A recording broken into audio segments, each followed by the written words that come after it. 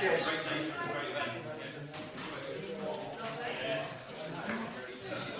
Hello there. You alright? How are you, mate? Alright? Yeah, I appreciate all those videos. Good. Yeah, sure. Very good tradition area. Oh, brilliant. Well, you'll benefit from seeing it. Yeah. Many people on there don't actually know what's coming up. Yeah, great to sort of just have a little idea of what the pieces. Just, I mean, from what you see, just basically multiply that by every other section of the course. Yeah. Got plenty of kids everywhere else.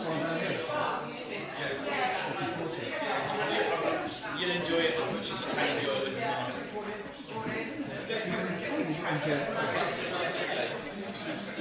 When you cross that line, yeah.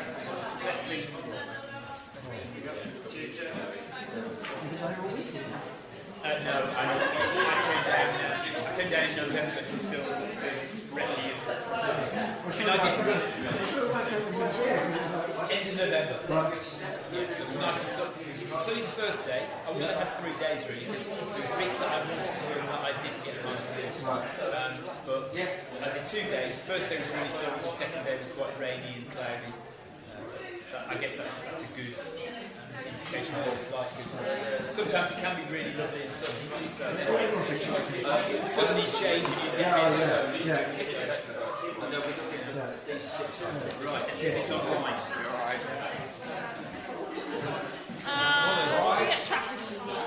Track is through there. It's alright, hello.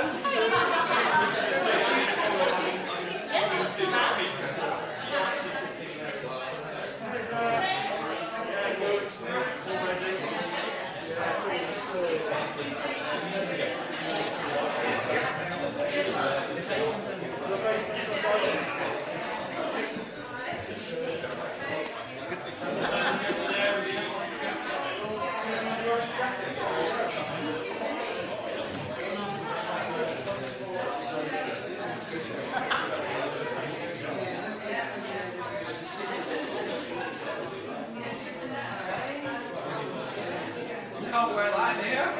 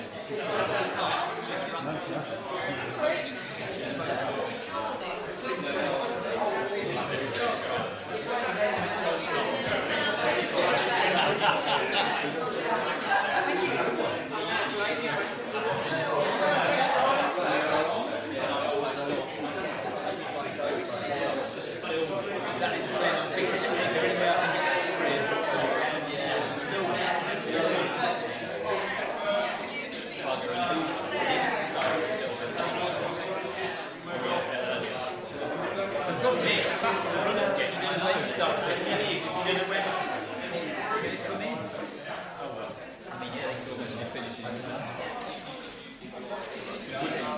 Stay count and not better than that. Yeah, that was no sense. With you, it was still dark. Yeah, the sun was coming up and we were up sort of midway North Cliffs. Yeah. So been there a couple of hours.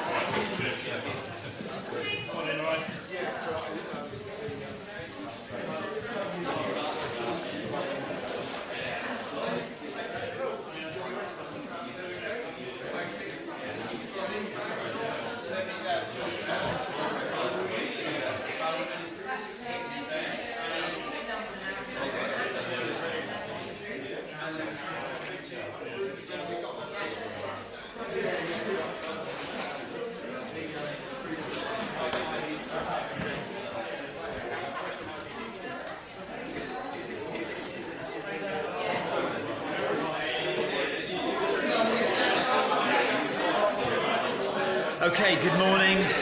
Welcome to the Mud Crew Arc of Attrition 2022.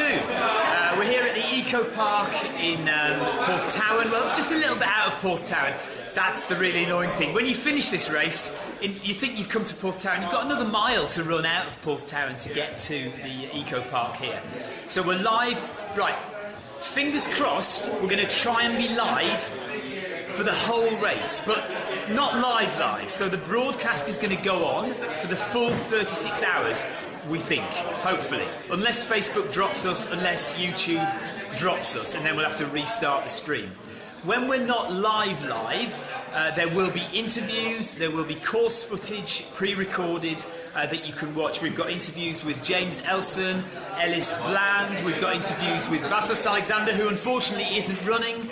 We've got Nikki Spinks being interviewed, so lots of interviews for you to watch with some of the top runners in the race, as well as footage from the course, some of which you may have already seen, but you'll be able to see the different sections of the course where runners will get to. So we'll have all that when we're not live, and then intermittently, hopefully, we'll have live broadcasts all the way through the next 36 hours, 40 hours, 42, however many hours it is. We'll have live broadcasts from different parts of the course as the race goes on. We have a slight snag with the start of the 50-mile race and the end of the 100, because it looks very much as though, if things go to plan, the winner of the 100-mile race will finish around about the same time as the start of the 50, and we only have one cameraman, me. So I'm going to be either here or there. So you're either going to see the end of the 100 live or the start of the 50 live. Actually, comment if you tell us which one you want to see. Do you want to see the winner of the 100 crossing the finish line, or do you want to see the start of the 50-miler at Minack Theatre? Comment down below and we'll decide what to do. That'll be a good marker, actually. Until then, here we are at the Eco Park for registration. This is them. One of your favourites. One of my favourites. Who have we got? You're a favourite, apparently. I don't think so. You are? You're in the top 10. I don't think so. You are? I don't think so. Top 10 bloody slowest. I only enter races with the slightest woman. My best one was the crossing the stream. I was the only woman in that. So while we're here, we're finding out who the top 10 female runners are, the top 10 male runners. What's your name then? Karen Fronteras. Karen Fronteras is in the top 10. Do you know why? Look, sorry. Because she has a little star on her number. So anyone with a star on their number, mind you, you won't be able to see that from where you are, but there's a little star there, and that indicates that Karen is in the top 10 seeded women for this race. Karen, what have you done before? The Dartmoor 100. Dartmoor 100, how did you do? I came first. She came first, and she's saying, why am I in the top 10 seeded runners for the Arc of Attrition? Because not many people finished that one. Good luck. What are you hoping for today? Just to finish, Just to finish, that's it. and a slightly better time than last time. Okay, what did you do last time? 31 and a half hours, I think. Okay, so you're hoping for the gold buckle this time at least? Yeah. But I'm not going to get it because I had a chest infection a few weeks ago. But we're going to go for it. The weather looks good. Yeah, it's not going to be cold. It might be a little bit squidgy on the path, so you might slip a bit. Yeah. What shoes are you wearing? Hoka Torrent. Hoka Torrents. Okay, so good bit of lug. Yeah, well, Quite a light shoe. More than last time, and it's fine. I don't mind them much. Just a bit slidey. Karen, good luck. Thank you very much. So that's Karen, who has done this race before, 31 hours last time. She wants to get under 30 hours. Under 30 hours, you get the gold buckle. Let me show you one.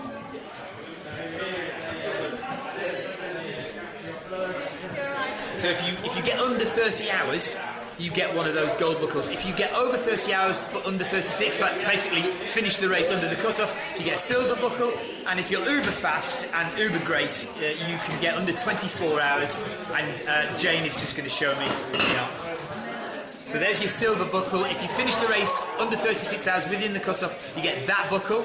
And under 24 hours, this is the one everyone wants to get. If you're a fast runner, you want to get the gold buckle. These are new, by the way. We didn't have. Are these brand new, or did you have them 2 years ago? We have 2 years ago. Okay. So they're basically, I haven't got one. That's how new they are. I haven't got one. But there's the gold and the black. And if you do the 50-mile race, so the 50 starts tomorrow morning at 8 a.m. 50 miles from Minack Theatre back to here. You'll get that medal for the 50-miler. So that's what you get, and there are some nice big slate trophies for the winners as well. So it's a little bit quiet here at the moment, but so we'll just hang around, watch people coming in. If you see anyone you know, say hello to them. I will try and keep an eye on chat. So if you're watching on Facebook and you're chatting in the comments, I will try and keep an eye on that. Or certainly Victoria, my better half, will do that as well. You can also watch this stream on YouTube, on the Mud Crew YouTube channel. So it's youtube.com/MudCrewTV. So if the Facebook stream goes down, it might be worth you clicking over to the Mud Crew Mud Crew YouTube channel because it might still be live there. I will keep it live the whole way. Whether Facebook drops us or not, I don't know. We just have to keep re-enabling the stream on Facebook. But we'll see what happens. Hopefully YouTube will continue going. So if you have a problem with Facebook, you can jump over to YouTube, the Mud Crew YouTube channel, youtube.com/MudCrewTV. It's Mud Crew TV. Right, I'm just going to put these back. You keep watching what's going on.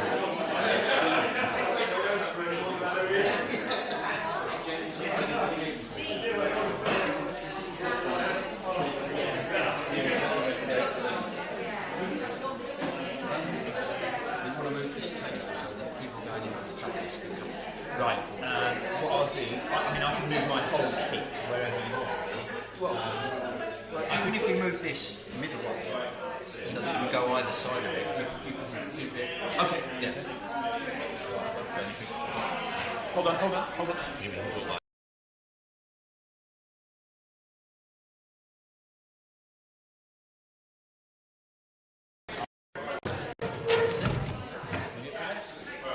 Is that all right?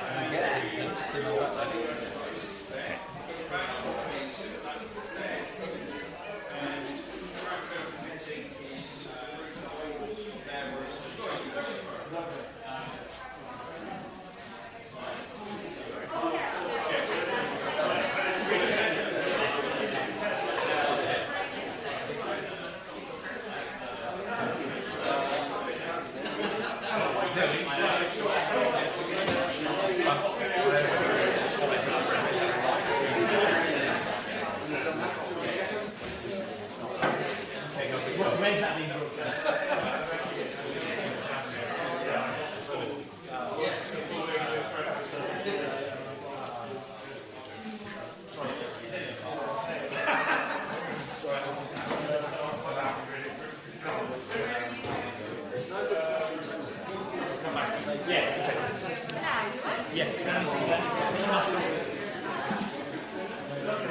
Yes, you do.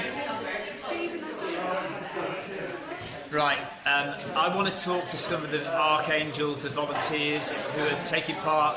I want to talk to somebody who's not been here before. And how about somebody who's never even been to Cornwall in their life before?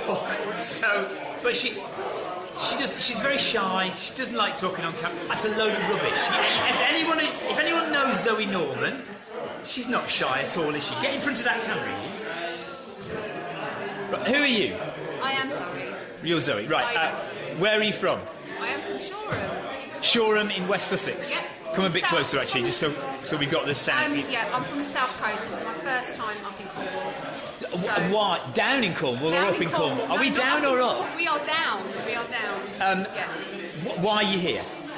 Well, because I've been promising Jane that I'll come and help at the art events for quite a while now, and managed to get it to work. So I've come down and going to help her out, and I want to experience a bit of the South West Coast Park as well. Are you going to go out running? Hopefully at some point, yeah. I'd love to. So what are your jobs? What is your role here over the weekend? Well, I've helped at registration last night and this morning, and then I think we're doing a few checkpoint stops, taking some stuff down to Land's End, and then we'll be doing the registration again for the 50 this evening, and again tomorrow morning, and then obviously the finish of the 100 is tomorrow during the day. So yeah, be busy. You're going to be tired. Yes, that's good. It's part of it, isn't it? Do you feel like the ultra community is like a really small community? Because you've never been down here before, but how many people do you know? Oh my God, yeah. I mean, we went to the pub last night for dinner. A pub, obviously, I've never been into. I've never been to Cornwall before, and there was at least 3 people. Sorry, and then people that obviously I know down from the south. So it was weird. I'm walking to the pub in a place I've never been to, and seeing people I know from other races. So brilliant. Yeah, it's brilliant. It is a small community, but it's a big one in a way, if you know what I mean. Yeah. So it's amazing. Yeah. Well, have a really great time. Enjoy it. Have a great day. I'm going to grab Run for Adventure now. Yes, cool. Thanks, Zoe. Stand in front of there. Right. If you don't know, you look. Well, I mean, beautiful. You know, there's certain parameters of beauty. It's in the eye of the beholder, isn't it? This is Lloyd Purvis. Lloyd Purvis runs the Run for Adventure YouTube channel and is a perennial coast path runner. Lives in Hale and is here today. What are you doing here today? I am trying to capture this fantastic event. Again? Yeah, I know, again, it's again, isn't it? I can't help myself. Well, it's on my doorstep, what do you expect? And it's very special. It is a special event. So what are you trying to do? Have you got any particular ideas for this film? Because you've done like a vlog of the race. You've done a documentary style thing with the pirate and Steve Wyatt. What's your kind of angle this year? I think it's going to be more of a, trying to follow the front of the race, men and women. Not so much of a theme as the pirate was, more just trying to show how incredible this event is. Capture the ups, the downs, the highs, the lows. Another couple of days without any sleep. Yeah, we love that, don't we? We do. Well, why else do I'm here again to see you? My year wouldn't be the same without us crossing. I did see you last week. You know that, didn't you? I just think it's so special. It's local to me. I love the course. I wish I was running, and it's just. You were due to run, weren't you? Why aren't you running? Just lack of training, injuries, niggles from last year was a pretty rubbish year. So it was rubbish. Yeah, got to be sensible. Okay. It's not in shape to even do the first half. I'll let you get on doing some work then. See you later. Mate. I hope the tech works out right. It seems to be working all right at the moment.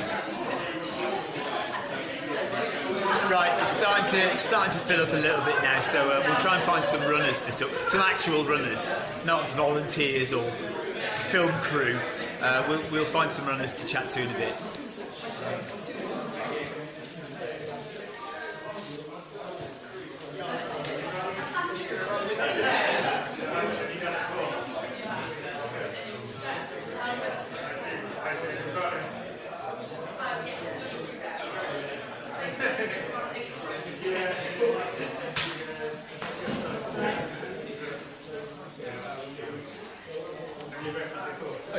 Hi there, how are you? Yeah, good. Ready? Tell everyone what your name is. My name's Chris. Gordon. Where's Mrs.? She's out there with the baby. Excellent stuff. So Chris, I know Chris very well from various different events around the country, and your other half, your better half. Yes, definitely more better. She's not running, is she? No. No. Okay, so and we did the plague together, didn't we? Yes, yeah, which I was watching the other day. Getting wet, soaking wet in the rain. Yeah, just eating. And eating. And milk at the aid station. Yeah, banana milkshake today. So. Banana milkshakes today? Yeah. Okay, so she's crewing for you? She's crewing a little bit, so she's obviously got a baby, so she's... Yeah, Dawn is an uber ultra runner, but has recently given birth, so... recently, how old? 16 months. Yeah, okay, so she won't be running, but is going to help Chris out. This is the only reason I'm doing it. She's forced me to. She's forced you to do it. Well, when she can't run, she's running, what's the word, vicariously through you. Yeah, okay. What's your plan? Go out at 6-minute miling until I'm sick, and then just hang on, basically.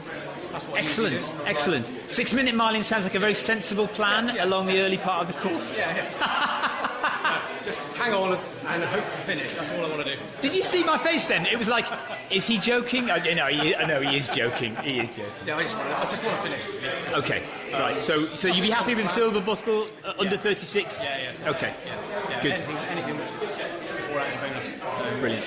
Yeah. All right, enjoy it, Chris. Yeah. See you in a bit.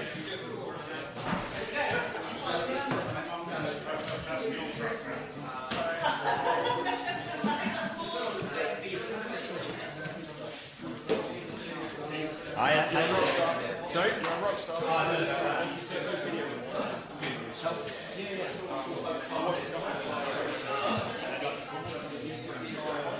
Yes, yeah, he's very, very useful. He knows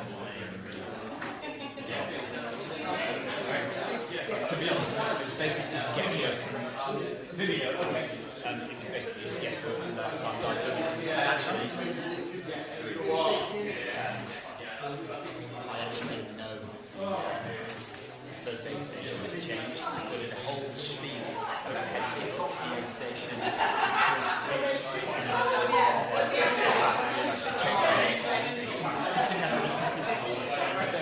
And there's a few little bits like Holly says, or actually you can do the opposite here rather than go down.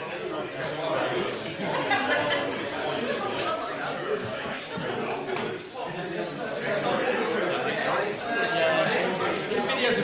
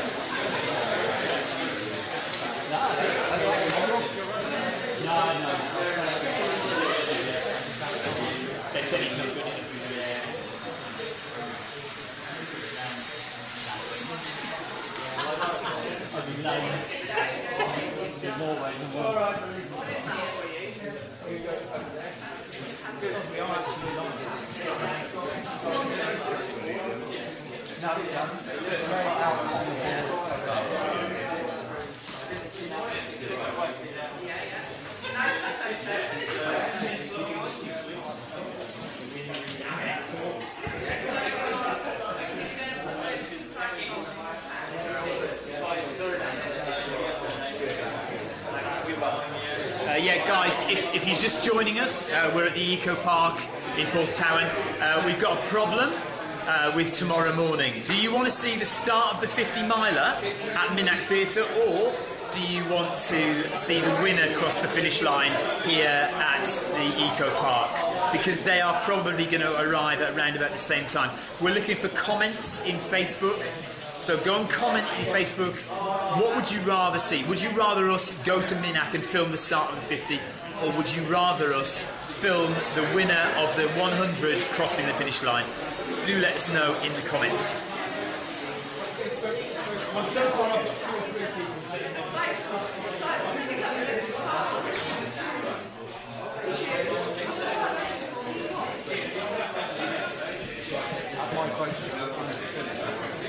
Sorry? You want to see the 100 finish? Okay. Right, okay. What are you aiming for? Have you not finished? You've tried three times. Come over it. Come over it. Come over it. Stand in front of them. Closer, closer, closer. What's your name? Richard Beston. Richard Beston? Yeah. Right. How many times have you stood on the start line of the Arc of Attrition? 3 times. 3 times. So this will be your 4th start. Yeah, yeah. Tell me about the other 3. First time I got to 40 miles. 40 miles, so about Penzance? Yeah, Penzance. Mentally and physically wasn't in it. I was scared of the race. You were scared of the race? Okay. So it's built it up massively. Yeah. Second time, absolutely loved it. Hours and hours ahead of my target time. I ran with you for a bit. Oh, okay. 2019. 2019, yeah. My knee packed up about Land's End, and I Yeah. went on as far as Pendine, but I was... So you got to Pendine the second time, and then what happened? Injury? Yeah. Yeah, and the knee went. From Land's End, I was starting to limp, and I was just couldn't bend my knee. And then Okay. the third time, the knee problem, same knee problem, came back about 40 miles in. So round About where, Penzance, sorry? Round about Penzance. Penzance again. Kind of bit. I can't remember exactly, but I got onto Land's End and then finished. So you've got to Penzance, Land's End, and Pendine. Yeah. So Pendine's the furthest you've got so far. Yeah. Okay. And are you fit?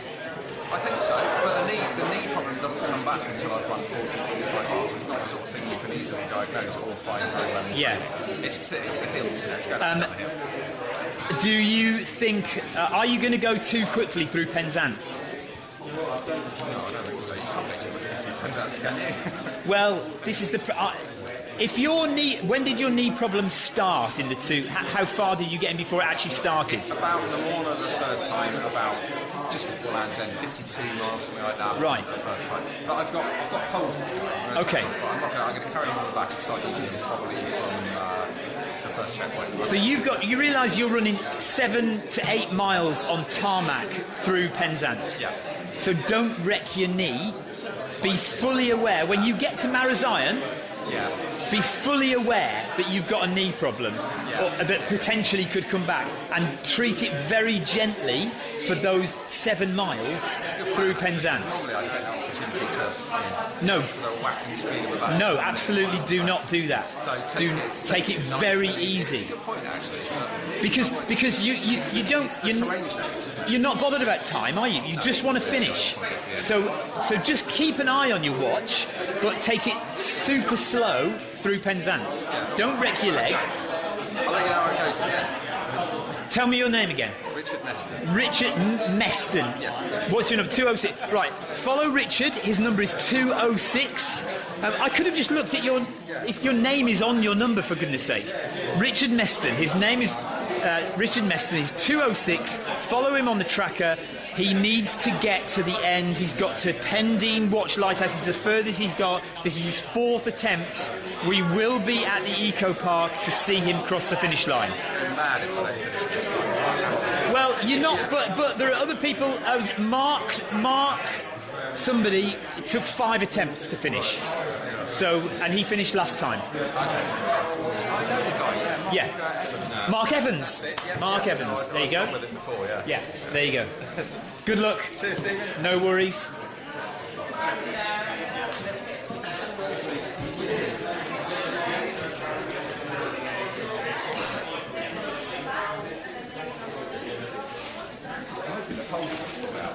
Yeah, well, It's a really good idea about it. use the poles, and even use the poles on the flat. You know, just to take the pressure off your legs. That's exactly it. It's that constant.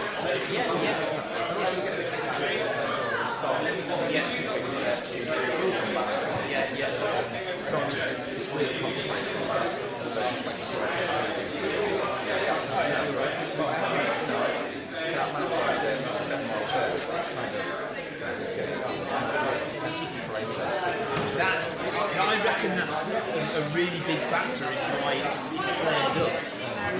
Because you've suddenly started road running. Hi, Theory. Hello, Tremaine. Morning, buddy. All right? Yeah, don't go there. Go and stand here.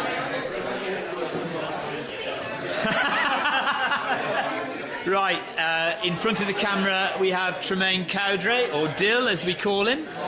very, very well-known ultra runner on the circuit. Tell us why you're a very well-known ultra runner on the circuit, Dill.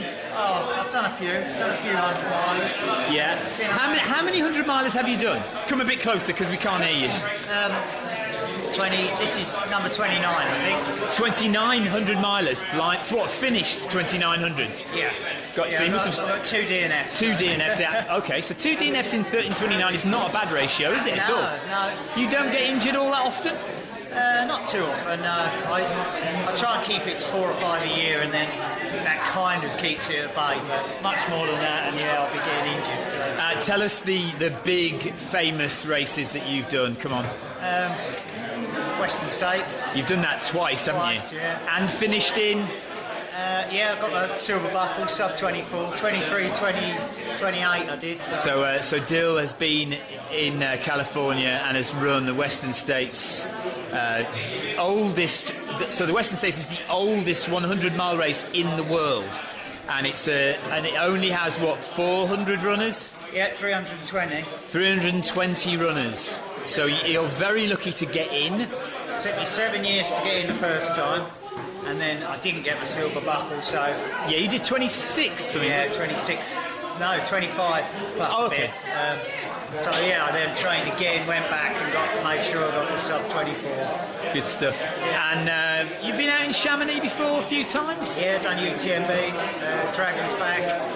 Did you finish Dragon's Back? Yeah, finished Dragon's So Dill's finished Dragon's Back. See, people get a reputation, you see, and it's when they do things like finish Western States in under 24 hours, finish Dragon's Back, one of the toughest, probably the toughest ultra in the UK, you know, in terms of multi-day events. People get a reputation, but you're also pretty quick. You and Stenning Stinger have a bit of a thing, don't you? You like Stenning Stinger? Yeah, that'll be my 10th Stenning this year. So Stenning Stinger is a trail marathon in West Sussex, near where I live. But Dill seems to do it almost every year. I love it. My favourite trail race. That's what got me started. The muddy trails down there, and that is brilliant. It's the best trail marathon. It's fast as well, isn't it? For a trail marathon with 1,000 metres of ascent, it's a quick one, isn't it? Oh yeah. The course record's under 3 hours. I mean, how anyone runs that under 3 hours? Hello. What's your plan for today? Well, I was hoping for a bit of a mud fest.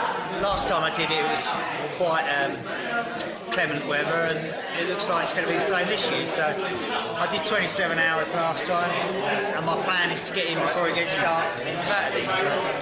But see, another mark of a hardened ultra runner is they come not wanting the good weather. I want a bit of a mud fest. I want it to rain. I want it to hail. Yeah, because that provides you with what? Why do you want that?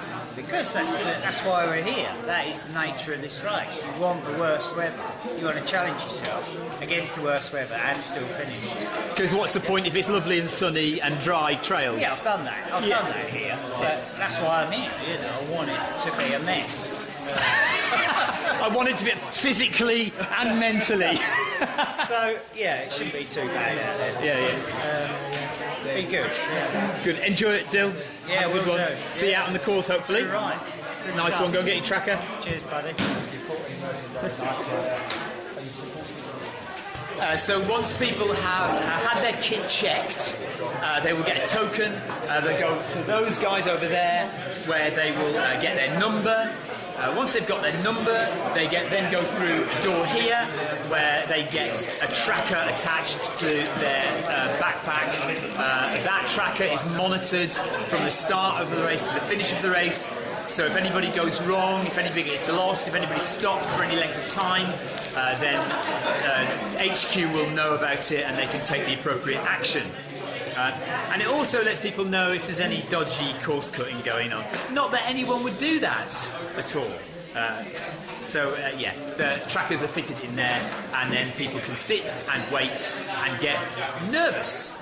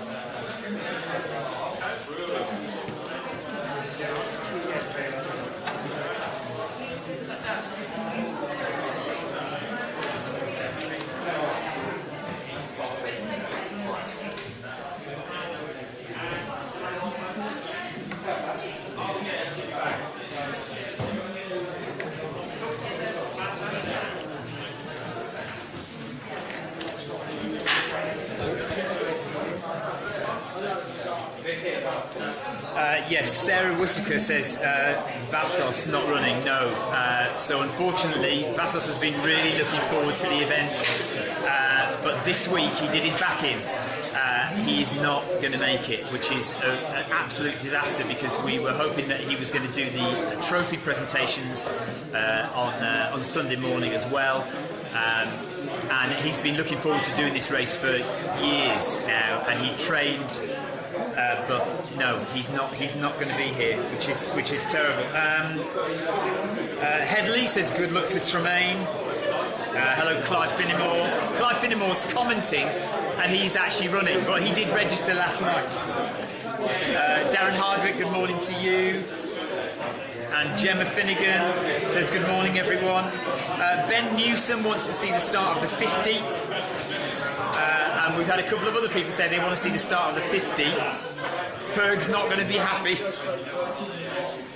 Stu will run, says have a great weekend, everyone. Thank you. Hello, Benjamin Smith and Steve Carter. Hello, guys. Okay, remember, if you want to see the start of the 50 or if you want to see the end of the 100, let us know because we only have one camera crew, that's me, and we can't be two places at once. So there is only one live event we can show. It seems like the winner of the 100 is probably going to finish the race around about the same time as the start of the 50. So I don't know what we're going to do yet. Still don't know what we're going to do in the morning, where we're going to be. It's in the lap of the gods, but you have an opportunity to tell us, basically. Just tell us in the comments. If we get loads of people saying they want to see the start of the 50, then we may relent and do that. And whoever wins the 100 will have to do a video of them. Somebody will have to video it on their phone, or maybe Run for Adventure. Lloyd can do it, and then upload it as quickly as possible afterwards. Hello, right, you're not getting away from me, you're going to come and chat to me. Why is that? You alright? Where's Jen?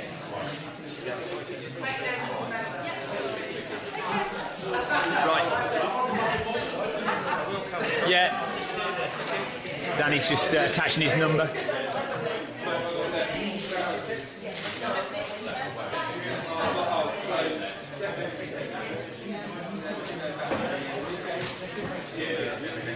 So this is Danny. Danny has done this event, or has started this event 5 times now. Blimey. And how many finishes have you got? 3 finishes. Oh, that's all right. Yeah, good. So, and you have got under 30, haven't you? No. Didn't you just over. Just missed it once. Okay. Maybe this time. So so what are you going for? To finish. Seriously? Yeah. Yeah. No. Not enough miles in the legs this time. Okay. All right. Yeah. So Danny is from Sussex Trail Events. Jay is running as well. So we've got Danny and Jay from Sussex Trail Events, well-known ultra runners and ultra RDs around the country. Have a great one, Danny. Take care, buddy. See you out of the course. Yeah.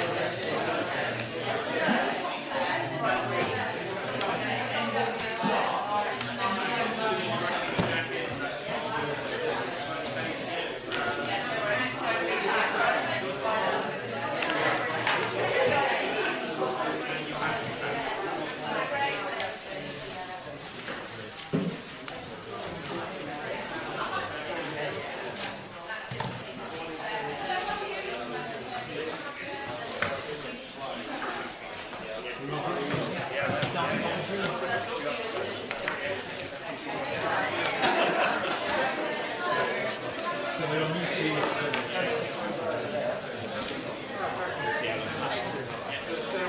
imagine we're going to have to restart this video a few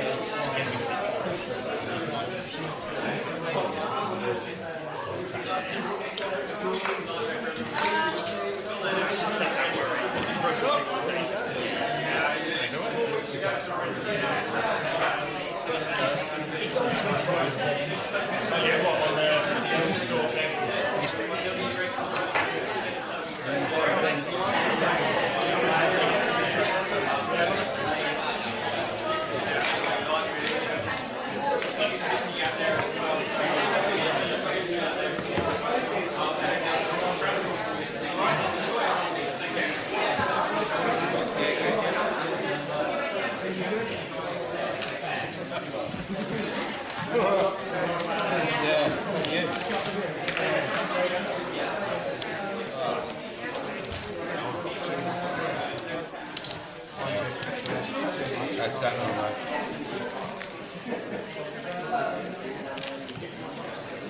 Donna here.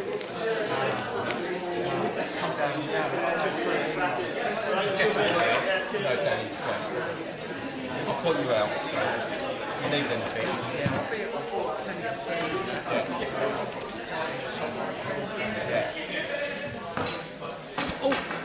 Sorry about that.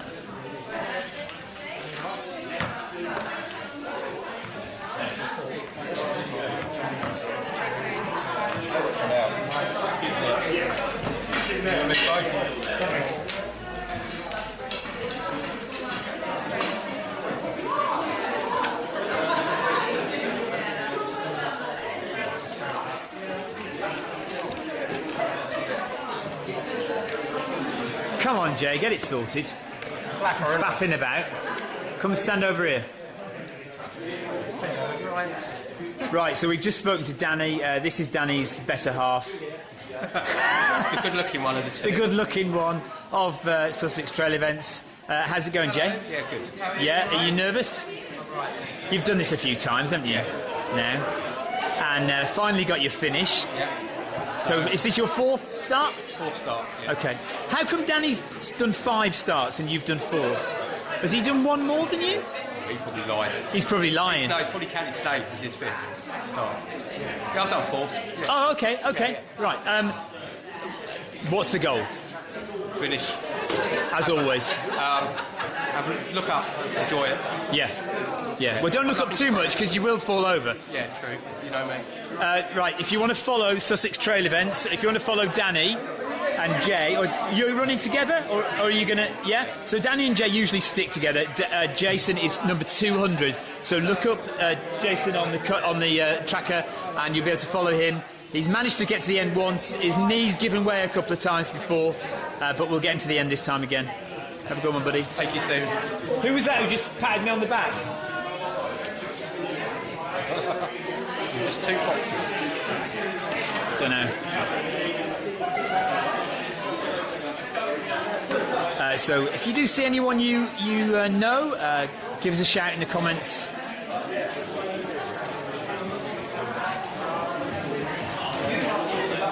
I will take the camera off its stand in a minute and we'll wander around, but I'm just aware, because we're inside, I don't want the signal to drop off too much. I want you all to be able to see what's going on. If we wander around too much, we might go into an area where there's no signal, and so you won't see anything. I'll try and keep my eye out for anyone who we should know, because there's somebody right behind me who we should know. There she is. Hello, you. Darling. How you doing? I'm all right. Yeah. Don't swear, will you? Because you lie. You know you lie. Don't say. Don't say the naughties. No. This is very exciting. It's like Christmas Day. Just getting all my presents out. Right. Who knows Ali Bailey? You must know Ali Bailey. Bad boy running, crazy ultra runner extraordinaire. Done all sorts of events all around the world. I have. Yeah, I know you have. I'm not joking about that. Yeah. Was hosting was hosting the National Running Show last week, chatting to Scott Jurek and Damien Hall and all sorts of other top blokes and runners, and here she is slumming it with the rest of us on the coast path. She's passed kit check. That's it. That's what you get. Ali is in the top 10 seeds for this race. Seeds. Listen, everybody, I'm just going to have the best head ever. Now, I'm literally like channeling my dog. Like, what my dog. Channeling your dog? Yeah, so if I get upset, I'm stressed out, I'm going to be. You're just going to bark? Be more pickle. No, I'm not going to chase sheep fall off a cliff. But I took her on recce this, and she just had the best time. She was like jumping around, just being a dog, and like full of wonder at where she was. And so I'm literally channeling my dog. Channeling your dog with all the wonder and the bright eyes of a. What's your dog's? What breed? She's a Bulgarian Rescue. Her name is Pickle Pie. So my mantra Pickle Pie. is be more pie. Be more pickle pie. Yeah. Okay. But there's also other things that dogs do. You know, like pooing in bushes. Well, yeah, Pretty sure that might happen. which we're going to do as well. Yeah. I might do that, and I'm not even running. To be honest with you, I said to my head of crew, I was like, my head of crew, like I've got 18 of them. I said to her, this is like the world's worst kids' school trip, isn't it? Yeah. You've got everything, you've got your sandwiches, Yes. you're going to be okay, don't be scared. Let me tell you the worst place to poo, though, in the Dunes of Doom, because you can't wipe your bum with sand. Dude, what do you think's in the front of here? Oh, right, you've got a poo kit. Have you got a poo kit? We've got toilet paper, we've got doggy poo bags to pick it up with. Oh, my goodness. Okay. It's not my first rodeo. Fair enough. Fair enough. Right, I'm going to pick up my number. See you. Yes, I'll see you when you come round here. Sorry for swearing later. It's all right. We'll let you off. We're... Hi, Peter. All right? We're going to be curbing swearing early in the race, but as it gets later on into the race, we may allow the odd curse word because people will be very, very tired and not thinking straight. Hello, guys. How's it going? So these guys have all passed kit check. They've all got their number. They are heading to get their trackers through there. If I go through there, the signal is bound to drop, so I won't head through there just yet. I might make an effort to go there in a minute. Ali, are you through already? Okay, come in. Have you got your number? No, your number's over there. Straight ahead. Oh, you...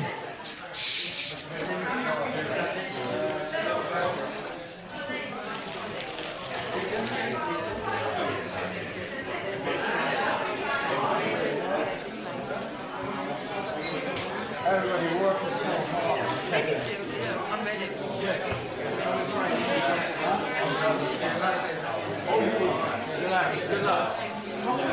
How's it going? It's all good. Yeah, you nervous? Me? You panicking? What could be the worst thing that could happen at this point? The minibus could break down like it did last night. Oh no!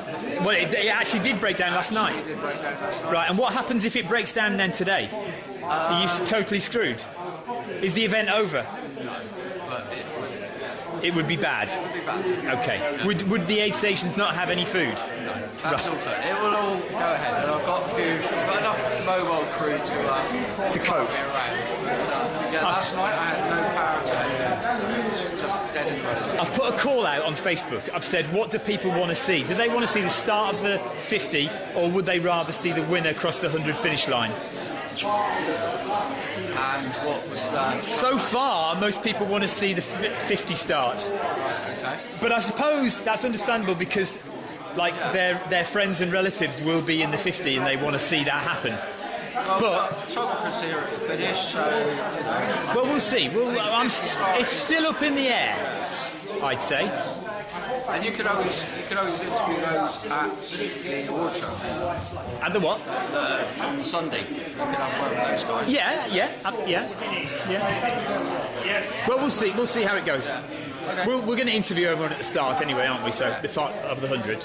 But right. Yeah, it's a tough one. Yeah. All these bloody fast runners coming down here. That's the trouble. We need to stop the fast runners. Yeah. Give me time to get back from Minack to the finish line.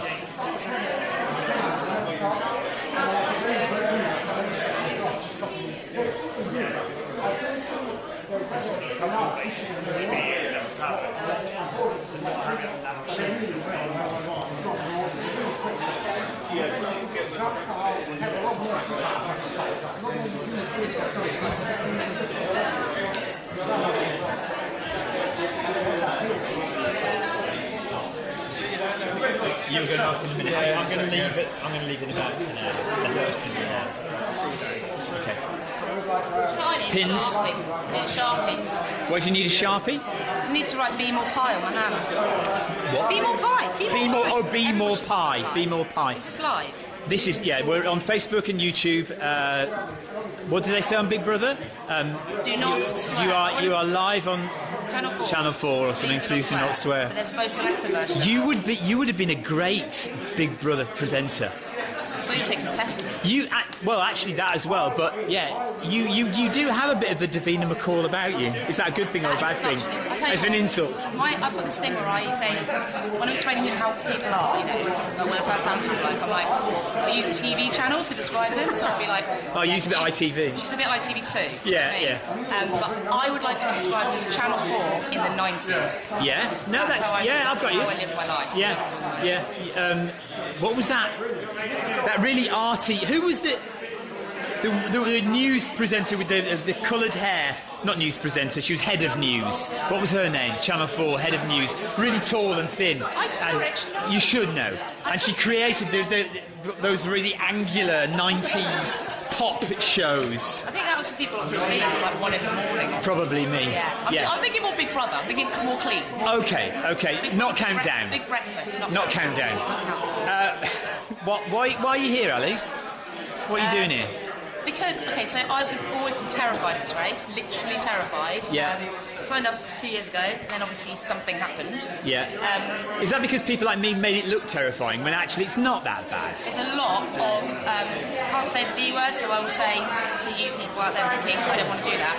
I'll say penis swinging in various circles where people are like, what's the hardest thing you're ever going to do? It's like, it probably is quite hard. I totally respect that. I've wrecked the route. It's hard, but I still think it's achievable, and I'm hoping to finish. That's what I'm hoping to do. Listen, if people, if somebody is doing this race and they are hoping to break the course record and do 100 miles on the coast path in under 20 hours, can't be that hard, can it? Listen, I've just interviewed someone that can run 100 miles on a track in like 11 hours, so anything is possible, my friend. But is that Alex? Yeah. Jesus, that man. That is crazy, isn't it? But remind me to tell you, when this is off, about the subtitle issue that we had because he's Lithuanian. It was brilliant.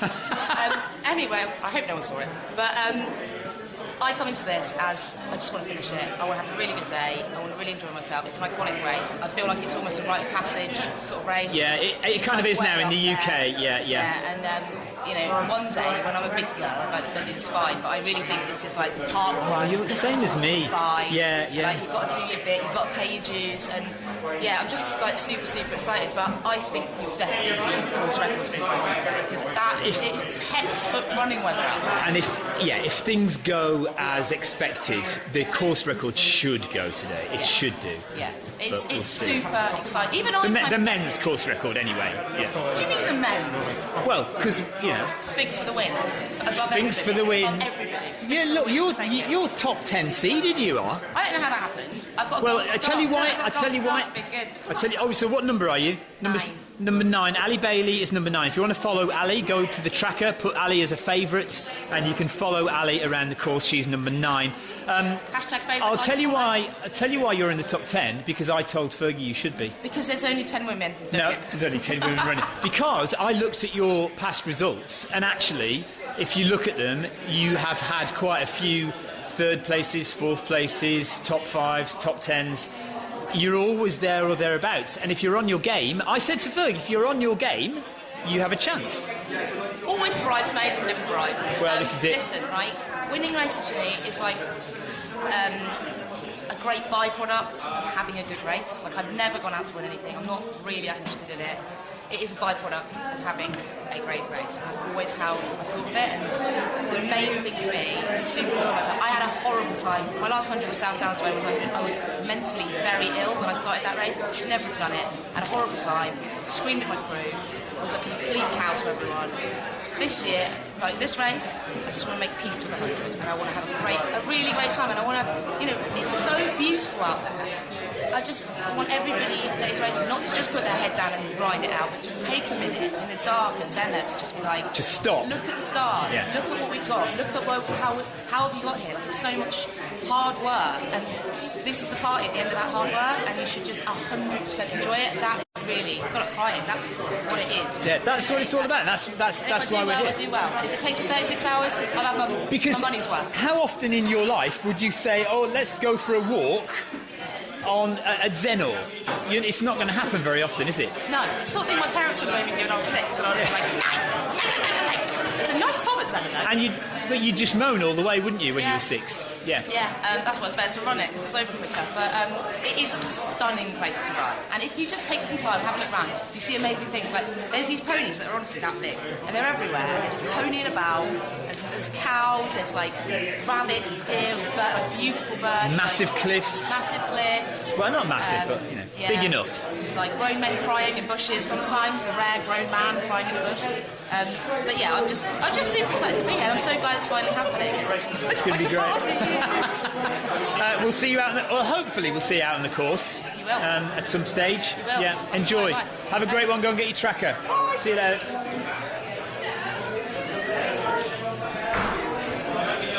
So that's the crazy Ali Bailey.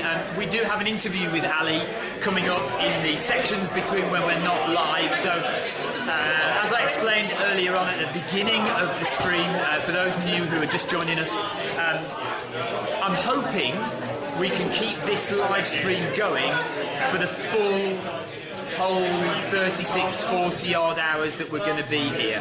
Now that means that we'll have these live bits, but then when I pack up the camera, we'll cut to pre-recorded footage. We have plenty of interviews. Ali Bailey is one of those interviews, a sit-down interview with Ali. James Elson we've also got Vassos Alexander, who's not running, Nikki Spinks, Tristan Stevenson, Jane, one of the race directors, gave us an interview, so we've got lots of interviews. We've also got plenty of course footage filmed in advance, so you can see parts of the course that the runners will do at night. We filmed it during the day so you can see it. So plenty of that stuff. So that will happen in between the live bits, and we'll see how long we can keep Facebook and YouTube going for. The chances are we will probably have to restart at some stage. So bear with us. We are in Cornwall. We will have technical issues. That's just the nature of it. Just bear with us and we'll keep it going as much as we can. So runners are still coming through. We've got plenty of time yet. We'll be here for another 40 minutes live. So another 40 minutes and then we'll go and make our way to the start for the start of the Art of Attrition.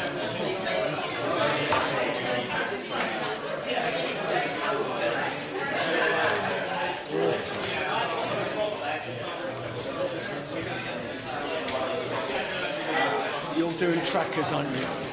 Yeah, so Trackers through there. yeah. Right, so I'll go there.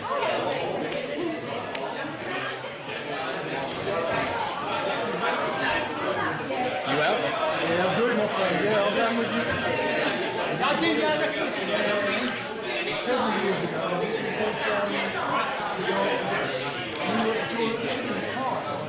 Yeah, the monkeys are always in the car. That's where they live. Hello again. Yeah, you? Track your time? Oh, yeah? That's good. When they progress this way.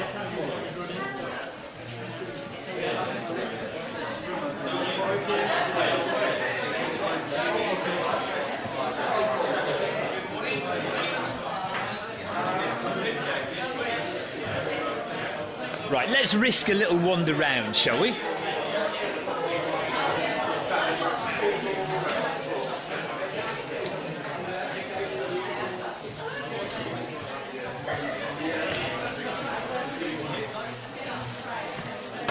have actually come back to bother you because I got some information. Well, no, I wanted to show you this.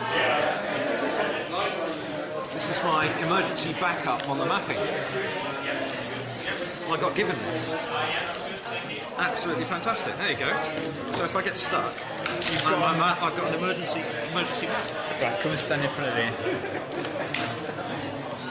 Right, if you were watching yesterday, we had a little chat with Colin, who is the GPX track aficionado. But Colin, even though he knows the coast path really, really well, and helps other people navigate their way around the coast path, he's not averse to getting lost himself. But he has a little backup plan, which he's going to show us now. Indeed, I have Jim and Katie Spencer to thank for this. They produced this, and this is my emergency backup map. Which is in the shape, which is actually a buff. Basically, it's a buff. It's a buff, yes, and it's got the entire course on it. Yeah, I'll hold it up to the camera there. There you go. So that's his buff, which is essentially a map of the course. Yeah. So he can wear that, and if he does, if the mobile phone fails, if his watch dies, then that's the backup. That's the backup plan. Yes. I was so pleased to get that. It was custom made for me. So. Brilliant. You never miss Colin on the course because he looks like that basically. But he hasn't got the leggings on, so the leggings might come on tonight. Yes. Yeah, there's a distinct possibility on that, depending on. I've not seen the very latest weather forecast, but I think it's going to be not too cold. Overcast. Yeah. Warmish. So hopefully this will keep me going. But what are your shoes? Peregrine STs. Peregrine STs. Ones with the extra luggage. Yeah, nice luggage on there. Okay, good. They should be. But I've got 4 shoe changes. I think I'll be doing. 4 shoe changes. Yeah, I'm going to swap from these to road shoes at Maritime. To do the 7 miles of road, then swap back to these. That'll get me round to St Ives. I'm then going to go back into the road shoes. St Ives round to Godrevy. Godrevy, I'll go to my other ordinary peregrines, which aren't quite as lucky and a bit more comfortable. Right. So if you didn't change shoes, is that an hour off your time? Possibly. But one of the things I really, really like doing is changing the socks. Feeling comfortable. Yeah. Yeah. You've seen people finish the arc and their feet are like corrugated. Destroyed. Yes. Yes. I've finished the arc twice, and both times I've finished it with feet that look like they hardly gone anywhere. Okay. Part of that. Fair enough. I have Vaseline. That's my trick. I put Vaseline on, and that does a beautiful job of cooking. But I need to put that on regularly. 20 miles. Okay. So yeah, and I think it's worth the extra time. Yeah. Okay. Yeah. Well, If I was going to compete with this lovely tracker, then maybe I would be more worried. But at the speed that I'm doing it. No. Yeah. It's fine. Colin, have a great race. Thanks very much.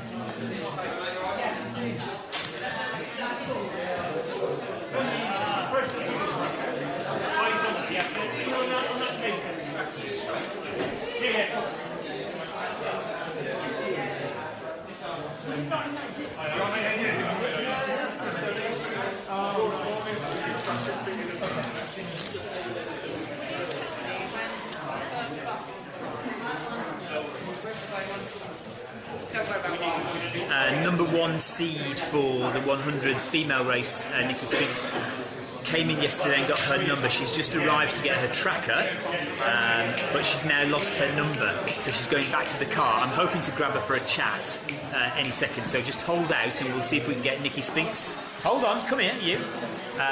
Nikki Spinks in a minute. In the meantime, a very good replacement for Nikki Spinks. I'm not as pretty. Is Paul McCleary. Paul, how are you doing? I'm alright, I'm good. Right, how many times now? This is my third time. Okay, finished both the others? I've finished both of the others. What times did you get in both of those? Annoyingly, 2019 was 30 hours, 59 minutes. 30 hours, 59 minutes? With a lot of detour. Yeah, oh and yeah. Then the following year, 2020, for some reason, was like 32 hours, 50. So nearly 33 hours. I don't really know. I still don't really know. So we need that gold buckle, don't we? Yeah, it's gold. Yeah, it's gold. This weekend is gold. I just Gotta be said to Jane gold. outside, I've got some bad news. She said, what? So this is my last time. She said, what do you mean? This is my last time here. I won't run this race ever again. She said, why? Because I'm going to sub 30. Obviously. So that's the plan. Yeah. Okay. Geared up for it. If you want to follow Paul, Paul is from Hastings? Hastings. Paul's from Hastings in East Sussex. Done this race twice. This is the third and last time. Number 201 if you want to follow Paul, who is a personal trainer. Personal trainer. So he knows about fitness, he knows what it takes. Can he get it done Can he do it? in under Can 30? he practice what he preaches? Go and put Paul 201 as a favourite in your tracker and follow him along the course. Thanks, Paul. Much appreciated. Thanks, guys. See you soon.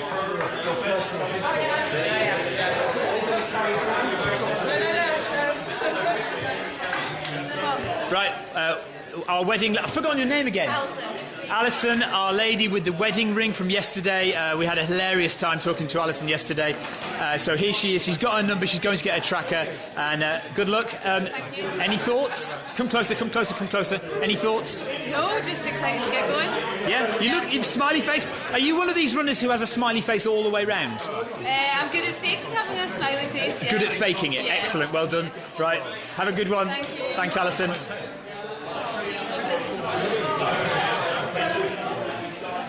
It's very busy now here at registration. If you haven't seen yesterday's live stream when we talked to Alison, just go and scroll through and try and find that because, I won't tell you what happened, but it was hilarious.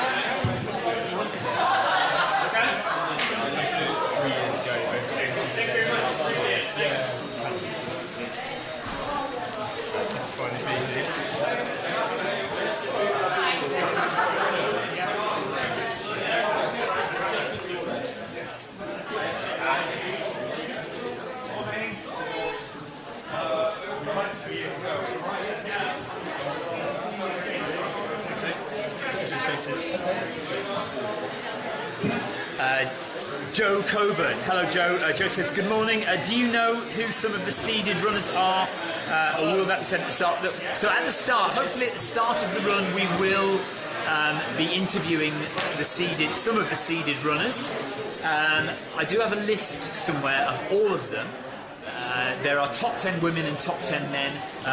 For the life of me, I have been searching my pockets. I can't find the list that I was given, but I will get it. But I mean, if you look through the start list of runners, you will pick out that if you know your ultra running, you'll be able to pick out some of the names that are there. Are you not a big name? You might be locally, a legend in your own lifetime. Certainly for the men, we've got Ellis Bland, Mark Derbyshire, Tristan Stevenson, James Elson, Rob Forbes. This is somebody else I'm just thinking of who I can't remember now. Anyway, that's a few of them. For the ladies, we've got Zoe Salt, we've got Nikki Spinks, we've got Ali Bailey, Marion Diwali, and then other names will come to me, but I'll get the list and I'll read it out to you at some point.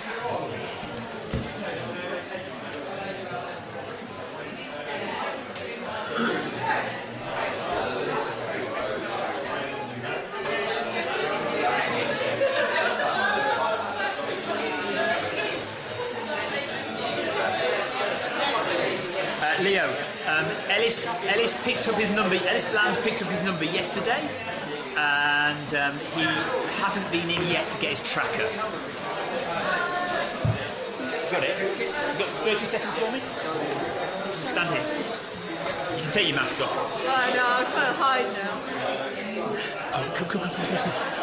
The closer you get, the more hidden you are. This is Nikki Spinks. So she doesn't want me to say it, but she is pretty much the top seed for today. She's going to be fighting it out with Zoe Salt and possibly some other runners. Leanne Reeve is quite high up there, isn't it? Leanne came third the last time we did it. Are you excited? Oh yeah, alright, okay. Yeah. Yeah? Yeah, no, I really am. Been on the course and it's good, it's exciting. What do you think about the weather conditions? Would you prefer it to be a little bit wetter or a little bit more blowy? Or? I think it's okay, yeah. The rocks are going to be slippery. The breeze will be nice, yeah. What shoes are you wearing for the terrain? Yeah, not these. Oh, you're not wearing them. What have you got? What's you wearing? Innovate X-Talon Ultras. Oh, the X-Talons. Okay, so a lot of grip. Are you going to change shoes at Marazion then for the flat section? Okay.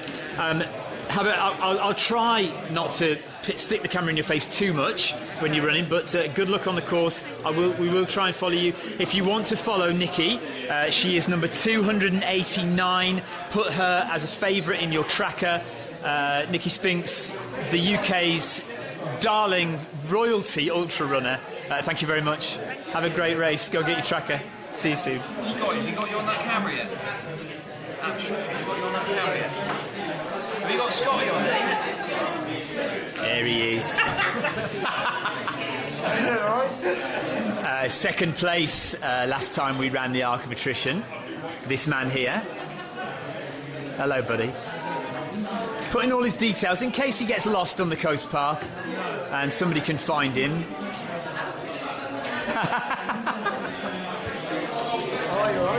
Yes, go and get your number and then come and chat with me. Well, you snuck in there, you see. Listen, I was interviewing Nikki Spinks. I can't keep an eye on him, can I? Bigger fish. Yeah, bigger fish. Come on.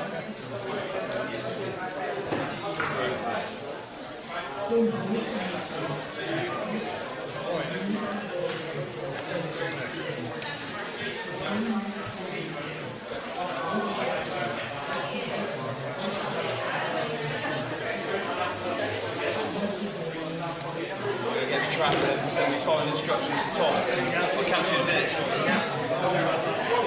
All right, Andy. Yeah. Have you got your number? Right, hold your number up then.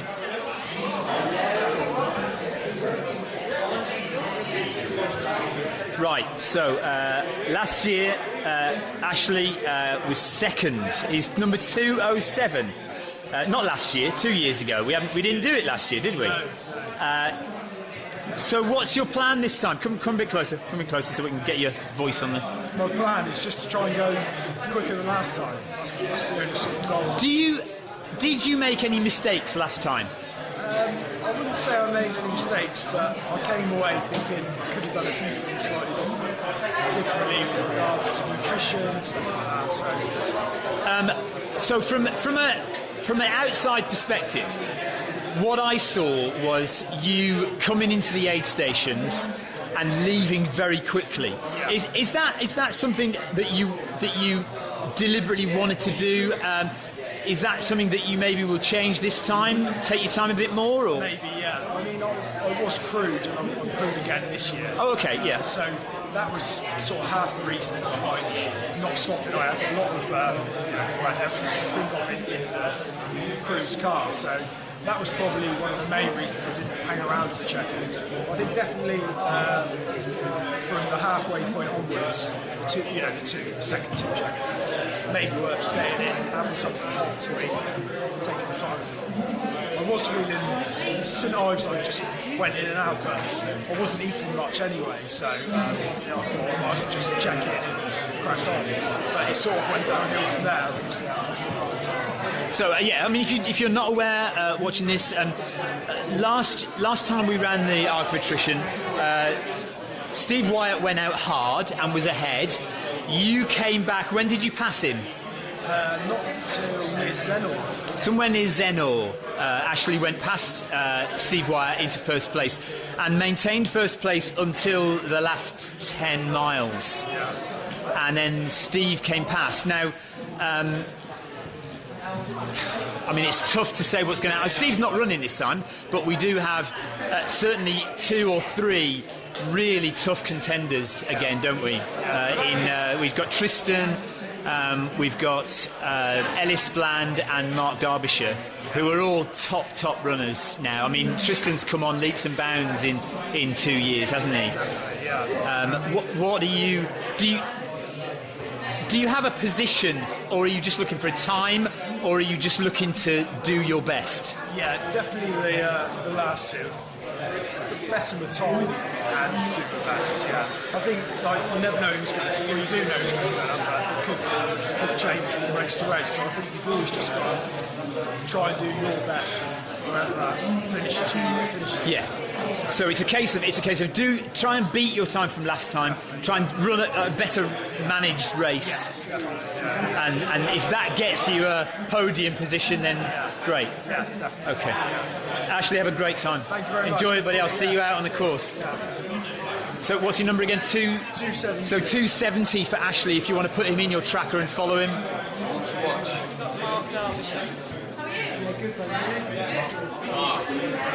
Mark, nice to meet you. Well, good to see you. Thank you. Right. So we're just talking about top seeds. Another top seed. This is Mark Derbyshire, who, I mean, he flew under, I have to admit, flew under my radar. Why I didn't notice your Lakeland results until Fergie pointed it out to me, I don't know. Do you like being under the radar? Yeah, I do like going under the radar, I guess. I was hoping to sneak past here, but I got No, you see, I said to them over there, if you see anyone with a star, point them in my direction. So, tell me about Lakeland. What's your history with the race? It's the first time I've ever done Lakeland. I managed to get out there a couple of times and wreck the route, which helped. I had one of those perfect races where everything sort of falls into place. So it was literally just everything went right that day. Yeah, obviously 100 miles it hurts, right? But I didn't have any issues at all. Didn't get lost. That's my main concern with this race. Getting terribly lost on that coast path, wandering around. Well, are there not navigational problems at Lakeland? Yeah. I mean, I've never done it. I'm doing it this year, but I've never done it before. There were a few, but as I said, I was able to recce quite a lot of it, which certainly helped. And have you not recce'd the Arc? Okay. Good luck with that then. Thank you. I've been looking at your videos online though. Right, that's helped a bit, has it? Yeah, I think they're quite Okay. It still won't help you going wrong, but... No, but at least I know where I've gone wrong. So if you're watching this and you don't know, basically in the UK we have 3 big... Well, there's lots of big 100s, but the 3 big ones are Lakeland 100, UTS, and the Arc of Attrition. Those are your 3 top 100-milers. Tell us, and they're arguably the toughest races you'll do. Tell us what time you got on the Lakeland 100, Mark. 1915, I think. 1950. So many of you will be looking to do 100 miles in under 24 hours. That's our goal. And we'll choose a nice, easy South Downs Way or something comfortable to do our sub 24-hour 100. And Mark finished one of the toughest UK 100 milers in under 20. That's the kind of pedigree we're looking at here. What's your hope for today? Firstly, don't get lost and don't fall off a cliff. Yes, that's a good start. I'd like to finish, obviously. It's got quite a big DNF race, this race. So. Yeah, weather looks all right, though. The weather is often a big factor in why people DNF this one. Yeah, I mean, obviously, it's great to win it, but anything after that, you have to sort of change your goals as the race goes on, don't you? Yeah. So I think, ladies and gentlemen, if we're looking at 2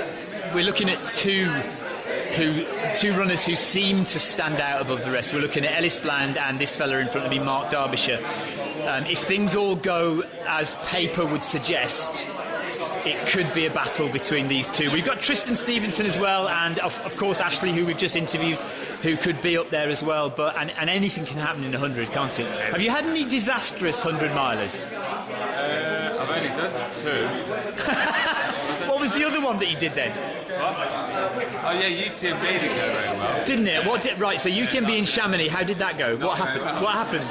The legs went after about 75 miles. I think I struggled a bit with the altitude more than I thought I would. I hadn't got out there early enough. I got out there like the day before, and then. Oh, okay, yeah. So you hadn't acclimatised it to. Yeah. It just wasn't good enough on the day.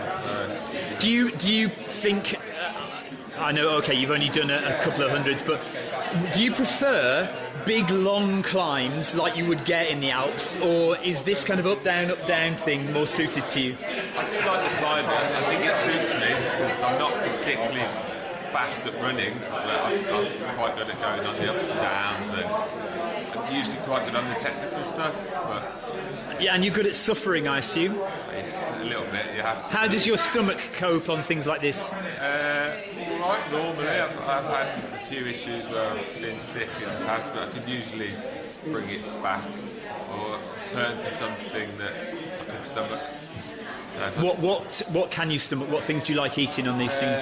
Nuts and Coke usually, if it starts going wrong. If it's going all right, just gels. Okay. Gels, sandwiches. So carbohydrate, sugar, lots of fast-acting glycogen. I don't have a set sort of thing that I go to really. Just whatever looks tasty at the time. And what's going on the feet? Hoka Torrents. So you're the second person I've spoken to who's using Hoka Torrents, which is an interesting choice. A light, fast, grippy shoe. Hopefully it won't be too muddy. That's what I'm hoping. And is there any change of shoes, Marazion, for the... Some Scott's RC. Okay. I'm not planning on... Well, I don't know. We'll see how wet and manky my feet are. Yeah. If I change them or not. Mark, have a great race. I'll let you go and get your tracker. Thanks very much for chatting. Thank you.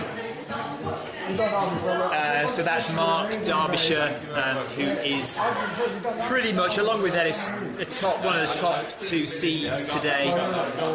Keep them in your mind, keep them on your trackers, because we'll have to be following those 2 for the next. Well, they're going to. Course record is going to go. If these guys run well, course record is gone, isn't it? You know, the course record is Kim Collison, who did 20 hours 50 something back in 2019. So, yeah, I think if they run well, course record should go. So let's see what happens. Right, I did say we were going to wander around, didn't I? So I'll lift the camera up. We'll take it through there. Hopefully the signal will stay. Have you been pulling faces behind me?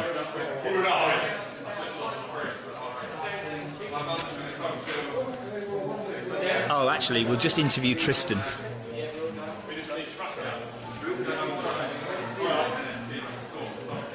Tristan's just arrived, so we're going to talk to him.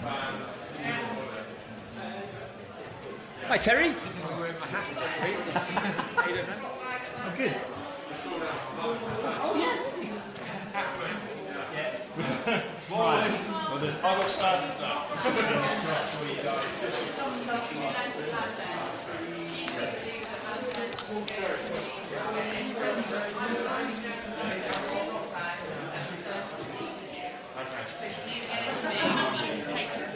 I'll let Jeanette know that yeah, she can take it.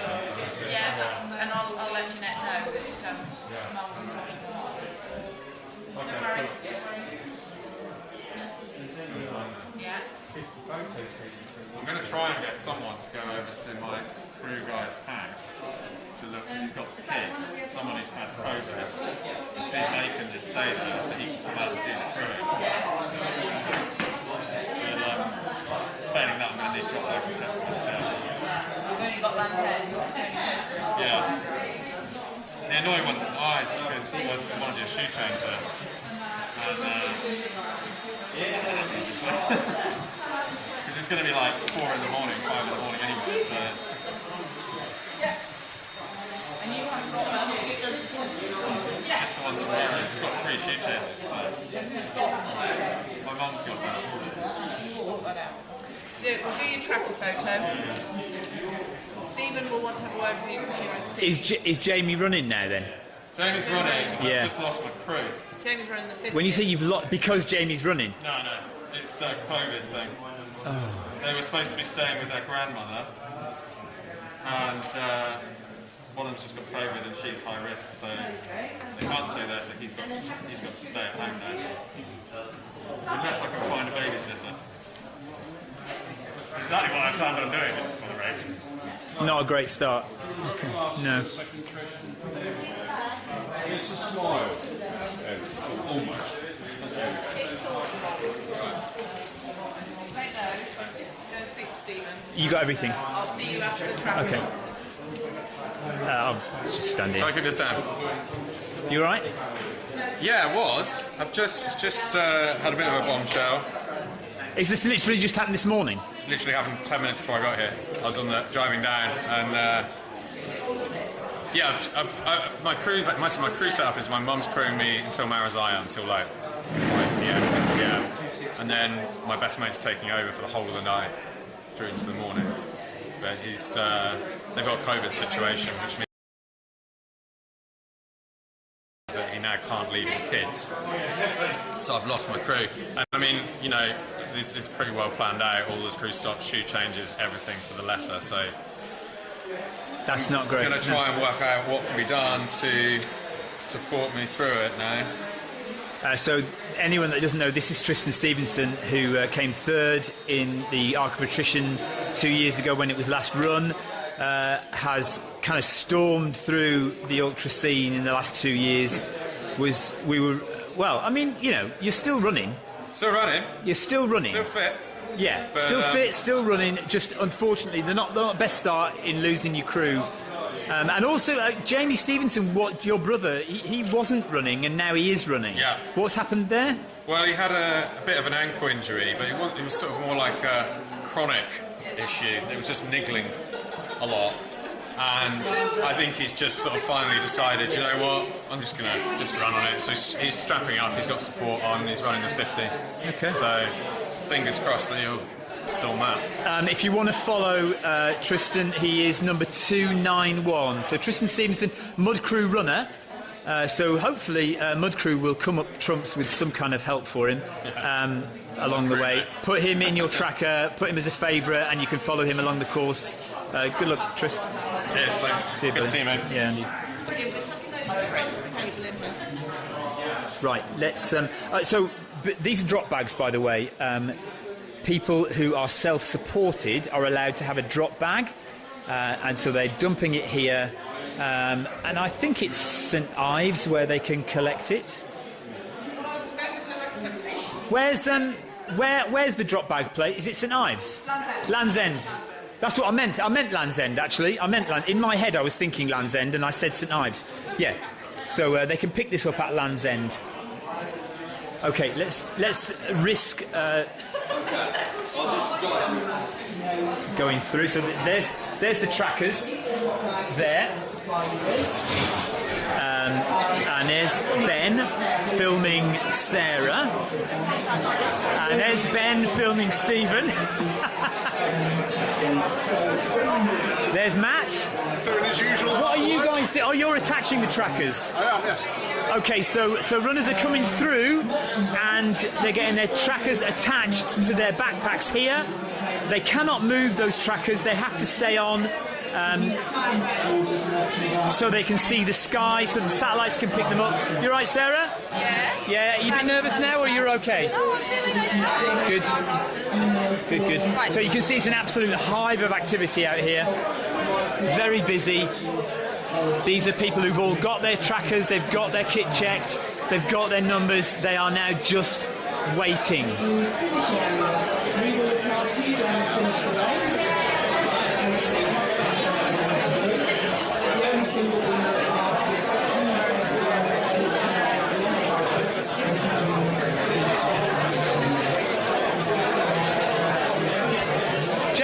Rich, how you doing? Top banana. You've got a little corner to yourself. Well, just chilling out, relaxing. Yeah. Yeah. How are you feeling? Yeah, a little bit apprehensive as usual. I think I've put the groundwork in, so it should be okay. I've just got to put one foot in front of the other, basically. Tell me again how many times you've attempted this race? So I started it 4 times previously. And finished it? And I finished it twice in the first 2 years. I mean, 2 finishes is pretty good though, isn't it? Really? Yeah, I'm quite happy with that. I don't think I'm on for a gold medal this year, unlike my last successful attempt. But I'll be happy with a finish inside 36 hours. Get a 3rd finish under your belt. Finish, yeah, get the stats back in my favour. Yeah, good stuff. Well, good luck, Jeff. Yep, cheers, Stephen. See you in a bit. Yeah, cheers.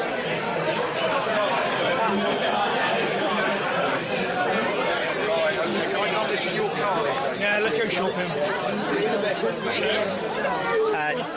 Right, so all runners have got to do now is wait for the bus. The buses will come round the corner. They won't. Where are they going? Where are the buses going to be? Here. Yeah. So the buses are going to be here, and there'll be how many? Oh, you want me for something, don't you? Go on.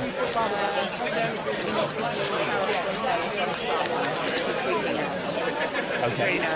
Okay. One of the seats. I don't know if you remember. I've spoken to her already. Yeah, in there. So we'll just leave her at the start line. Yeah, all right. Yeah, fine. This is the finish line here. So when it comes to the end of the race, there will be arches here. Runners will come up the final hill and finish through this arch here.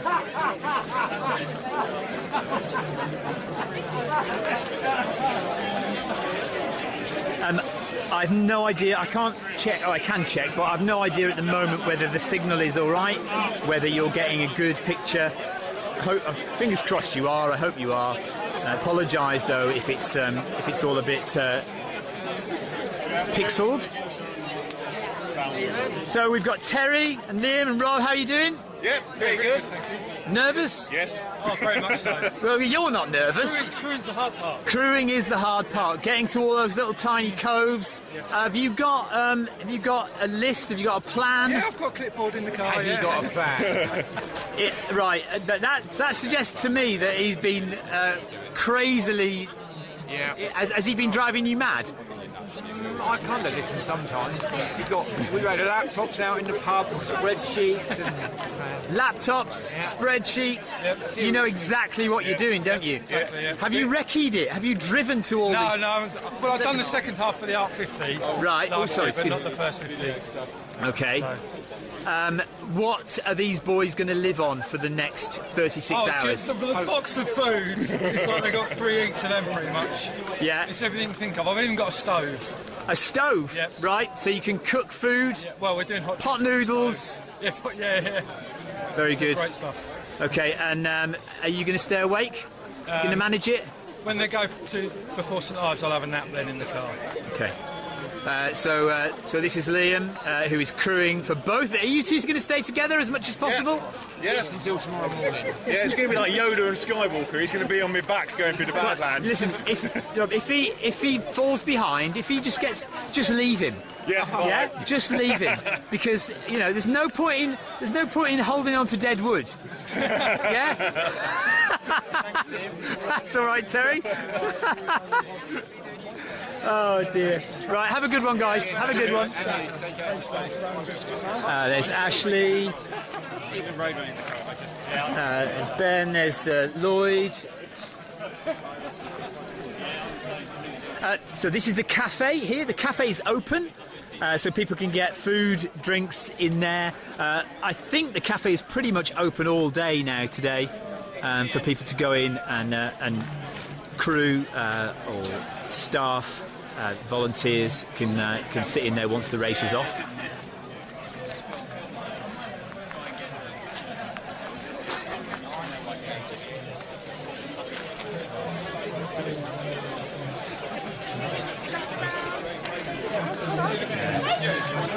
If you see anyone you know, just pop comments down below in the Facebook stream.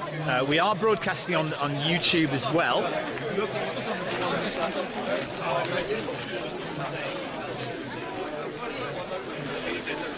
special about them.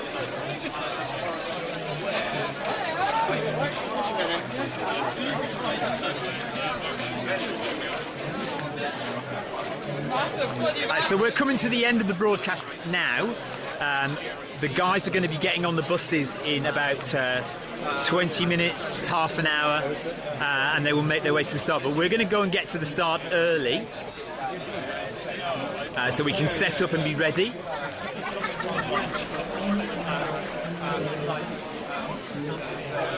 So final few seconds, final few minutes. We'll go and let's go and talk to James, because James is over here.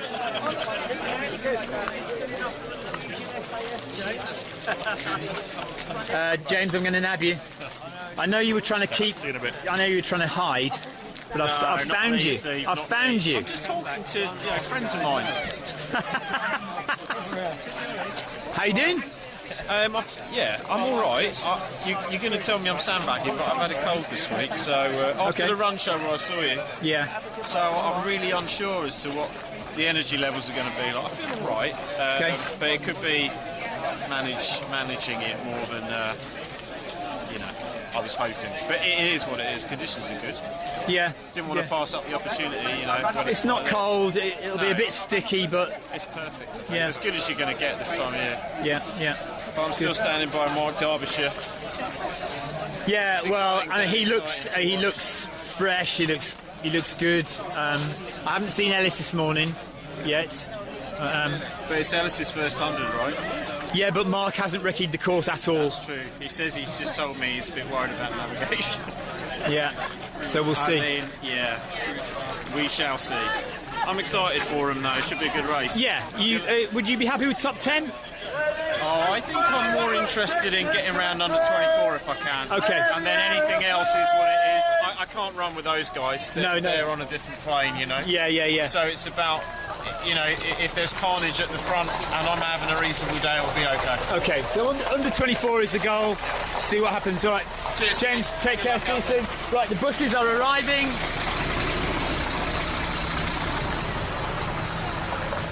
So these are the buses that are going to take the guys to the start line, and I have to go. Have a good one, Sarah. See you at the start line. See you, Ben.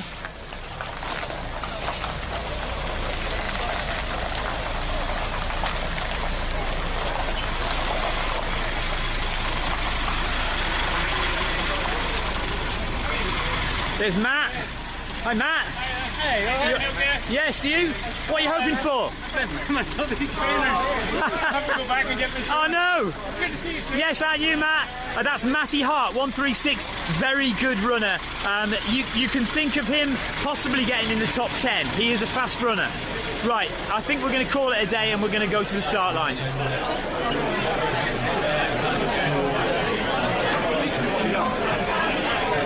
Lee, good luck, buddy. Lee from Eastbourne. What are you hoping for, Lee? To finish. To finish. See, everyone says that. I know you've got an A goal. I know you've got a goal. No, 35, 59, 59. 35 hours, 59 minutes, 59 seconds, and you'll be happy. Yeah, good one. Nice one. Yeah. See you later. Yes, very good. Thank you, buddy. Right, let's go in there and...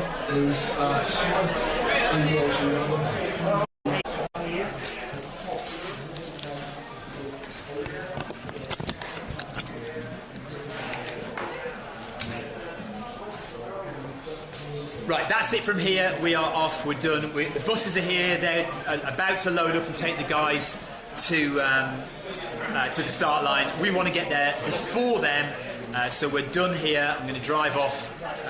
But like I say, we are keeping the stream live, so there will be interviews with runners. There will be videos of the course for you to watch whilst we're driving between locations. Fingers crossed the stream stays on. If it doesn't, we will reload and we'll start again. That's just the way, the nature of the Cornish coast path, the nature of the mobile signal, down here. Fingers crossed we'll be able to keep going as long as possible. So that's it from here.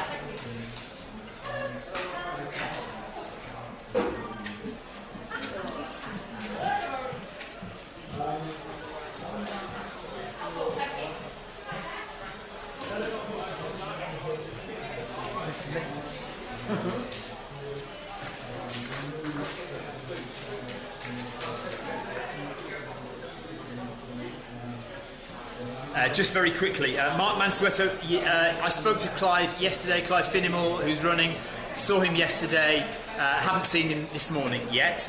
Amy Green says, have runners everyone, have fun everyone. Teresa Massey says, thank you very much. And Adam says, hi to Jamie Streetfield, good luck.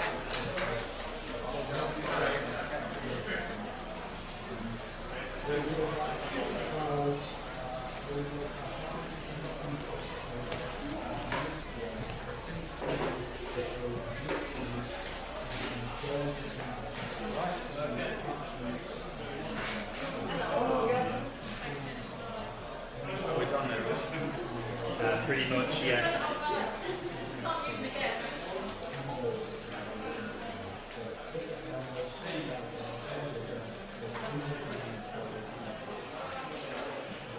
Chris, I'm here.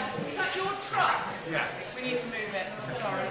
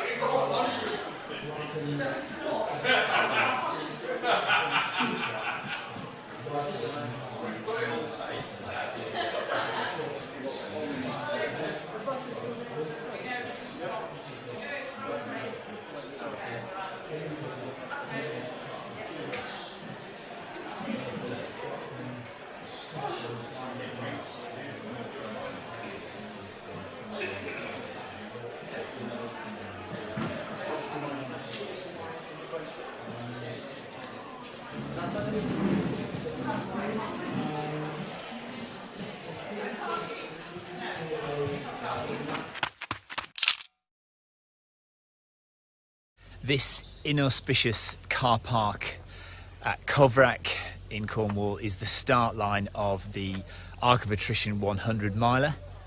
So we all start literally here, just at the entrance to this car park.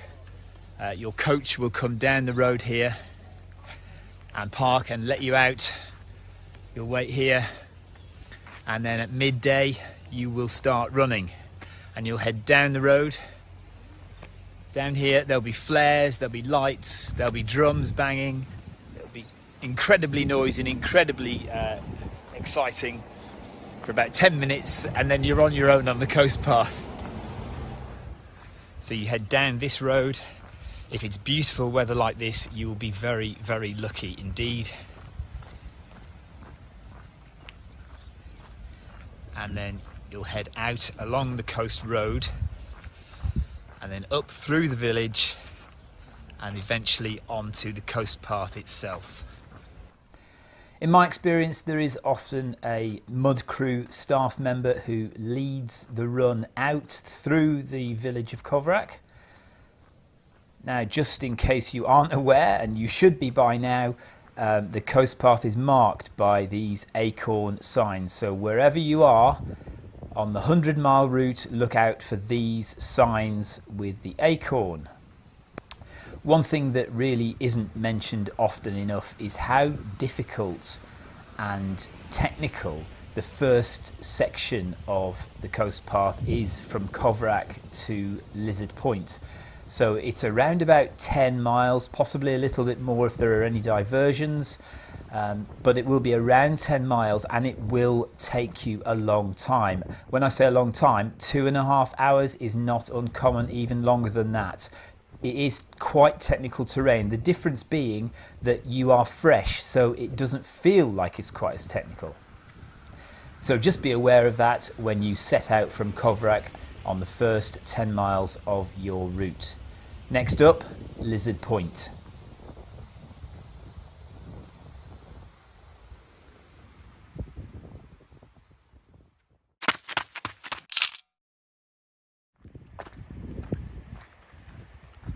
So at 10 miles in to the Arc of Attrition 100 miler, you come to Lizard Point. You'll pass the wireless station, you'll pass the lighthouse, and just down there ahead of us you can see the cafe and the car park of Lizard Point. This is the first kind of major place where your crew can meet you. And most people will be getting here at around about 2.5 to 3.5 hours into the race. Absolutely beautiful scenery here. The cliffs are stunning. And you can see the terrain underfoot on this section is very pleasant indeed. Nice, soft, compact mud, dirt. But if it's raining, this will be much more treacherous, and earlier on in the run during the first 10 miles actually is some of the most difficult sections of the whole run. It's just that because you are fresh-legged, then it doesn't feel so bad, but actually it's really quite technical in that first 10 miles. So, as mentioned, if you do have crew, then this is one of the earliest points that they can meet you on the course. That car park there is quite small. There is a larger car park just a bit further up the hill where your crew can park. Please do remember that a lot of the car parks are National Trust or pay car parks, so be aware, make sure that you do pay. I've been caught out before and got a fine in the post, so make sure you pay for your car parks. If you are self-supported, you basically just run straight through this section. Runners will come through the car park here, past the cafe.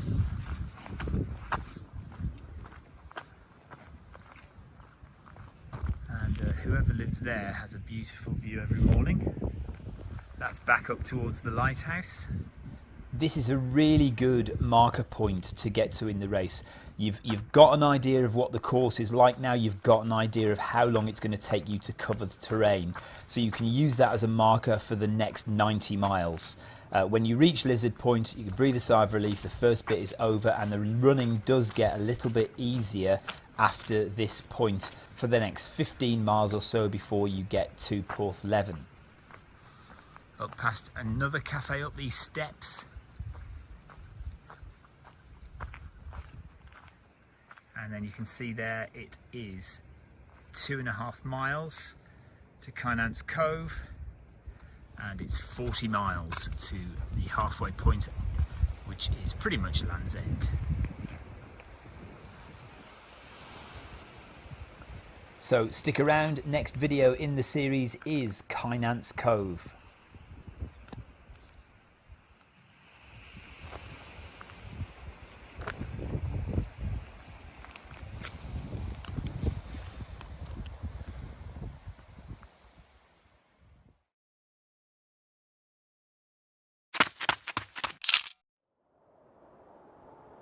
So welcome to a beautifully sunny but very windy Penzance. We're about a mile away from Penzance Cove itself.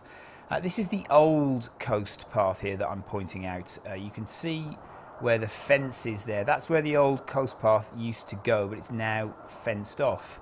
And the reason for that is because of coastal erosion. You can see in the distance there where some of the cliff has fallen into the sea. The old coast path used to go along there. It's simply too dangerous now. Either the coast path doesn't exist anymore because it has fallen into the sea, or it's very close to the edge. So the council have built constructed a new coast path there. You can see some brand new steps, and this really is very, very new indeed. I had never seen this before until I got here to have a look.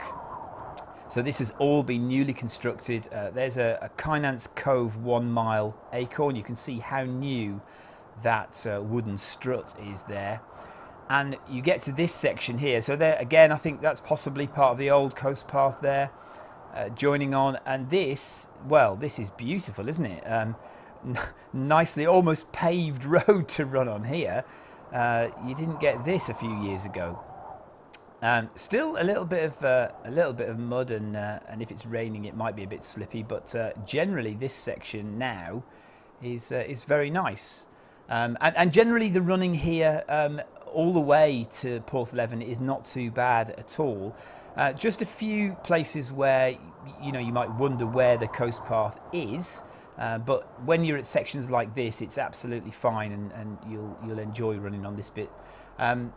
I think I was pointing out where I thought maybe some of the old coast path was there. But look here, you're basically on grass, not entirely sure where the coast path might be. Don't wander too far to the edge there. But again, just have to kind of wander a bit over and you'll find the path again. There are various different little routes that you can take over this area. But here we are back on this new path. Heading towards Penzance Cove itself, and down there a few years ago used to go down onto the shingle beach and have to avoid the waves as they crashed in to the little cove. I'm not sure, I'm sure somebody will say in the comments if we do that now, but Penzance Cove is a very pretty little cove. And next up we have Mullion Cove.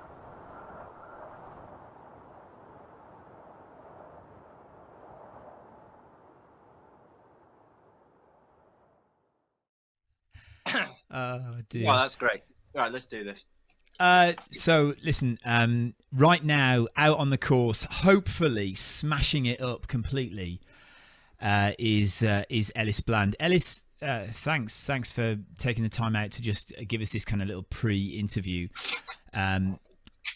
Is it fair to say, you're going to hate me saying this, is it fair to say that you are the front runner for this race? You are the favourite for the Arc of Attrition 2022?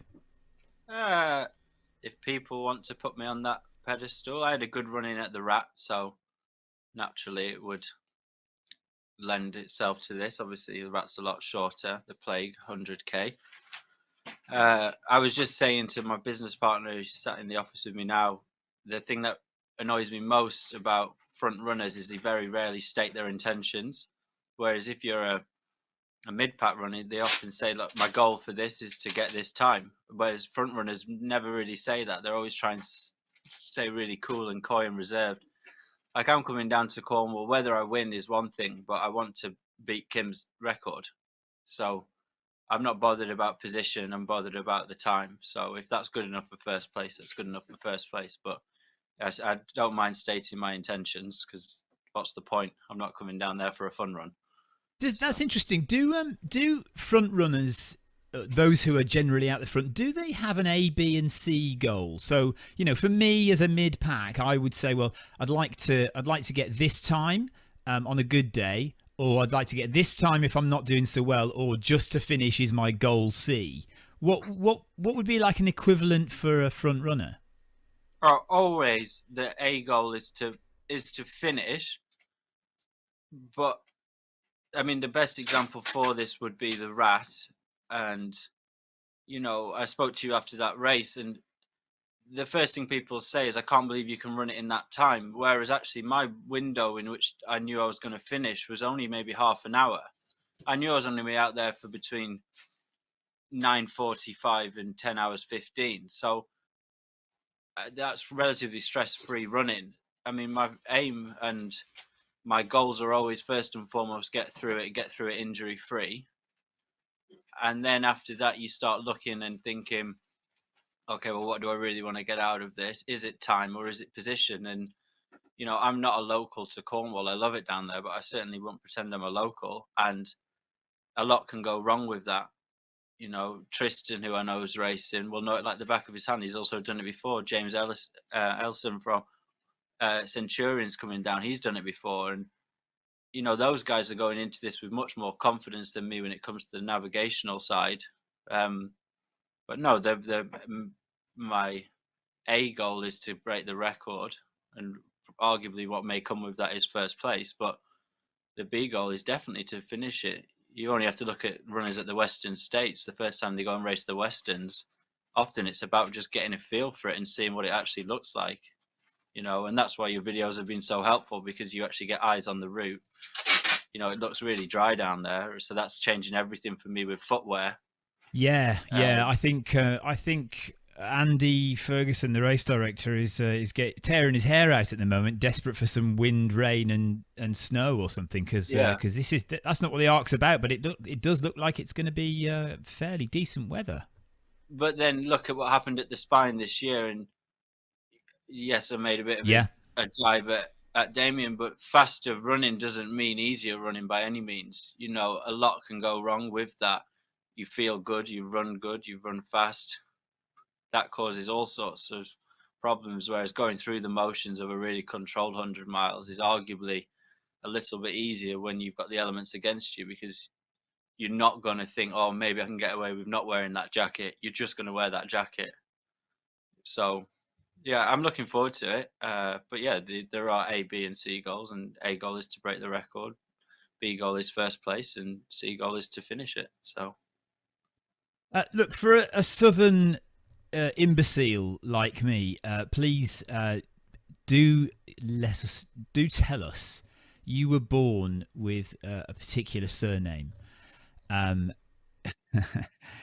Tell us about your family history, your running history, as brief as you like, just where you come from, for us who are not fell runners and haven't immersed ourselves in the lakes. Yeah, of course. I mean, first things first, there are a lot of Blands up here, and there's a lot of Blands who are far better runners than me, and there's a few Blands that aren't yet running who are going to be better runners than I'll ever be. Oh, really? But the Bland family name, to which there's a few different clans, if you like, is just synonymous with running in the fells, but also there's a lot of good fast Bland runners. Pete Bland, who we sadly lost November 2019 now, or 2020. I can't remember what year. 2020. 2020. Yeah. They were just brilliant runners, and whether that's the short stuff. When I say short, I mean like Billy Bland's record at Borrowdale still stands, and that's from way back in the 70s, or whether it's the really long stuff. And the Blands have always been in and amongst it, and it's a name that carries quite a lot of respect up here. But at the same time, what comes with that is you've got to fill some pretty big boots. And is it fair to say that you didn't really want to fill those boots early on? I didn't really. I'm from a really supportive family, so there was never any pressure on me to run. And I ran all the way as a junior because I loved it. And I mean, my weekends were spent at Grasmere Sports and Ambleside Sports, and those fell races are just iconic. Even the senior race at Grasmere is less than 2 mile, so it's not long. But there's never any pressure. I played a lot of football, played a lot of rugby, went off to university, didn't do any running for 3 years. And I came out of university doing what everyone does at university, which is making friends and having fun. And after that, I just thought, right, what am I going to do? And just put my running shoes back on. And I've not stopped running for the last 5 years now. So yeah, I'm turned 28. So yeah. And now that you are loving it, doing it all the time, do you feel any pressure of history? Do you feel, or do you feel because you have a supportive family, because there's no pressure from them necessarily to run, are you happy to just do what you do? Yeah, definitely. And also, I mean, look at how running has progressed over even the last 20 years or 10 years in the world of ultra running.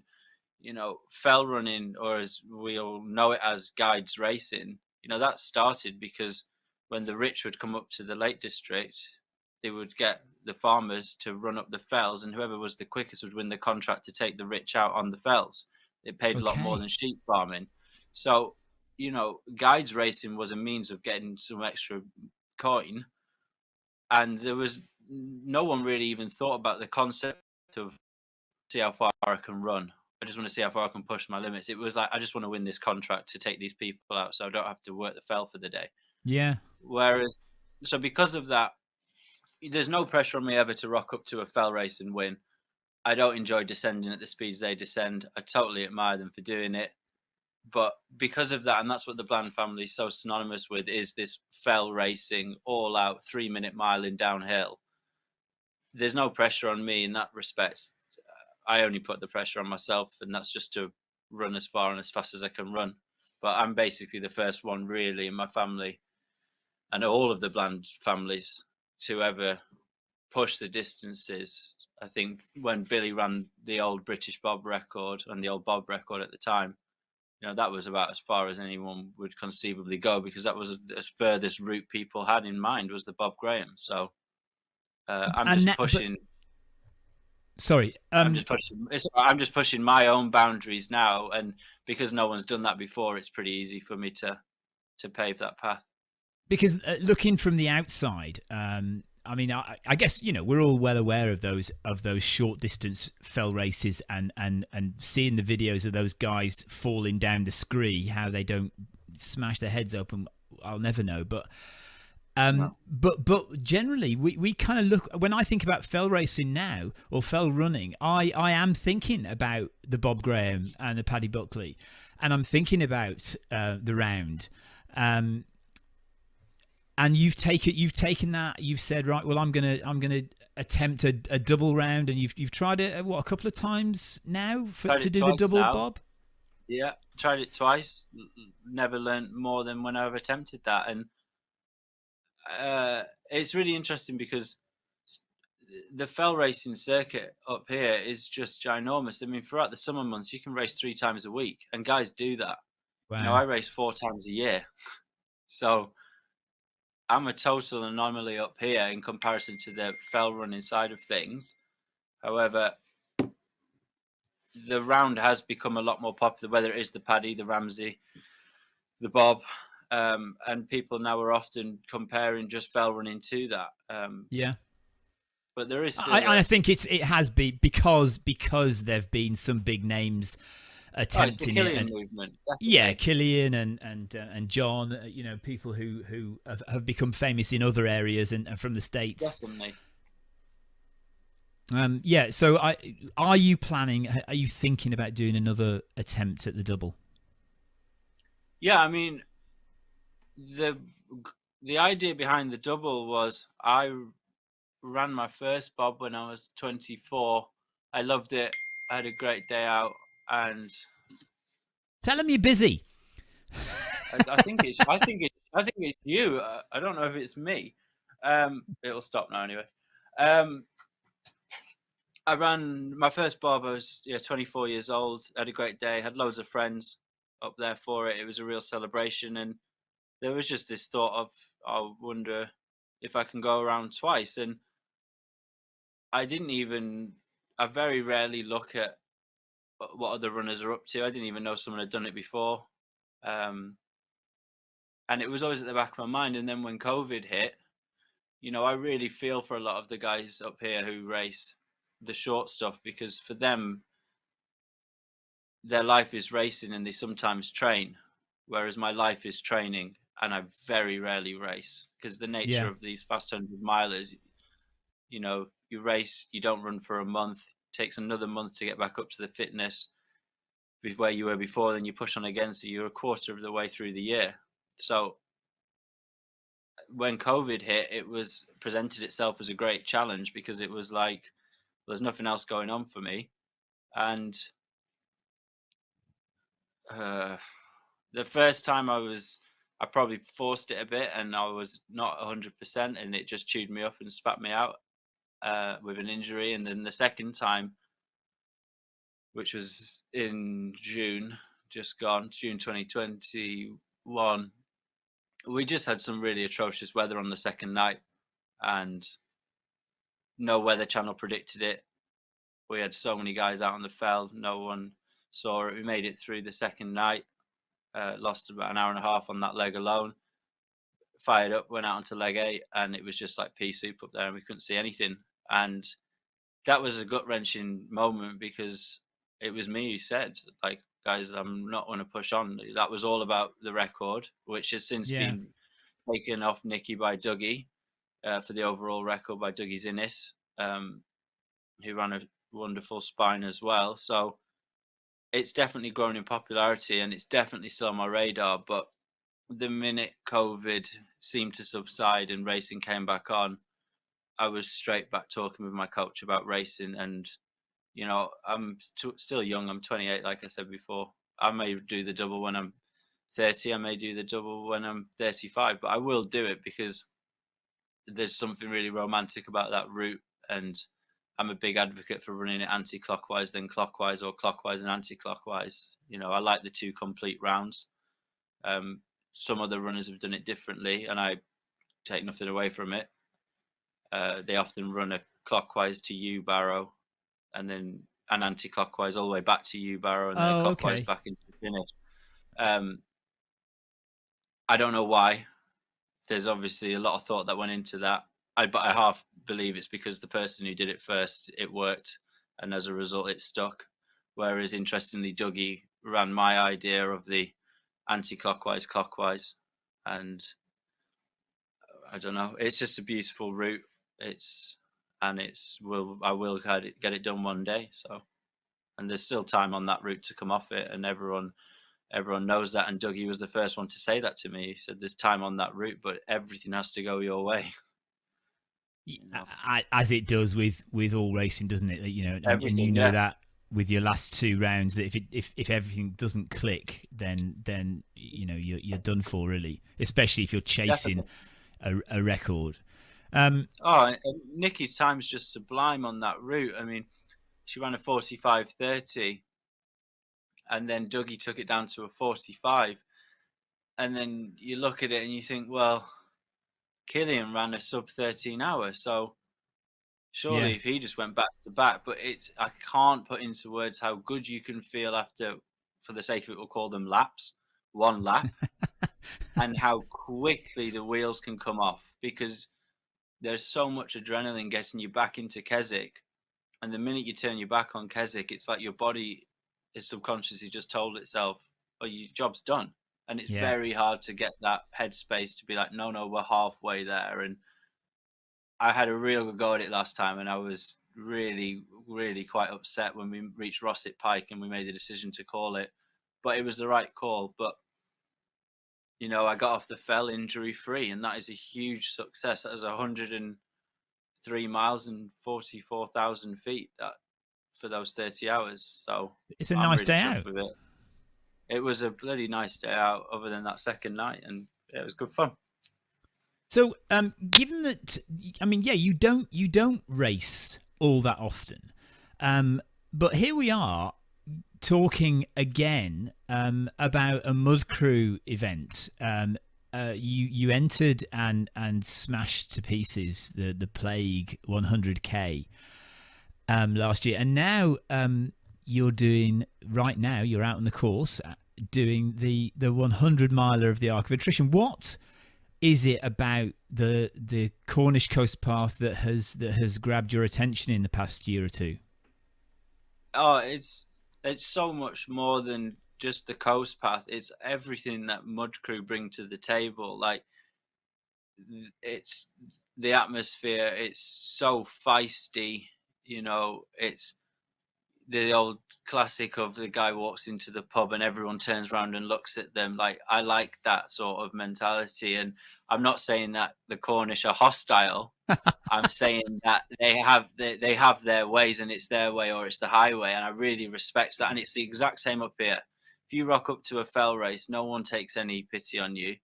You know, you're all running the same route. Doesn't matter if you're running it in 4 hours or 2 hours. You're all out there, and I just think when it comes to the Cornish actual coast path and what Mud Crew have achieved, you know, it's proper racing, and it's racing for everyone. You know, those cut-off times, like it was a 36-hour cut-off for the Arc 100. That's savage.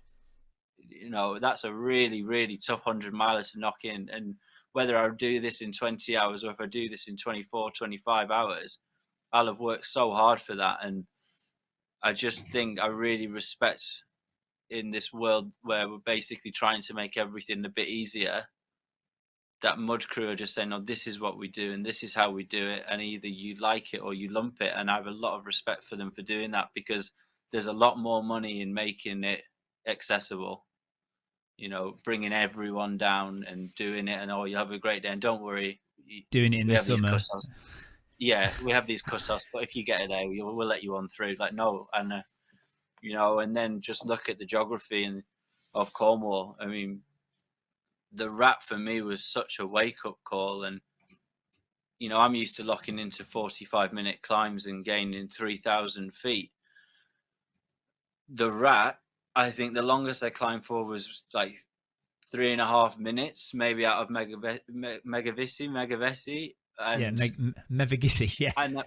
And the highest point I was ever at was 400 feet. Yeah, I logged 4,300 meters of climb. Like, it was like 100 kilometers of hill reps. And I'd tell you, I felt worse after the Rat than I did after a Bob Graham, because you just had no time. Because you had no time to lock in. Like, if you run like an anti-clockwise bob and you're looking at Scarfell, you're like, okay, well, I'm on this now for 45 minutes. Yeah. Whereas, and I was quite glad I didn't know the whole route on the Rat, because sometimes I was getting to the top of a climb and it would be over, and all I was thinking was, for God's sake, now I'm dropping down into another fishing village, and now I'm climbing back out, and it's so repetitive, and it was such a workout on the brain, and it was great fun. And obviously when the Arc presented itself after, and I'd obviously heard about it because we have the Spine up here, and it's very much considered the Arc to be the Spine of the South. And, you know, the Spine is a ludicrous distance of 268 mile. The Arc is 100, but like I said before, just because it's shorter and faster doesn't necessarily make it any easier. And I just want the challenge.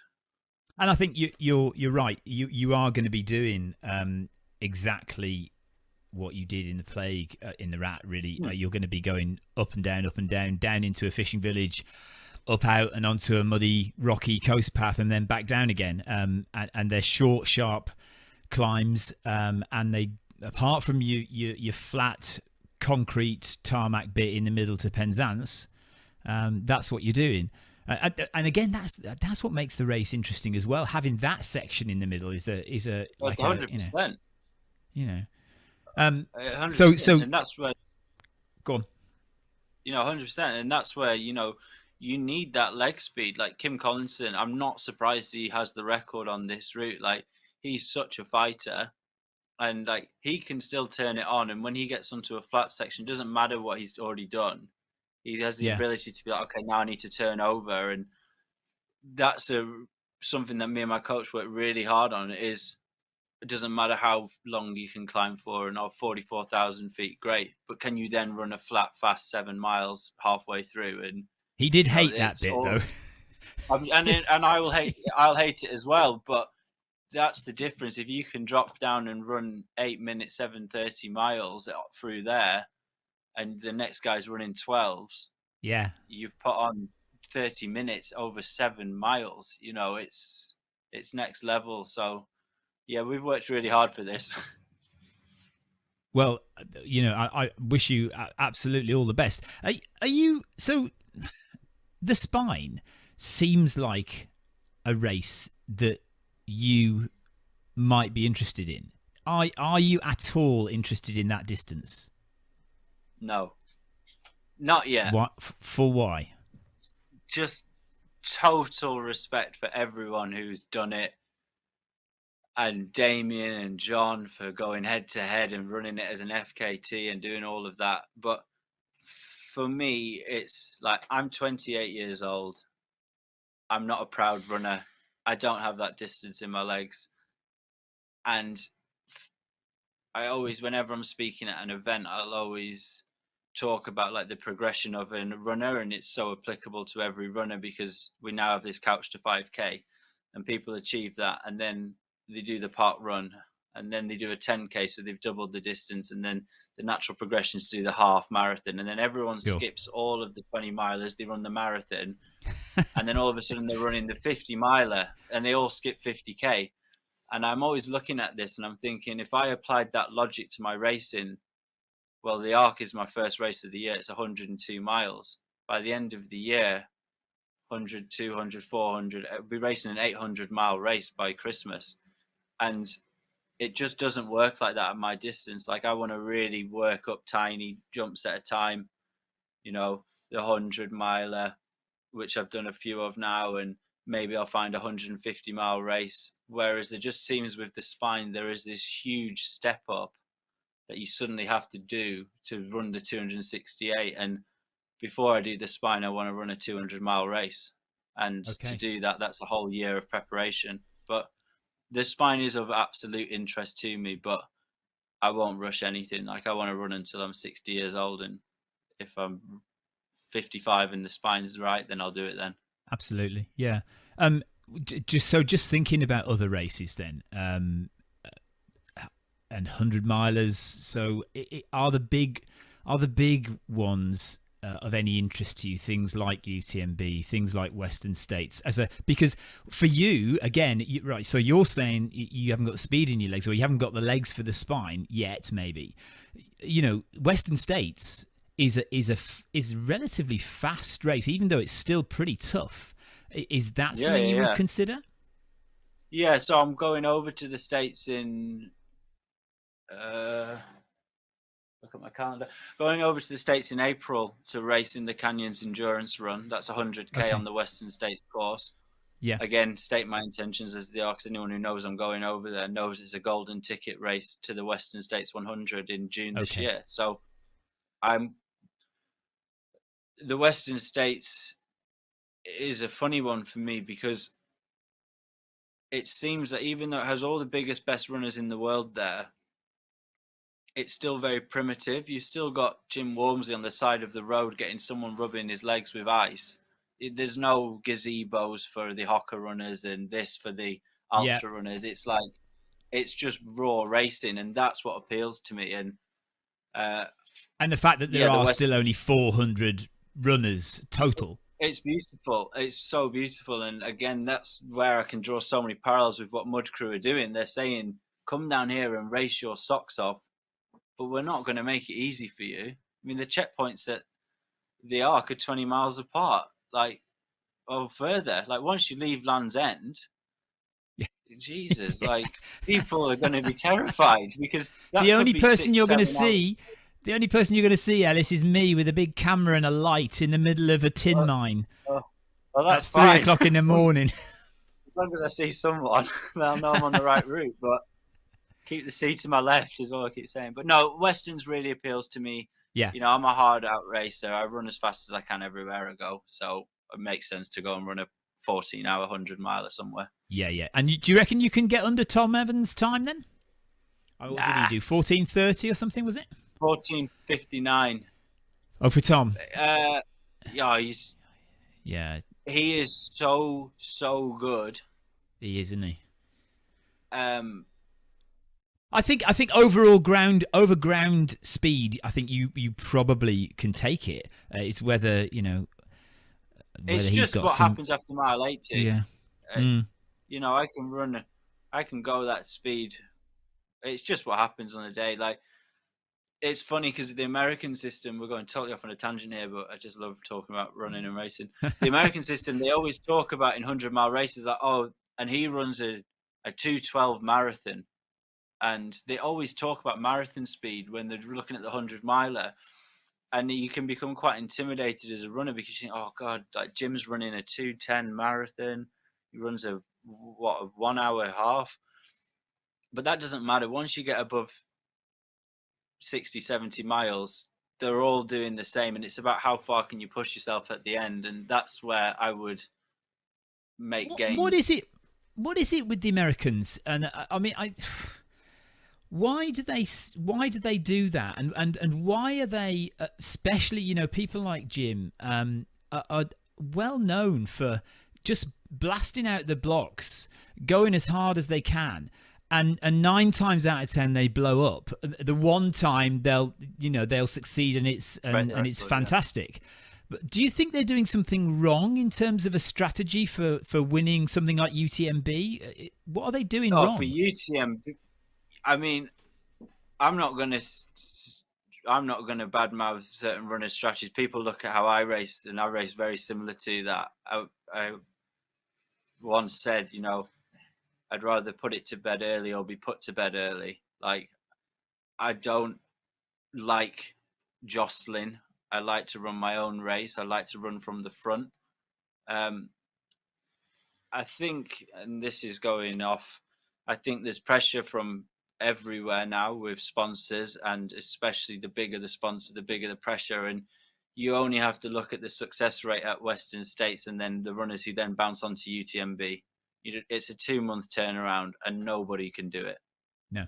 And I think it's fascinating that Jim has not put his name in for Western States, but is down to race the UTMB, because I think whether it's him who's finally realised or whether it's him who's finally been allowed to say, no, I'm doing one and not the other, because I just and think that's an there's too interesting many thing, though, isn't it? That's an interesting thing, because if he's won 3 in a row now, if you would have thought, well, why isn't he going for Scott's record of so many 7 whatever it is wins in a row? But he's going to drop that because the pressure to do UTMB is big.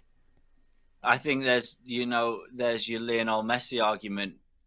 Can anyone say he's the best footballer in the world? When the argument is, well, he's never played in the Premiership before. Yeah. I think Jim is still lacking that big tick, which is, well, he's conquered Europe.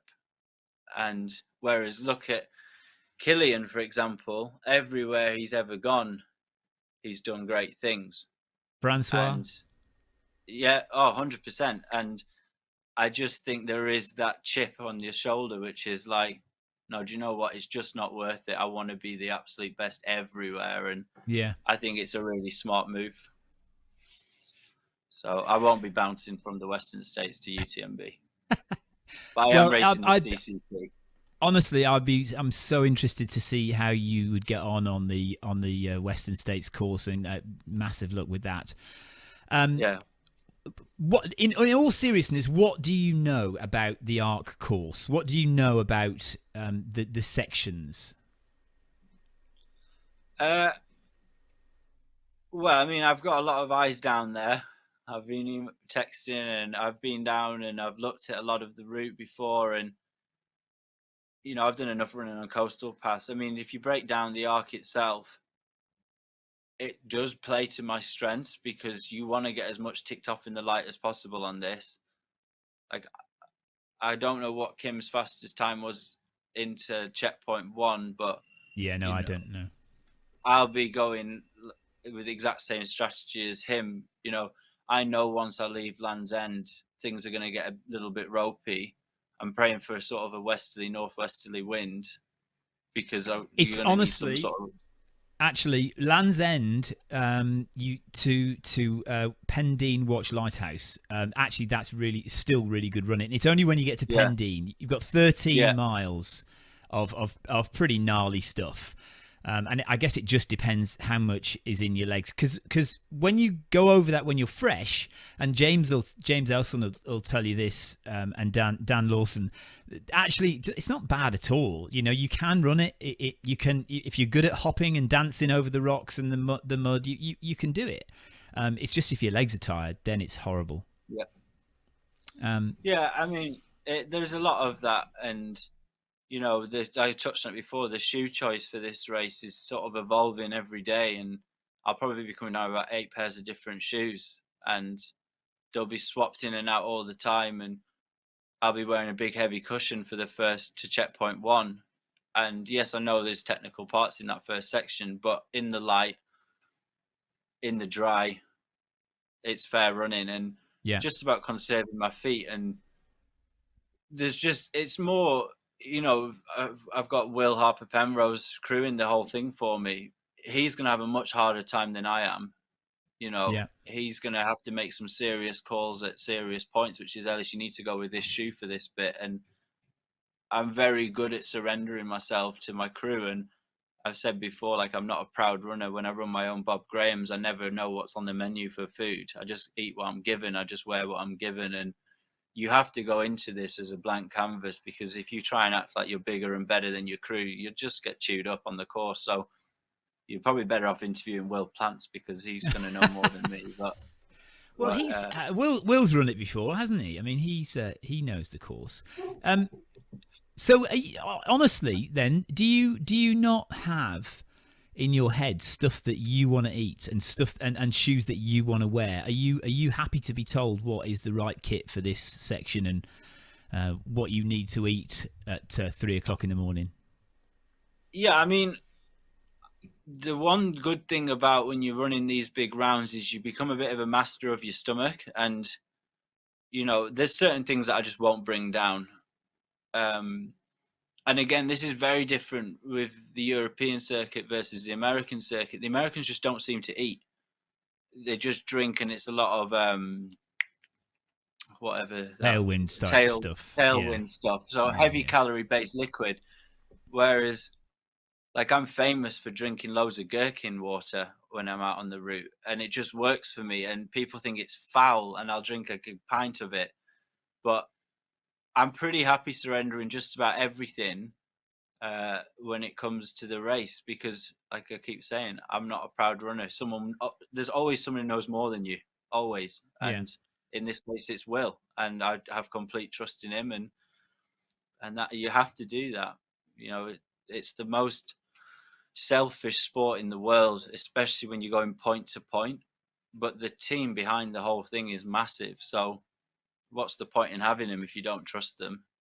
Is that does that come from doing the rounds? I mean, I know that you've been involved in a lot of teams helping other people do their Bob Grahams, and it seems that whenever anybody goes up to the lakes with a plan, they draw in a team of well-respected, well-known, experienced runners to crew them, to pace them, to navigate. Is that the same mentality that brings you to the Arc? Yeah, definitely. I mean, flippantly, a lot of people just refer to, like, the support runners in a Bob as just their mules, and they're just carrying their packs. And even I've been as dismissive as to say that. And there's certain guys on the leg with you, guys, unisex, both male and female, who they are there to carry your bag because they probably don't even know the route. But then there will be 2 key people on that leg with you, and you are, especially on the double, you are so tunnel visioned that if they told you to go and take in a random fell, you'd probably do it. You know, you have complete trust in them, and you have to do that. You have to surrender, because the goal is so much bigger than what's going on in that immediate. So yeah, no pressure on Will, but it's all on him, this one. So nice. I'll tell my wife that next time I'm doing 100. Yeah, you should. Well, she does. You. She says it's harder crewing than it is running, so maybe I'll have to try it one day. I've crewed individual legs on the Bob before, and I felt so tired at the end of it because of the amount of pressure you put on yourself to make sure it all runs like clockwork. And then you suddenly realise, God, when I'm doing my own Bob, I'm not even thinking. You know, I'm just going, and that bodes for a really good Arc, because I only want to be thinking about the race. I don't want to be thinking about, I wonder if I'm going to have a yogurt, or maybe I'm going to have this, and you know. But it's funny because it's those tiny little things that can eat you up alive. And if I mean, the best story I have for that is I went out onto leg 6 of the Bob, and I just had this horrible little earworm, and it was like, I really want some crisps. Yeah. And it got to the point where I couldn't stop thinking about Chris, and I sent a runner down to tell my crew, and my mum was head chef for it, and they were like, Ellis really wants some crisps, and she had no crisps. And when I came in, my mum was like, what are you doing asking for crisps at this late hour? And I was like, Joy, I can't get out of my head. And that was the only time I've been a bit of a prima donna with my foods, and she was furious with me. So after that, I pretty much surrendered everything. Oh dear. Yeah. Do you know what? That's the one thing that keeps me going on 100 miles or long races. That is the thought of the food that I'm going to have when I get to the next checkpoint. Yeah. Will you actually? I mean, you do have to go. You do have to set foot and put your foot over the threshold of each checkpoint. Will you use any of the official checkpoints, or are you just going to go in and like James did? I remember famously just showed his face at the door and ran off again. Yeah, I mean, I don't never say never, because I could be in all sorts of trouble with a foot, or anything could be sore, and I just want the actual warmth of a building. Yeah. It's not in my nature to, like, when I think about the Ark, I don't think ever about sitting down in a building other than when I've finished. I think about the coach, and then I finish about the finish line and sitting down.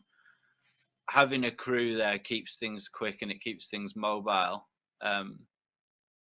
But then ironically, some of the funnest moments I had on the Rat were going into the checkpoints just to say hello, and just seeing everyone in there look so happy. So it's a lonely place on that coast path, and especially if I find myself out alone, and I hope I do find myself out ahead, and I hope I am alone. But actually going in and seeing the lights and seeing the people smiling and knowing that they're there for you is a really uplifting moment. So I'll definitely pop my head in and probably grab some. I hope we've got some watermelon. I know that really saved me last time on the Rat, and I'll probably grab a bit of something and show my gratitude, and then I'll probably push on, and me and Will keep things quite short and sharp, and we'll see each other often. You know, every 10 miles or so, I hope to see him. And that, I mean, for mid-pack runners and those slower runners, wasting time at the aid station is a massive thing, isn't it? That you look at your result afterwards and you think, well, blimey, look at my stopped time compared to my moving time, and all that time I could have been on the move. And I think elite runners really think about that and get 100%. And also the danger of going into a checkpoint when things aren't going well is, you've got too much time to think. It's dangerous. So yeah, I'll try and limit it as much as possible, but I'm long enough in the tooth to know that you do need to stop on a 100-miler of this nature. And I ran Hadrian's Wall, which is 87 miles back in September, and I used a very similar strategy to what I'm doing for the Ark, and it was see each other often, but often run right through and just take what I need. Every 8, 10, 12 miles would be seeing my father and my coach and just grabbing something fresh, and it just keeps your brain checked in, and you just say, oh, they're there, and I'm going to see you again in an hour and a half and 2 hours. Yeah. And it's constant. The thought of running the Ark, not seeing someone for 20 odd miles to the next checkpoint, total respect for the runners out there that are doing that. There will be some. Yeah, and I'm not a tough runner. I keep saying it. I'm not proud. I've teed this race up perfectly so that I'm not alone for too long. This is about running fast, and in order to do that, I need to see my crew often. So you're here to run fast. You're here to you want to break the record. If that means the win as well, then great. Do you enjoy yourself on a run like this? Are you having fun, or are you working? No, I'm going to war with myself. Right. Honest, yeah. I do not enjoy it. Like, I can't put into words how much I hate ultra running when I'm doing it. When I finish, I love it. But like the Rat, my watch is telling me 19 miles to go, and then I saw the runner who was in last place coming the other way, Yeah. And up until that point, it had been lovely because I'd been saying hello and everyone's smiling. And then that last 19 miles, I was just at war. And I'm not competitive with other runners on the route, which is why I'm not bothered about winning this race. I'm bothered about breaking Kim's time. And I mean that. And runners say I'm not competitive. Like, there's always someone better than you.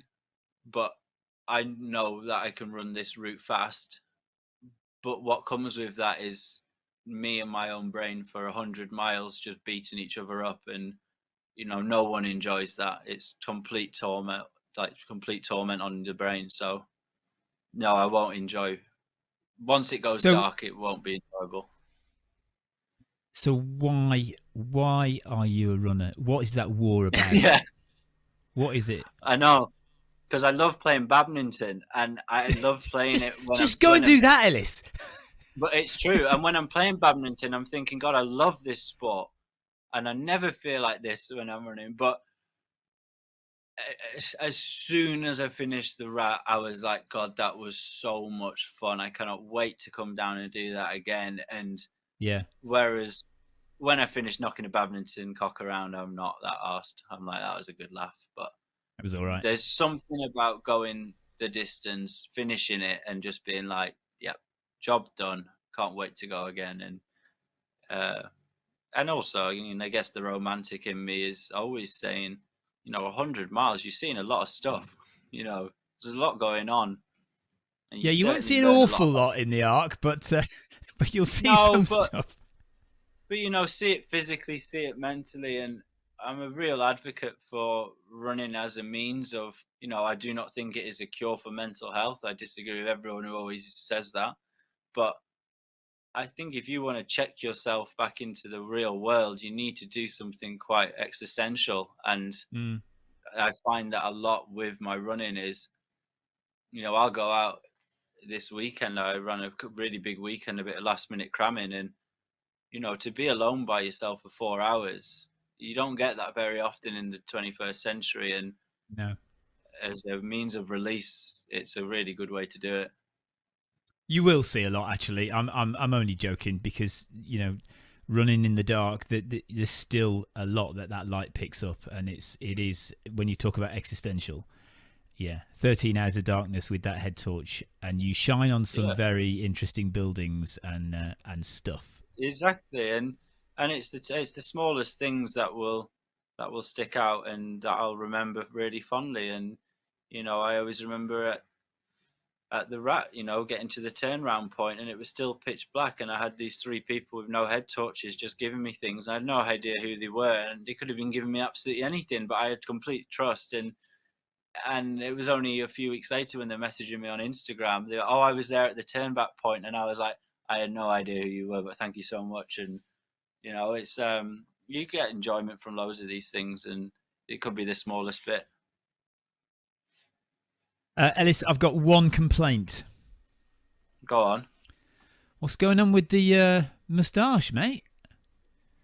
Right. Last time I saw you, there was a beautiful 18th century twizzle on the end of that moustache. I can't. This is because everything I've read about the Ark is how brutal it is and windy it is and cold it is. And I was like, well, I'll grow a beard. So I started growing it in the end of November. My girlfriend hates it. My dog doesn't recognize me. And now the temperatures look like it's going to be 8, 9, 10 degrees. So you'll be shaving. Too hot. Yeah. I know. I might actually shave. But I've grown it for the Ark. And it sounds ridiculous, but I actually have. Because I was just like, I don't want to get cold. So, mate, listen, all the best for the run. I hope as people are watching this, go and check your tracker, see where Ellis is. He may already have finished, for goodness sake. So go and have a look at the tracker. Give him some support, give him some love. If you are coming down to the finish line at the Eco Park, get there early. Because if Ellis is on form, he will be there very early indeed. Many people are suggesting course record. Ellis wants a course record. So, by the way, when Kim ran course record time, I hope Fergie's organised the St Ives aid station because it wasn't open when Kim got there. He was so quick. Well, funny you should say that. Ferg actually called me the other day and asked me about that. What time are you getting to St Ives? Yeah, I think it was a 3 a.m. it opens, and he was like, I'm not sure. And I just said, look, Ferg, it's up to you how you want to play it. I said, I'm not going to tell your staff to get in there early, but I'm not, the way I race means I will be holding on for dear life at the end. So I'll probably still be pushing really hard in through mile 70 plus. Yeah. Oh, yeah. Good luck, Alice. I'm looking forward to it. Thanks for joining me. Big pleasure. Can't wait to see you.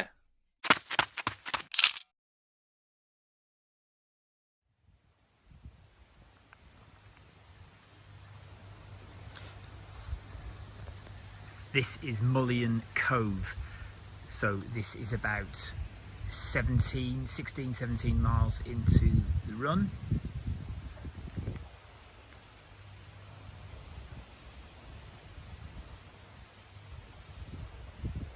Runners will come down off the top of that hill into the cove here, down those steps, across the little harbour here, and then they will cross and go up those steps and back up onto the coast path up on the hill up there.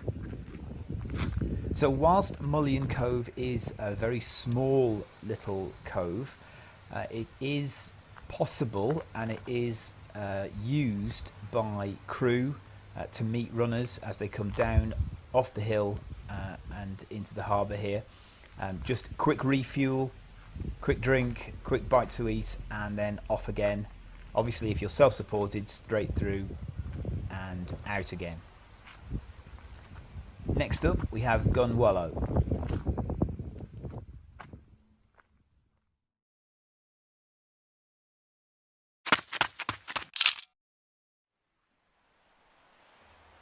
This is Gunwallow. We're about 21 miles into the Arc of Attrition 100 at this point. And this is another point at which the coast path has been diverted. This was done probably a few years ago now, about 4 years ago perhaps. But you can see where the old path went along here. And it's now blocked off by a fence because this section of the path is really too close to the edge for comfort. Just there you can see it gets very, very close to the edge, and there's about a 50-foot drop on the other side of that cliff.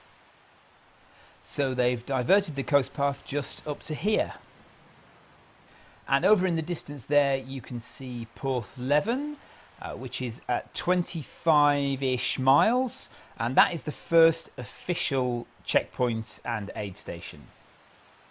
So this is Gunwallow, or Gunwallow, I'm never quite sure how to pronounce it.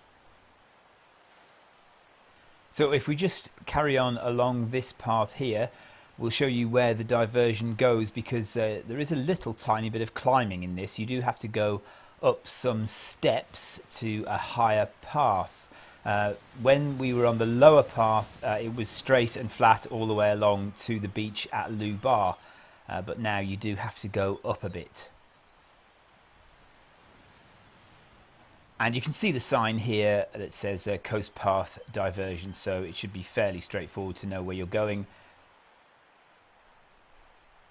And then when we get up to the top of this climb here, there is another acorn and another arrow pointing you in the right direction. So you turn left at the top here and carry on this much wider road down to towards the beach at Lubar. And Lubar is the next stop in our series.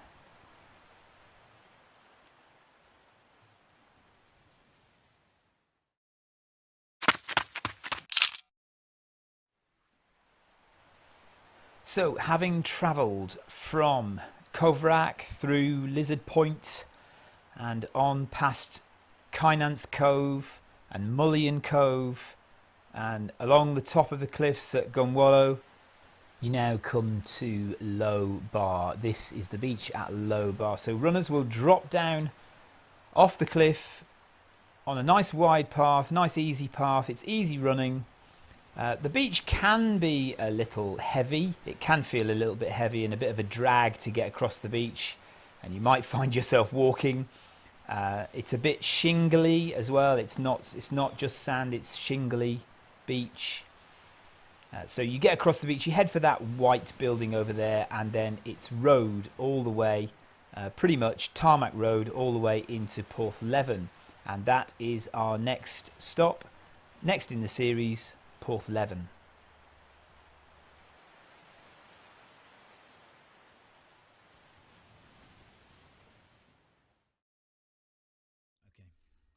So Jane Stevens is one of the Mud Crew RDs, race directors. There are three. There are three still? Are there Mud Crew race directors? Yes, yeah. The three of us. There's myself and Ferg and Andy Trudgeon are the three race directors. So I've grabbed Jane for a quick chat. Before we get on to specifics about the ARC, tell me your running history, Jane, and kind of where you come from.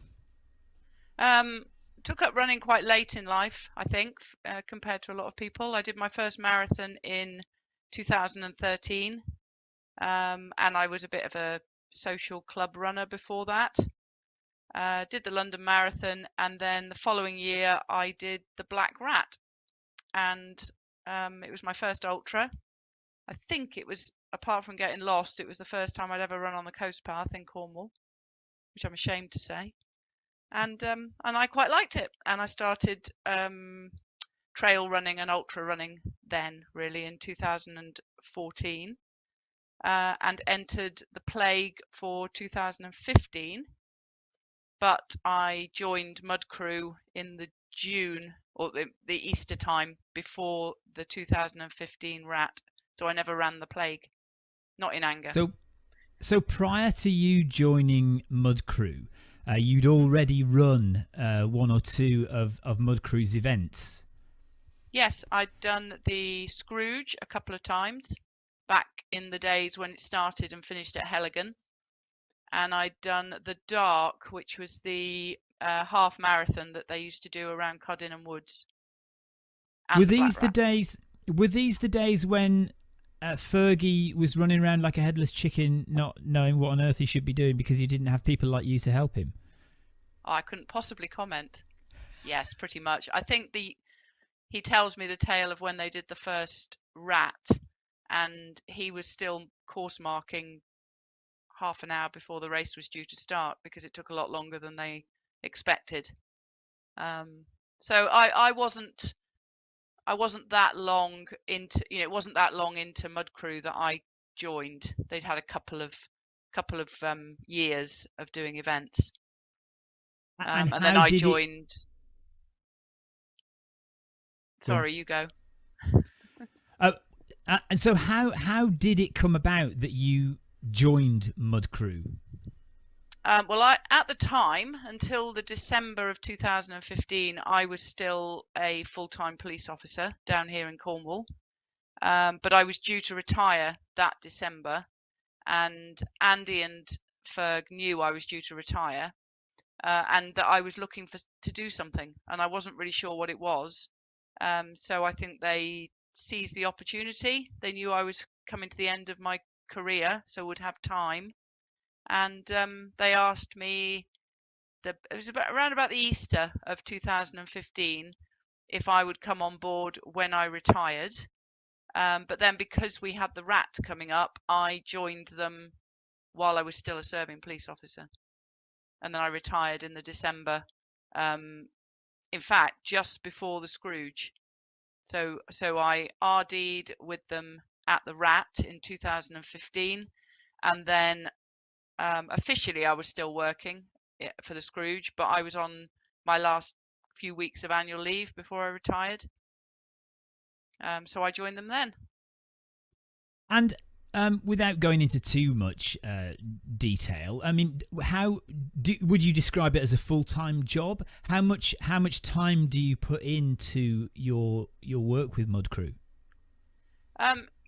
It's one of those things. It's not a full-time job in that you're not working 40 hours a week, 5 days a week. you have extremely busy times and slightly quieter times. But as the events have grown, we tend to have a week off after an event and then start planning for the following year. But it's one of those things. It comes in peaks and troughs of how busy you are. We're extremely busy at the moment. Have been really for the last few months. It's been full on.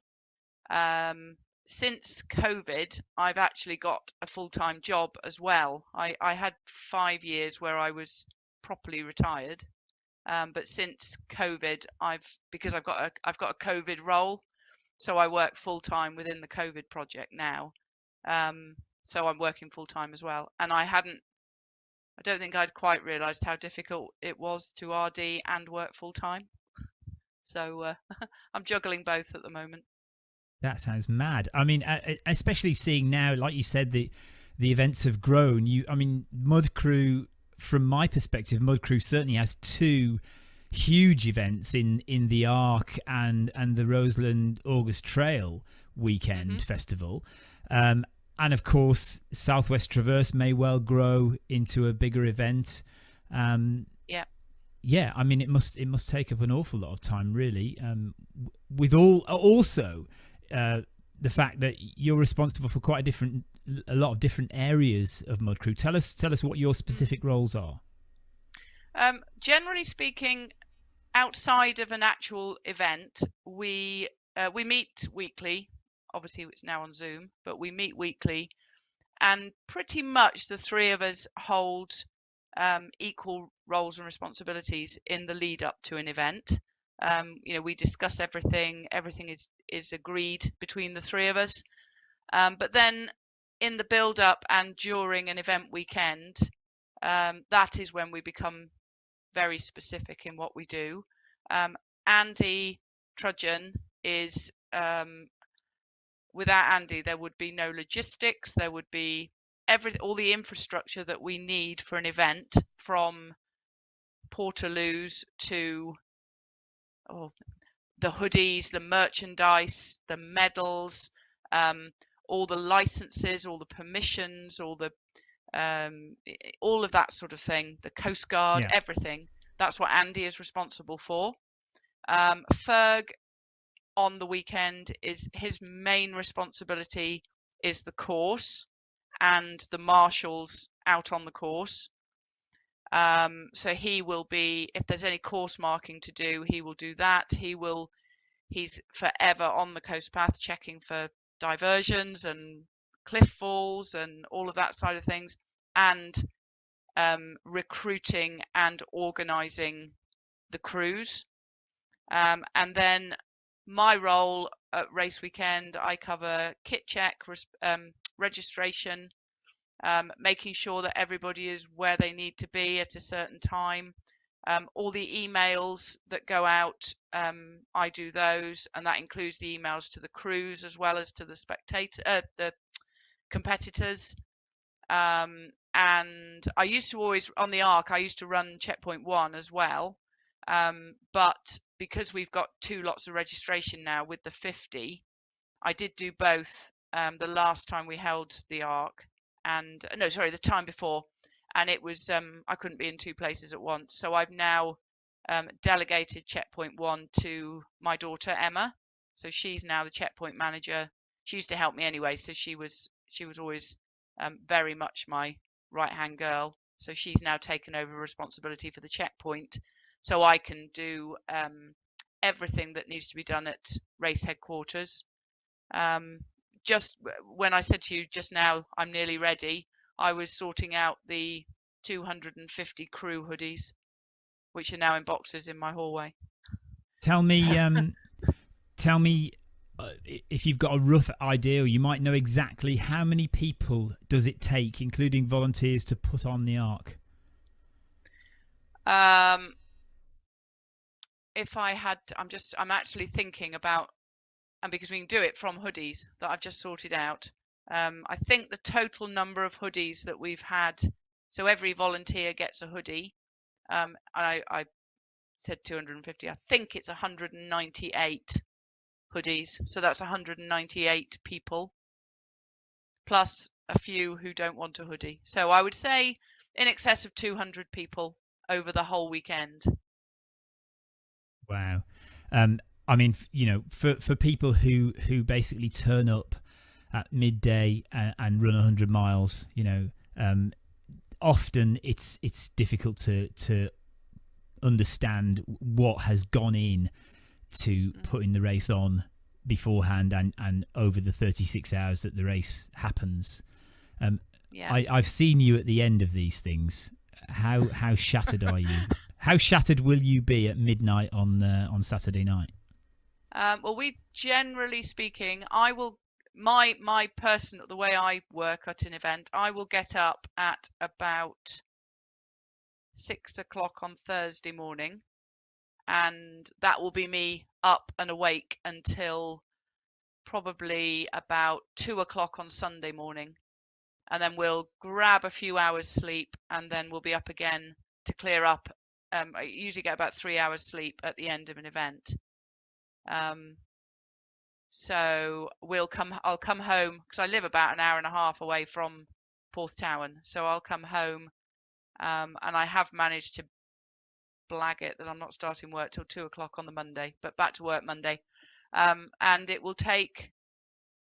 takes a week to get over an event. But we haven't run 100 miles or 50 miles on the coast path.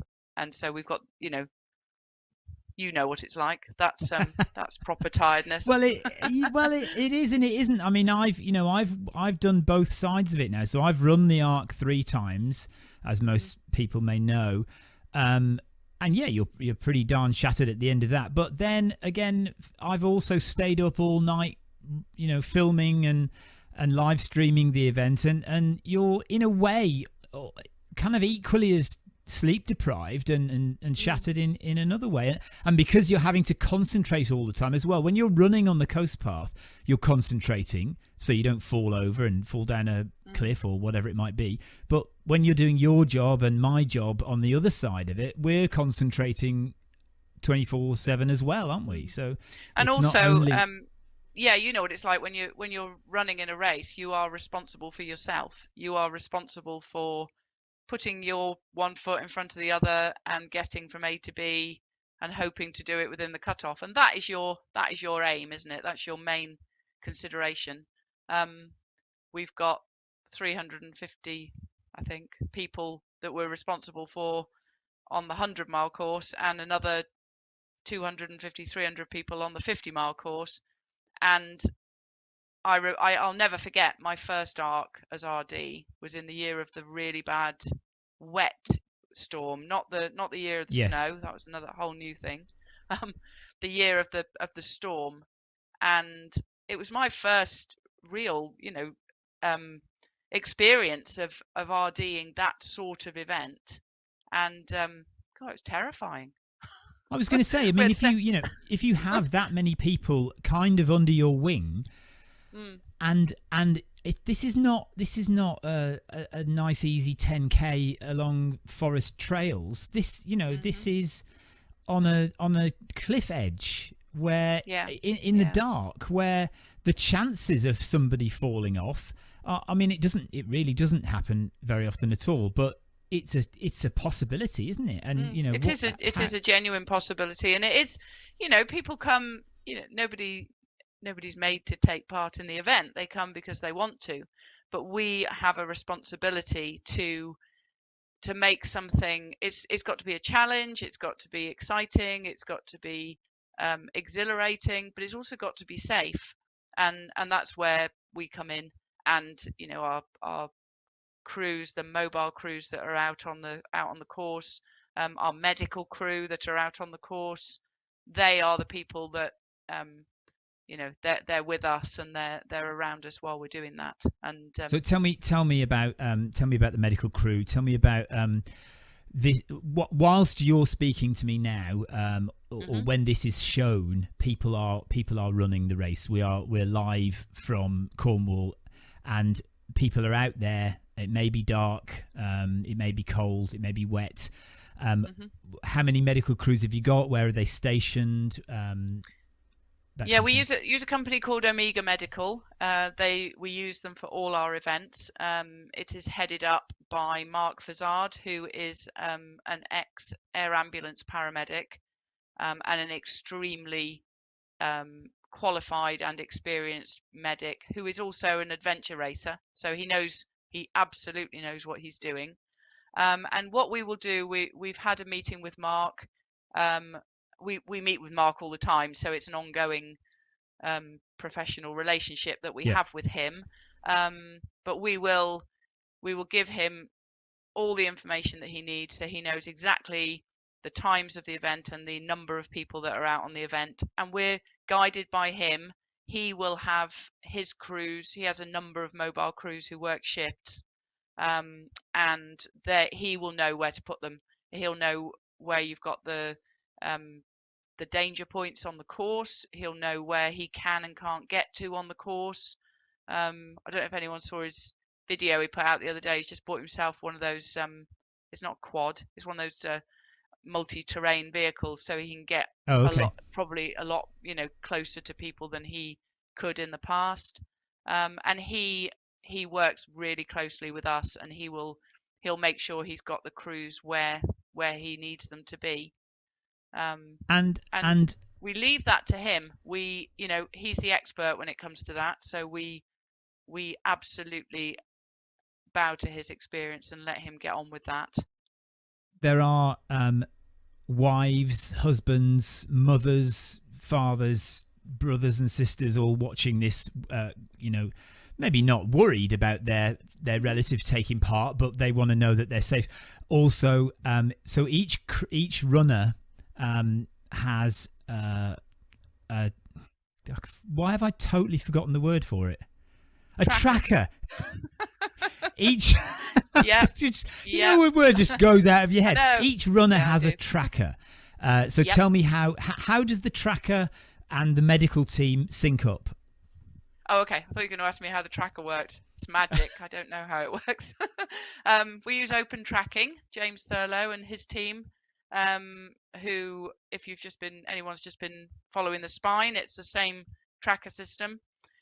So each runner in both races, in both the 100 and the 50, has got a GPS tracker attached to their pack, which does what it does, and they are then on a live link that we have back at race headquarters. We have a team monitoring those 24 hours a day.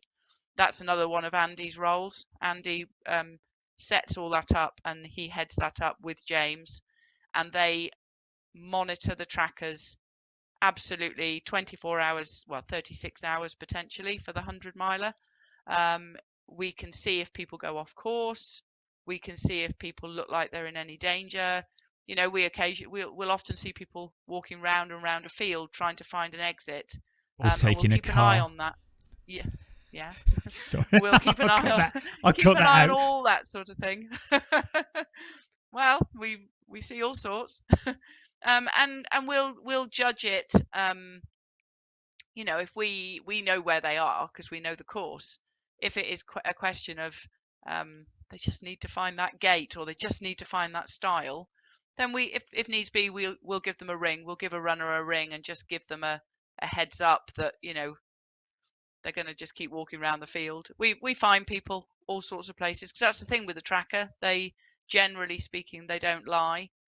So we sometimes see them whizzing off. I don't remember A phone call. I don't remember a phone call when I was walking through Zenor, trying to find back Zenor's the coast. different. No, there's probably no phone signal in Zenor. Let's be honest. Yeah, and so there are places where we know that there's different courses which are all the coast path, and we also know there are areas that are notorious for going wrong on. So we'll keep an eye on those. And in answer to the first part of the question, Mark Fazard has also got access to that tracker link. So if needs be, we'll say, "Oh, can you go and look for runner so and so?" And he'll find them on the tracker, or we'll guide him in if we need him to go to a specific area. they've all got an SOS button, so they can press that if needs be, if they're race ending emergency and they need us. And we'll find them that way. Good, good. Tell me about Kovrak and the start. In the past, we've had drums and flares. What's the plan for the start at Kovrak this year? It's going to be, and people will know this because they'll have already started by now, but they will. Well, have they had will their have started, emails. yeah. But let's say it anyway. Yeah, they'll have had their emails because unfortunately there is a we're not exactly sure when, but there's a really big piece of engineering work is taking place down there. There's been a lot of erosion with the weather. I think it was 2 years ago. All the toilets were washed away. That car park, and the council are on the verge of starting some really extensive work on the seawall down there.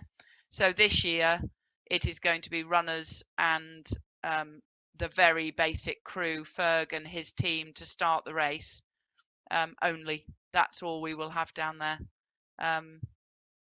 So we're going to send it all to the Minac and have the start for the 50. So they can all, everything that would have been at the start of the 100, we can dedicate to the 50 this year. Okay, so it's cool. going to be a little bit more muted than normal. Muted. Okay.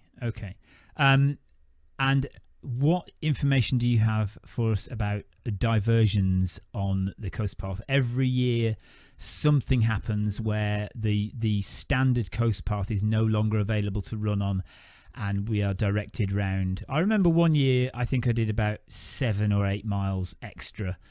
Yeah, there was the big diversion. It would have been 2 arcs ago. Well, no, we didn't have one last year. The one before, near Porthleven, near Porthleven. That's all sorted. That's all. There is no diversion. And 2, as I'm sitting here now with what have we got? 10 days to go. 9 days Something to go. like that. No, Yeah, 9, no diversions that we know of. Wow. So everything is looking really good. All the GPX files, as far as we know, as far as today sits, everything is as it should be. So, Jane, if you can make a best guess in your Fergie mindset, how far do you think the 100-mile race is? What, you mean you don't think it's exactly 100 miles? I think if you follow the course from A to B along the GPX route, it's about 103 miles. Yeah.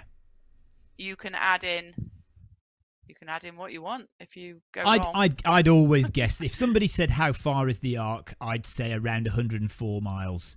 Yeah, yeah. So I think it's 103 point something. And it's obviously slightly longer now that we go up to Porthtown, up to the eco park. Yeah, it's a good bit, isn't it? I hate marking it. I guess, Jane, if we're maybe just be a little, I'm going to just be a little bit controversial here for a second. Talking about the route. So runners are expected to follow the coast path, and that is signposted with acorns. Yep. There has been some controversy recently about maybe runners with a little bit more local knowledge, perhaps, or runners who've studied the maps a bit more, perhaps not sticking to the exact coast path. What is Mud Crew's take on this idea of local knowledge, and maybe just cutting off a bit of a headland here and there, or whatever? It's a really valid point, and it's probably something, and I think we all think this in our own local areas. We all know the little local shortcuts. That's what they are to any route that we're on. I'm sure if we asked anybody about any coast path route, South Downs Way, North Downs Way, Pennine Way, there's bits where you know that this particular course or route is a little bit, it's less boggy, or why go all the way around there when you can go straight across there, that sort of thing. Yeah. And maybe it was something that in the past, it wasn't something that we were complacent about, but it was something that maybe we didn't appreciate it quite as much. And it's not until you you look at the course and you look at, you know, people are out there, it's their local playground, and there are other people who've never been there in their lives, and they will follow the acorns. So what we have been very strict about in all the mail outs, it would have been for 2021 had the ARC taken place. Yeah. And it continues for this one. We have with the use, this is where trackers are, they are magic. You can hone in on where the course goes, and the tracker has to pass through particular points. So we have looked at the course, and we've looked at the potential areas where local routes may be slightly shorter than the actual route, and we have moved the GPX or the tracker hit points, if you like. I know that sounds really layman's terms, but that's how I look at it. Those points have been moved so that the trackers have to go through them, exactly the same as the checkpoints are part of the course. So your foot has to cross the threshold of the checkpoint to, even if you don't need the checkpoint, yeah, your foot has to cross the threshold to complete the course. That is the same. You use the example of Zena. Zena Head is on the course, and the trackers have to pass through the course, and we'll be looking at that. And so that's another thing, I guess, is that how do you differentiate between when somebody is deliberately trying to kind of get off course a bit and shorten the course a little bit, and when somebody genuinely goes wrong? I think that comes down to our local knowledge of the area. Ferg is extremely knowledgeable when it comes to the coast path. Whatever people think about his navigation, he knows the coast path, and he knows where, you know, you can say to him, you can talk to him about a particular area of the coast path, and he will say that bit's a little bit, you know, a bit of controversy there. There are 2 coast path signs at point A. Yeah. You can follow both of them, or the coast path sign definitely points left. That runner has definitely gone right. That's slightly more than a genuine error. And we will look at any of those individually, and we'll make decisions, you know, dynamic decisions about what we're going to do about those on the day. But everybody has been advised that they need to follow the coast path. If you follow the signs, you'll follow the coast path. Sure. I mean, and I know, having run it plenty of times, that there are, like you say, there are places actually where you can't see a genuine path. It's not quite clear where the path is, and especially, like you said, some of those boggy areas.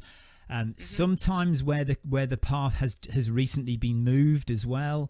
It's difficult to know exactly where the path is. So I guess we still have to have some leeway at the same time, becoming, maybe because the ARC has become a much bigger race and the profile of it is much bigger, people are being a bit more picky about what is allowed and what is not and rightly acceptable. so. You know, if it's a race that we want to build a reputation around and for, and therefore part of that is it follows a course. It doesn't, you can't just make it up and you know, make it a little bit more runnable. I assume you've run most of the course, most of the 100 miles yourself. I've never done the 100 in one go, which is a bit shameful really, and I should do that.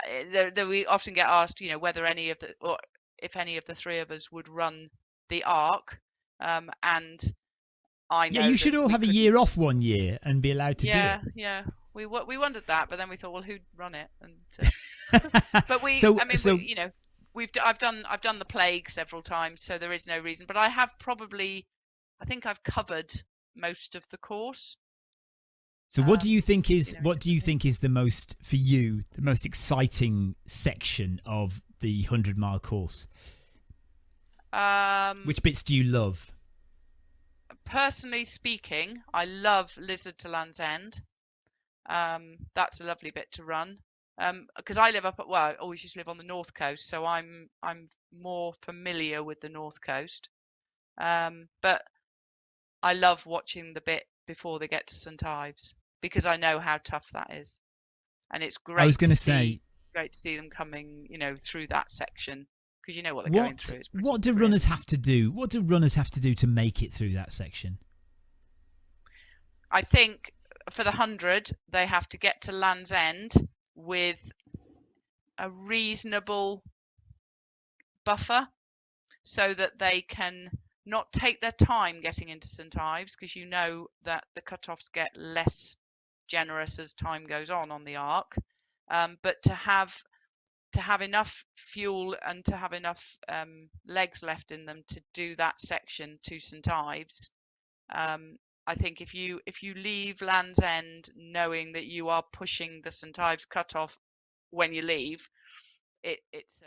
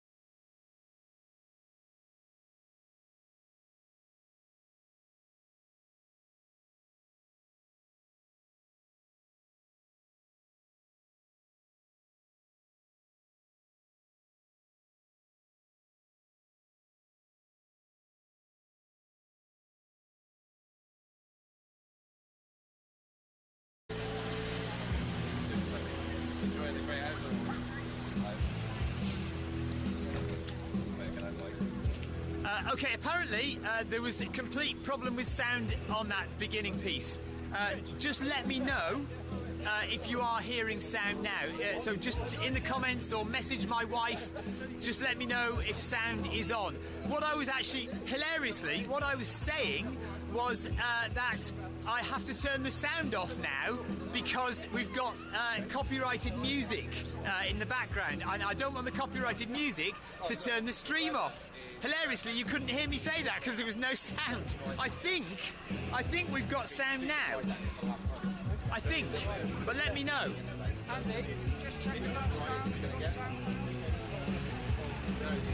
But I don't want copyrighted music to turn the stream off on Facebook because Facebook doesn't like copyrighted music. Well, you saw all the runners arriving off the buses, so even if there was no sound, you saw the runners arriving. Are we all right? Yeah, we've got sound.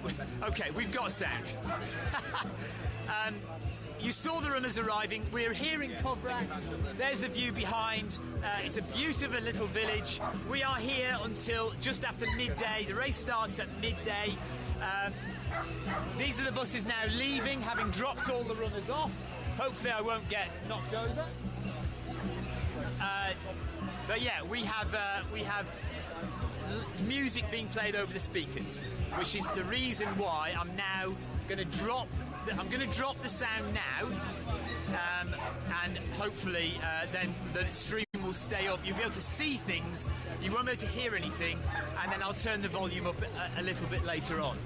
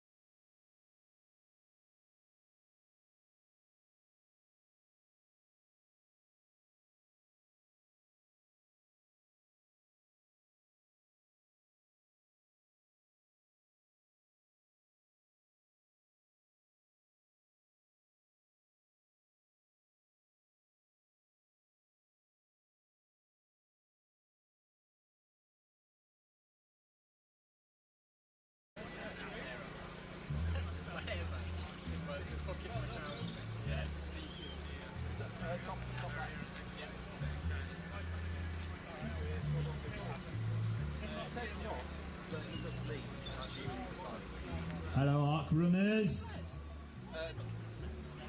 Welcome to Kovrak. Welcome to the start line. They were here a minute ago. Someone with those things. Guys, if you need to use the facilities, there are plenty there. Take your time, though. We have 37 minutes to the start of the race. Don't forget to wave at the camera when you run past at the start. If you want to go up to the camera, by the way, we're live streaming on Facebook and YouTube. If you want to go up to my camera and just say hello, to your friends, relatives, family. You can do that. Don't all come at once, though.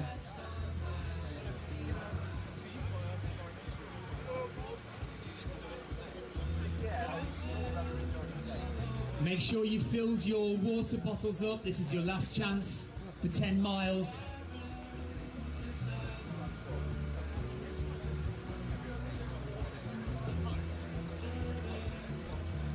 Yeah, you won't need any water for 10 miles anyway. Forget that. Empty your bottles out and run with no water for 10 miles to Lizard. It's fine, you've done it before. You can do it again.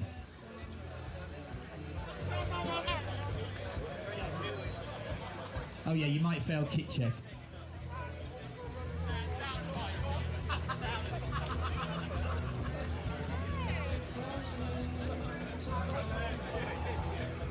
Yeah, I am joking, by the way. Do not empty your water bottles out. Final kit check. Just make sure you have got everything. Make sure you've not left... Well, it's too late now if you've left anything on the bus, that's for sure. But make sure everything's in the right place. Why don't you check that you know where everything is? So when you're running along the coast path, you're not faffing around in your bag trying to find this, that or the other. Like, so know where your nutrition is. If you've got paracetamol, things like that. Just bits and bobs. Know where you've packed your phone.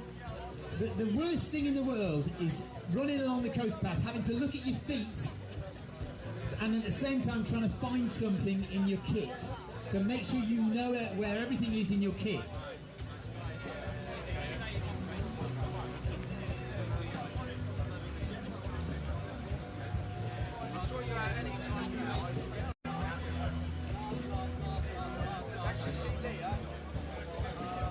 Don't forget that final selfie and Facebook upload to let your family and friends know where you are and what's going on. Hashtag ARC 2022. Hashtag Raid Light.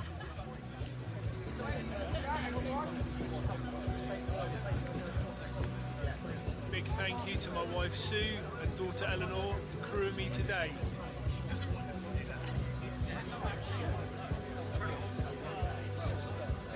It's just that it's got 96%. Oh, right, so you get the Porthleven.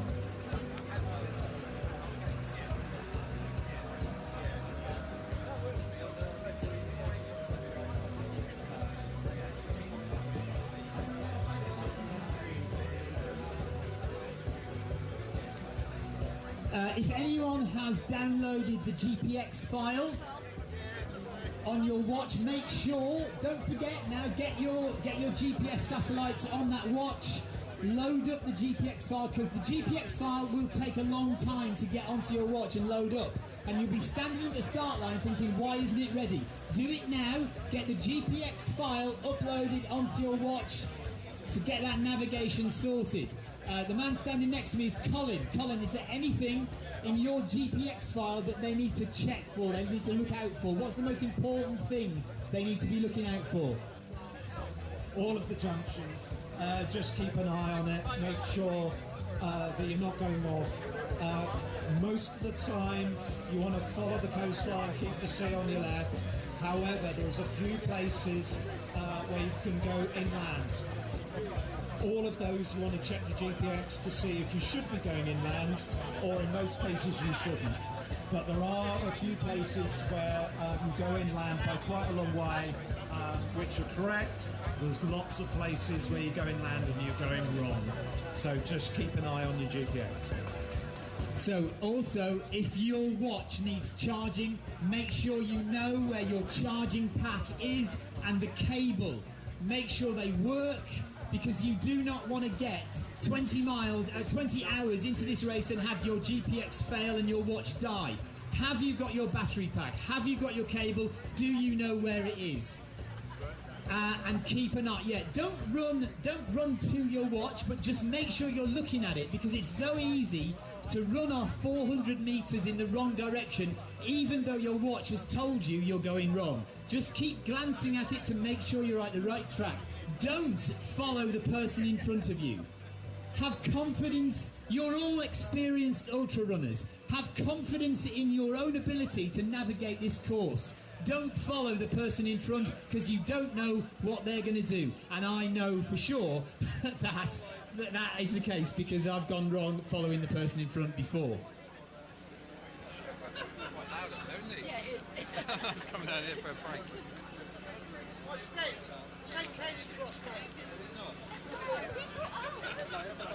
We are live streaming on Facebook, on the Mud Crew Facebook page, and on the Mud Crew YouTube channel. It's called Mud Crew TV. So tell everyone you know, tell your friends if they want to follow along the live stream, then go there.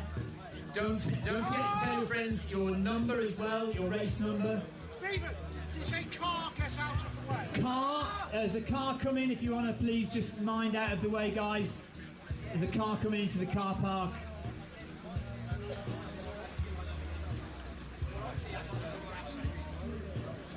We're going to have a chat with some of the top seeded runners as well in a minute.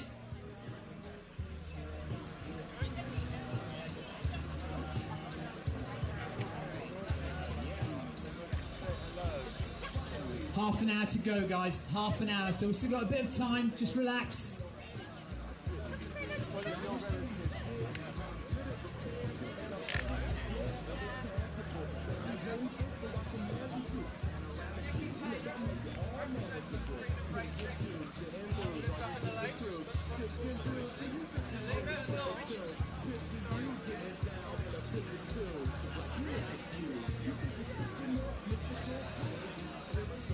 I've got Nikki with me. Nikki Sutton is one of our top seeded ladies. Hello, Nikki. How are you feeling? I'm good. I'm nervous, but I'm good. So apparently you live in the Lakes, but you're from Cornwall originally. Tell us your history with Cornwall. I was here for about 10 years, got involved with the running here, met loads of people, and yeah, just loved it. I've just realised, can we go to the camera so that people can see on the camera as well? Good idea, isn't it? Tell us some of the races you've done before. Lakeland 100, 50, the Ridgeway, Jurassic Challenge, yeah, those sorts of races really, and smaller ones. Yeah. And what would you regard as your stellar event result? Probably Lakes 100, I think, yeah.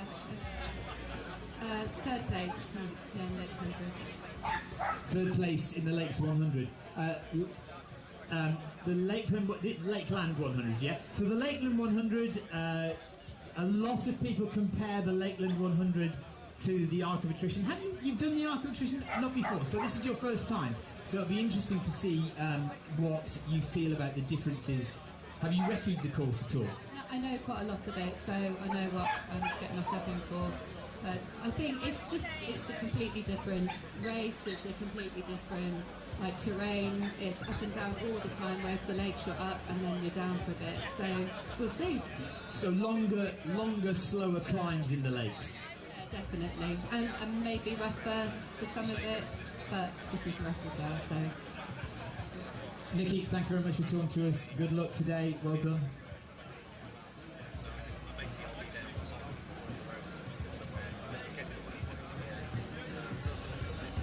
This is the worst time, isn't it?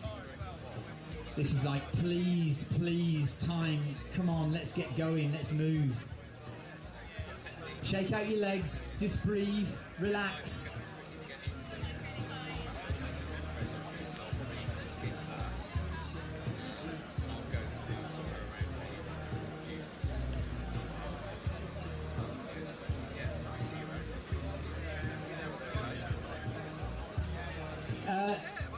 In the men's top 10, we have Mark Derbyshire.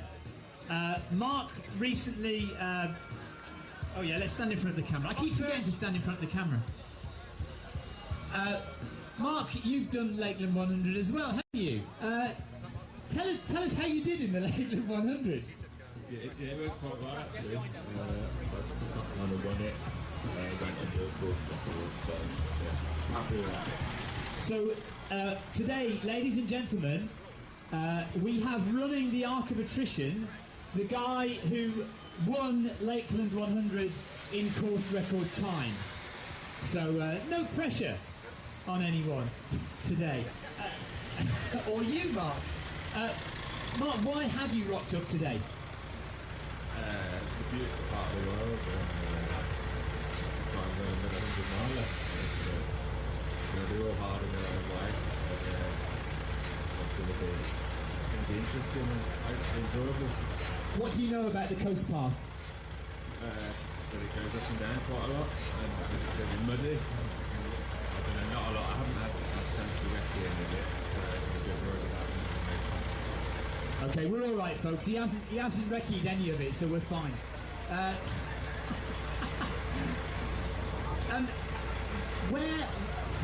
What does running mean to you? Like, why do you run? What is it about running and running long distances that inspires you or makes you happy? Not sure, really. It's just something to kind of keep fit, get you outside a lot. I've always enjoyed being outside, doing I don't know, really. It's one of those things that is lost in your mind. Yeah, I know. Okay, Mark, listen, have a great race. Do you have... What shoes are you wearing, by the way? Hoka Torrents. So, Hoka Torrents, see, for me, Hoka Torrents are a lightweight shoe that you would do a trail marathon in. But have you worn them for 100 miles before? Yeah, I wore them for like, but it's a bit dry there. And how did your feet cope? What were your feet looking like at the end? They were a bit naked. You find them comfortable? Yeah, very comfortable. And what about nutrition? What's your go-to nutrition? You said to me earlier, gels if you're feeling good. Yeah, gels, cheese sarnies, anything that looks tasty and fine. Mark, best of luck today. Enjoy it, most of all. Don't get lost. You will get lost. You're going to get lost. You know that, don't you? Okay, but enjoy. Thanks, Mark.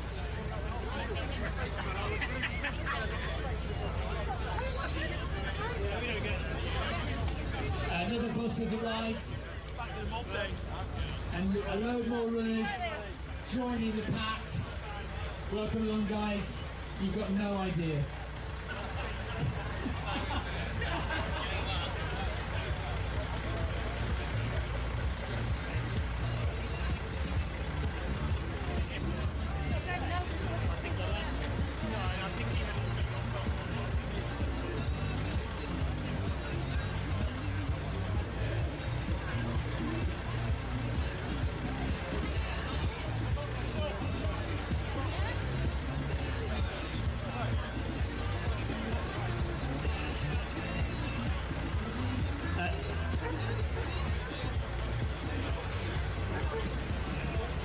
Right.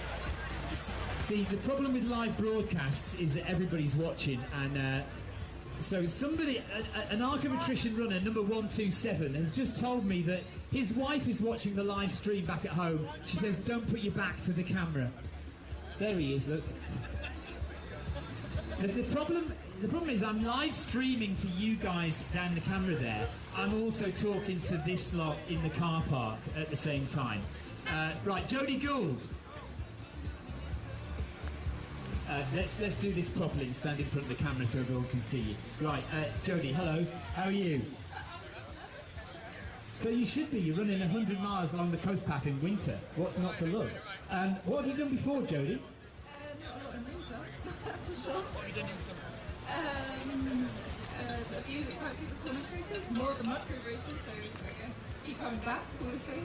A lot more abroad, I think. Lakeland 100s. Lakeland? So another runner who is a Lakeland 100 runner. So you've done it 3 times. What's your best result?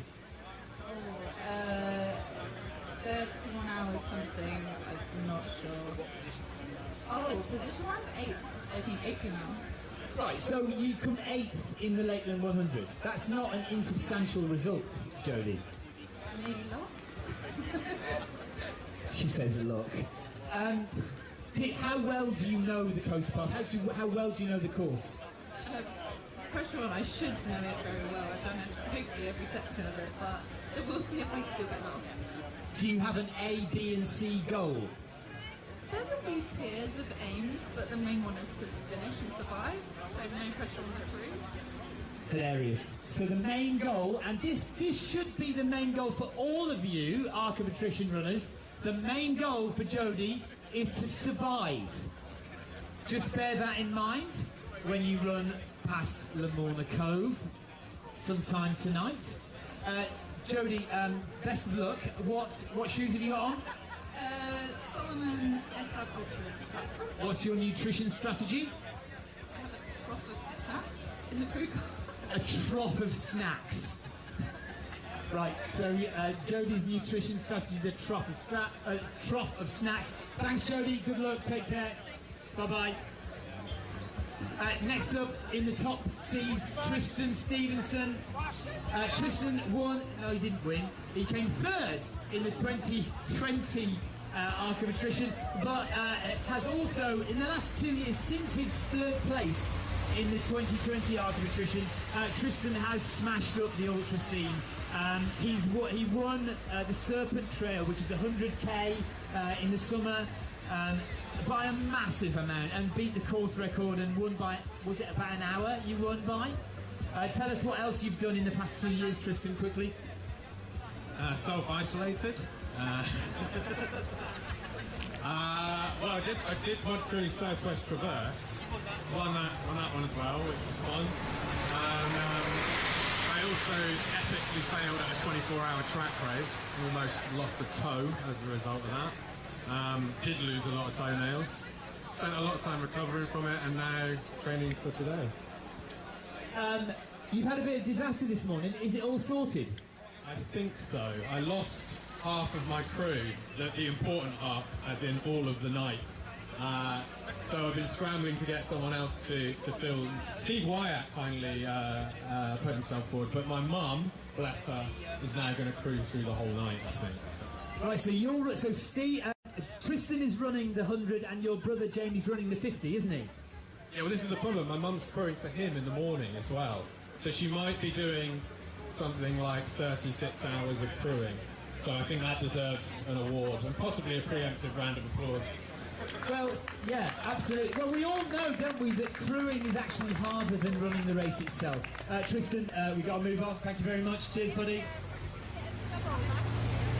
Next up, another of our female top 10 runners, number 9, is somebody I don't know anything about, Ali Bailey. I'm only joking. Hello, Ali. Hi. Now, we better be careful because we can talk for hours, couldn't we? Yeah, I could also swear quite a lot, so I've got children or dogs covered up. Yeah, by the way, if you're watching the live stream or if you're sensitive to bad language, no, she won't swear, she's a good girl. Ali, what's the plan? Well, I thought I might go for a run on the Southwest Coast Path and have a good time. That's the plan. Right. The plan is to go and have a run on the Southwest Coast Path and have a good time. Ali, fair to say you have had some fairly nice results in your recent past, haven't you? Tell us, what would be your stellar result? To be quite honest, finishing it, like I do know what to expect, but whether you've got to have respect for the cause, and the key thing for me is just the joy of being back with other people running, and so just to finish today will be utterly glorious. It's a bucket list for me, so that's it. It's a bucket list for many people. A lot of people's list is populated by the Arc of Attrition, along with UTS and Lakeland. What's been your best race result in the past? Right, I don't do race results. I mean, I do, and occasionally I'll enter a race where there's only one woman running and come first and last. But and I've done pretty well at a few races. But really, every single person that's here should just be so proud of themselves to get to the start line. Because at the end of the day, the Arc of Attrition is a party at the end of the training horror. So honestly, that's it for me. And to finish this, it would just be amazing. So fingers crossed. Thank you, Ali. So I'll just say anyway. Ali has had top 5 finishes in a number of races. Thames Par particularly was a good one, wasn't it, for you? Yeah. I won't say that. I won't say what you've just said. Ashley, another of our top runners. running the Attrition today. Ashley came heartbreakingly second last time, having been in the lead for much of the race, overtook Steve Wyatt. Tell us how you're feeling today, Ash. Yeah, feeling good. Just want to get on with it now. So, we'll see how it goes. You feeling a bit nervous? Yeah, always a bit nervous, but it's quite a good thing. And once the race starts, should disappear and get on with the job. What shoes have you got on? I've got the Hoka Speed Goats. I've got a snazzy new pair. A snazzy new pair of Hoka Speed Goats, 4s. Yeah. And what's the nutrition strategy today? Eat plenty often. And I've got precision hydration. Okay, precision hydration. The idea is to eat plenty and often. You will often find, as runners go further on, you know this, guys, the further you get into a race, the less you want to eat. Just keep those calories going in if you can. Ashley, tell us, apart from Arc of Attrition, what has been another top race you've done? The runner down in Dorset, that was a good one. I did that before the Arc. Joint first with Andy Sloan, who's over there, and then the Arc 2 years ago, a couple of shorter ultras in between. That's great. Ashley, best of luck today. Enjoy it. Most of all, enjoy it.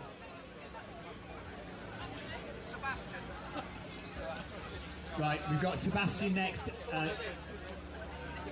Sebastian we talked to yesterday on the live stream. He's in our top 10 seeded men. Seb, what are you looking for today? Just like many runners who are finishing the race, I try to enjoy it. I think I won't have any problem enjoying it. I think the conditions are really, really good, So I'm not sure about the terrain, so as I got unknown for me, I've never run in Cornwall, been in Devon or Dorset, so I wonder how the start race takes part compared to these counties. But just enjoying it, not start too fast, for me, the race will really start at Penzance. So for you, the race is going to start at Penzance. Take it easy, chill till Penzance, and then get a move on from Penzance. Tell me how you did in 2020. You raced in 2020, didn't you? I did many races, so I managed to win a race organized by Century Running called the Wendover Rouge 100, organized by James Attrition, who is taking part. He's also a very good runner. And I've done the Lakeland 100, with finished 11th, and finished 10th also in the 10th start 100. And I did also the one race abroad called Ultra Tour Monte Rosa in Switzerland, Yes, I finished 17th, So Sebastian finished 17th in Monte Rosa, 11th in Lakeland, and 10th in Thames Path 100. Top results for Seb. Seb, what you got on your feet? You can choose a brand I've never tried before, a Swiss brand called On Running. Oh, On Running. Okay, interesting. So Seb is wearing the Swiss brand On Running. The Clouds. Yeah. Adventure peak, very lightweight shoe, 250 grams, and very, quite aggressive, but I was told that they were really good on all surfaces, so I've got another pair of La Sportiva waiting for me at Lansand, in case I've got problem. Are you not changing shoes at Marazion? Okay, I never did. I'm pretty much unsupported, so I have to keep my shoes on. Okay, so Seb is pretty much unsupported. We've got 7 minutes, guys. Also, oh, she didn't say that.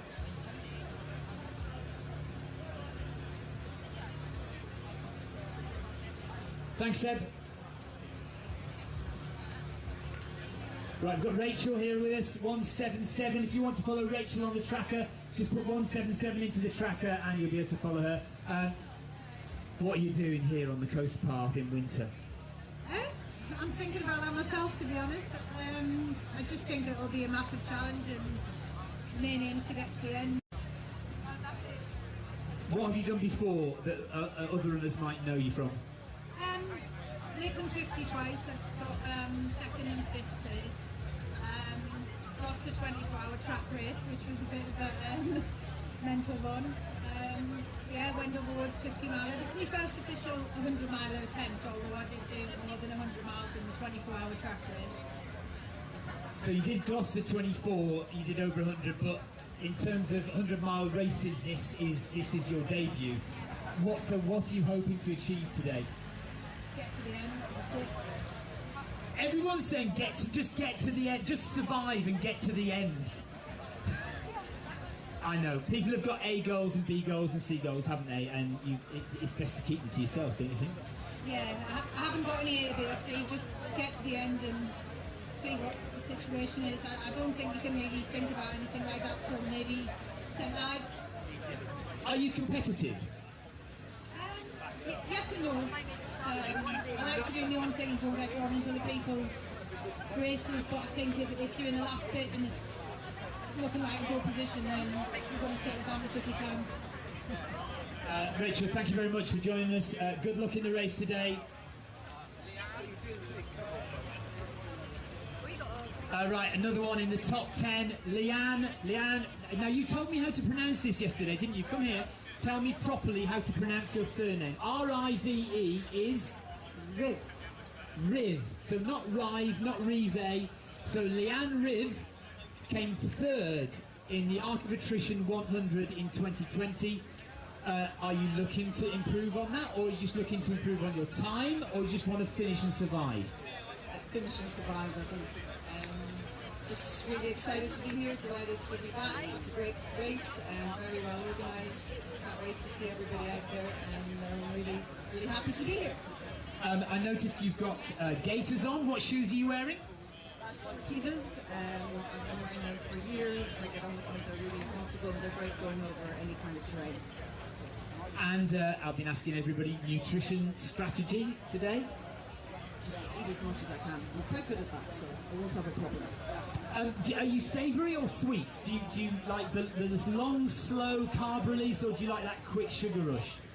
Kind of have a mix of savoury and sweet, but just make sure I keep topping up every 30 minutes or so. So yeah.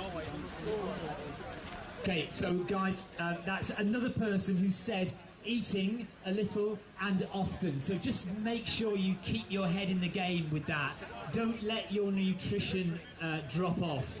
Keep feeding yourself. Keep telling your crew to stuff food in your mouth, and you'll be good. Okay. You're right. No, Fergie, you're lining the top 10 seeds up for me, buddy. And you've got some old bloke come up to me. What's going on here? Anyone who knows the Arc of Attrition knows Duncan Oakes. What are you doing here again, mate? Sucker for punishment. That's all. You're just too old for this. Yeah, you just. Well, I'm gonna keep going. So. Yeah, he's got a big coat. Bless him.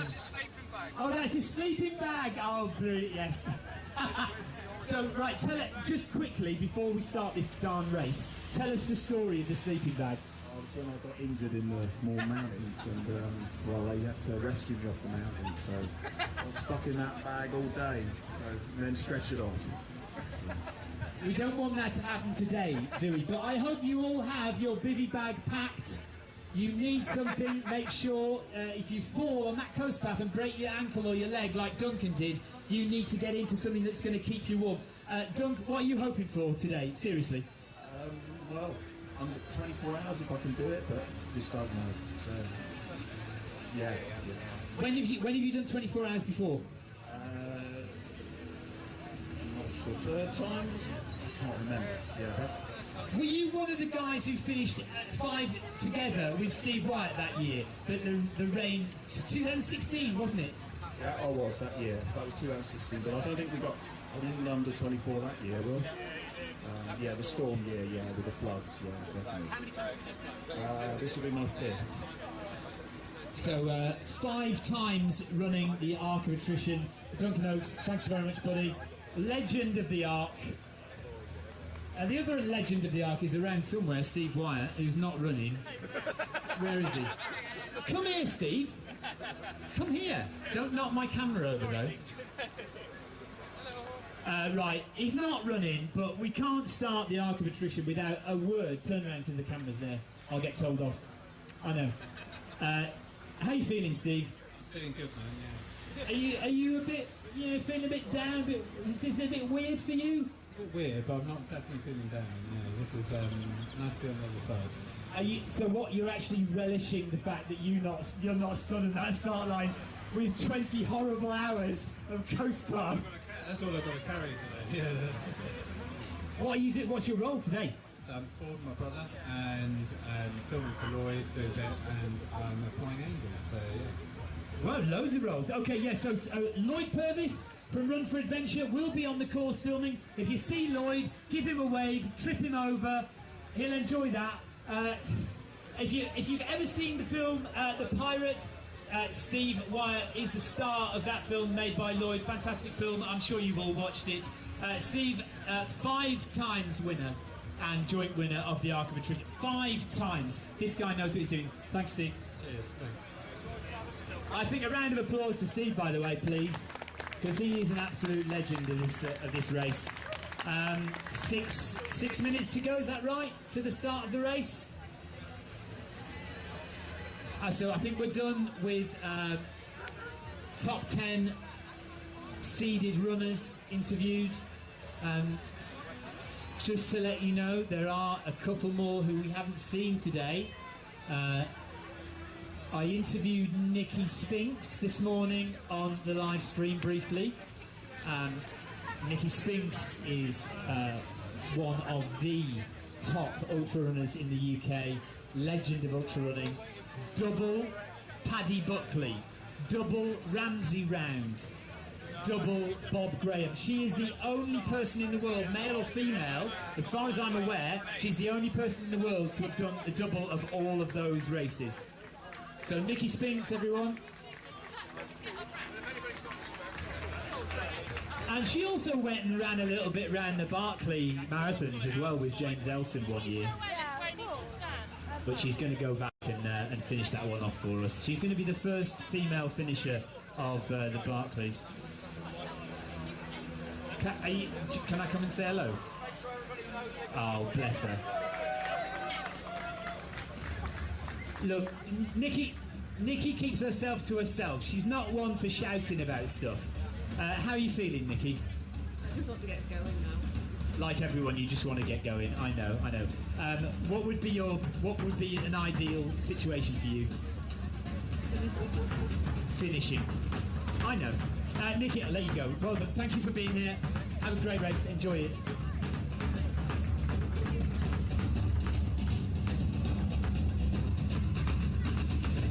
Ark of Attrition! Come on!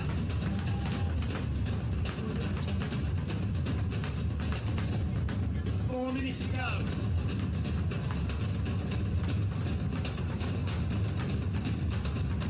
It's the toughest race in the southwest.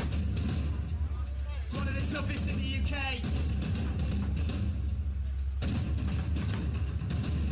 You're going to be out there for up to 36 hours. Can you cope? It's going to be dark. It's probably going to be wet a lot of the time. Stay on your feet. Don't plummet into a cliff.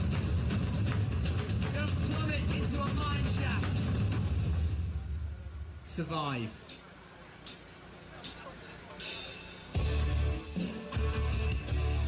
Okay, we are counted down. 3 minutes to go. When you run down that road, there will be flares. Put your masks up if you don't want to breathe in a load of smoke.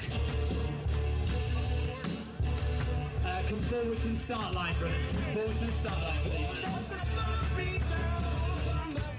Facebook and YouTube, I do hope the stream stays live. I realise it's copyrighted music and there's nothing we can do about it. Please bear with us.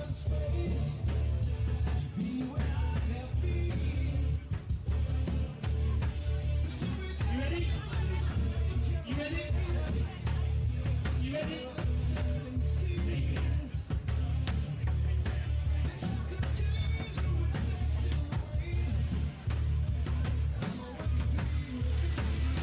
smiles, please, at the start. All smiles.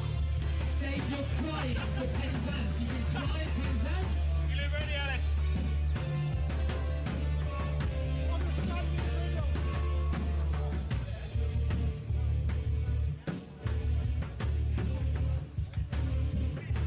Get your watches ready. Make sure you've got GPS signal.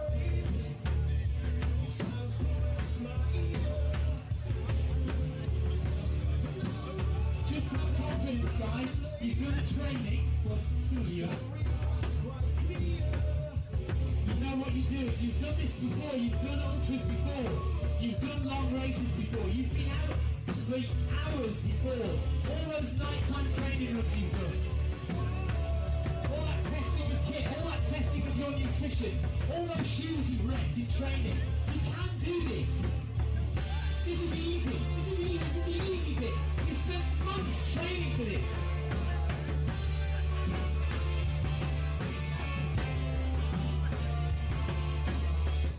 I'm going to have a cup of coffee in a minute. I'm going to sit down.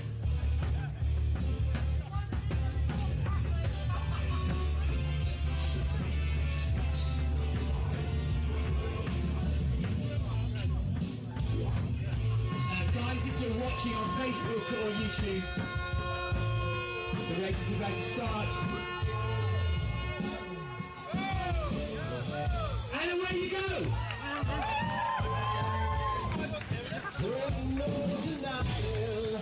As they go.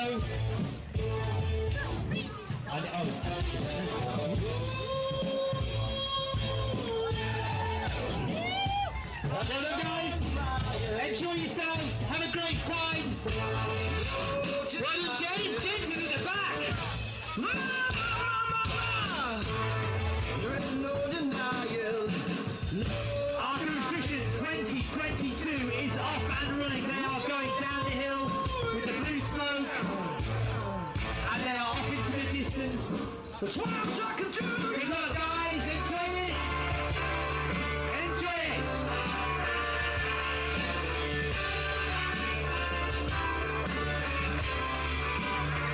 And we will see them at Lizard Point. So we're going to get to Lizard Point. 10 miles now to Lizard Point. 2.5 hours. And we will see them there.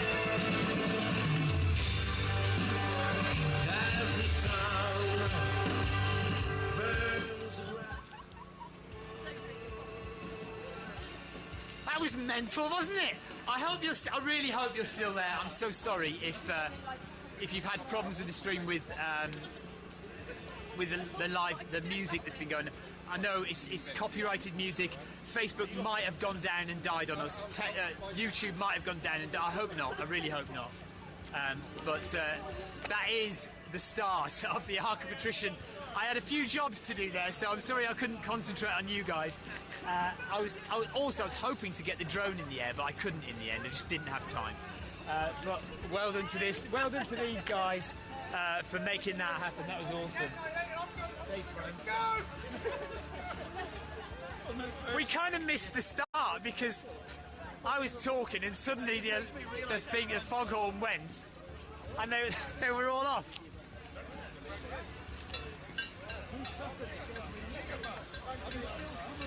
That was my experience of not looking at my watch and going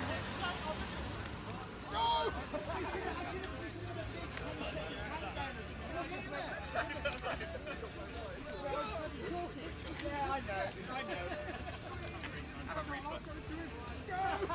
They had like the string, I pulled the string and I was like... Yeah, I pulled that. Oh wow, that's hot, isn't it? Come here.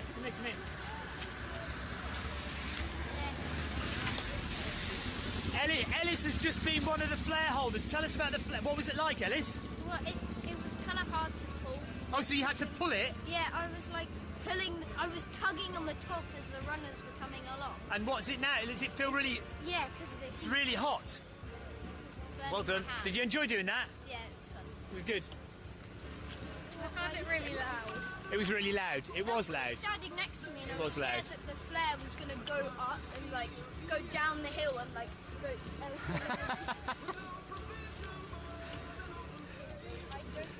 Guys, that is it from the village of Kovrak at the start of the Arc of Attrition.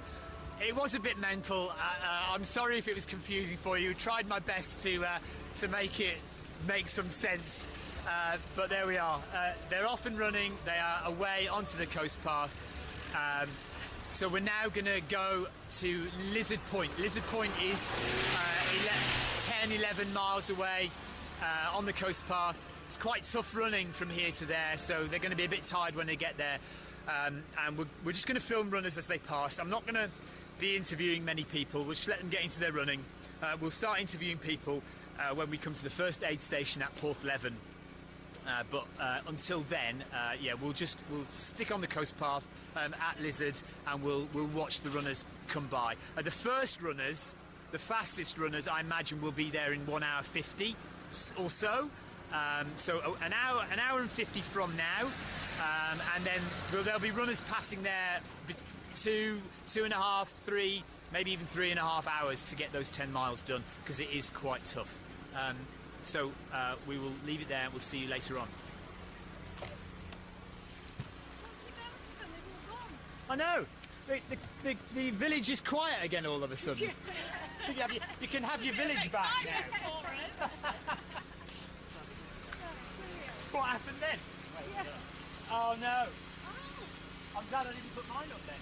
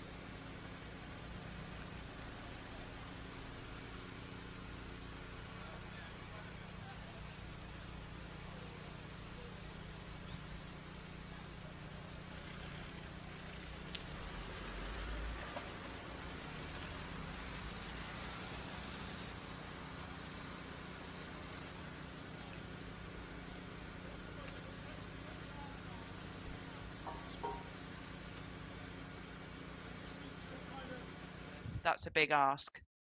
I think you need to get yourself to Land's End in a reasonable condition with some time in the bank so that you can just get your head down, and because a lot of that is head down and slog it out.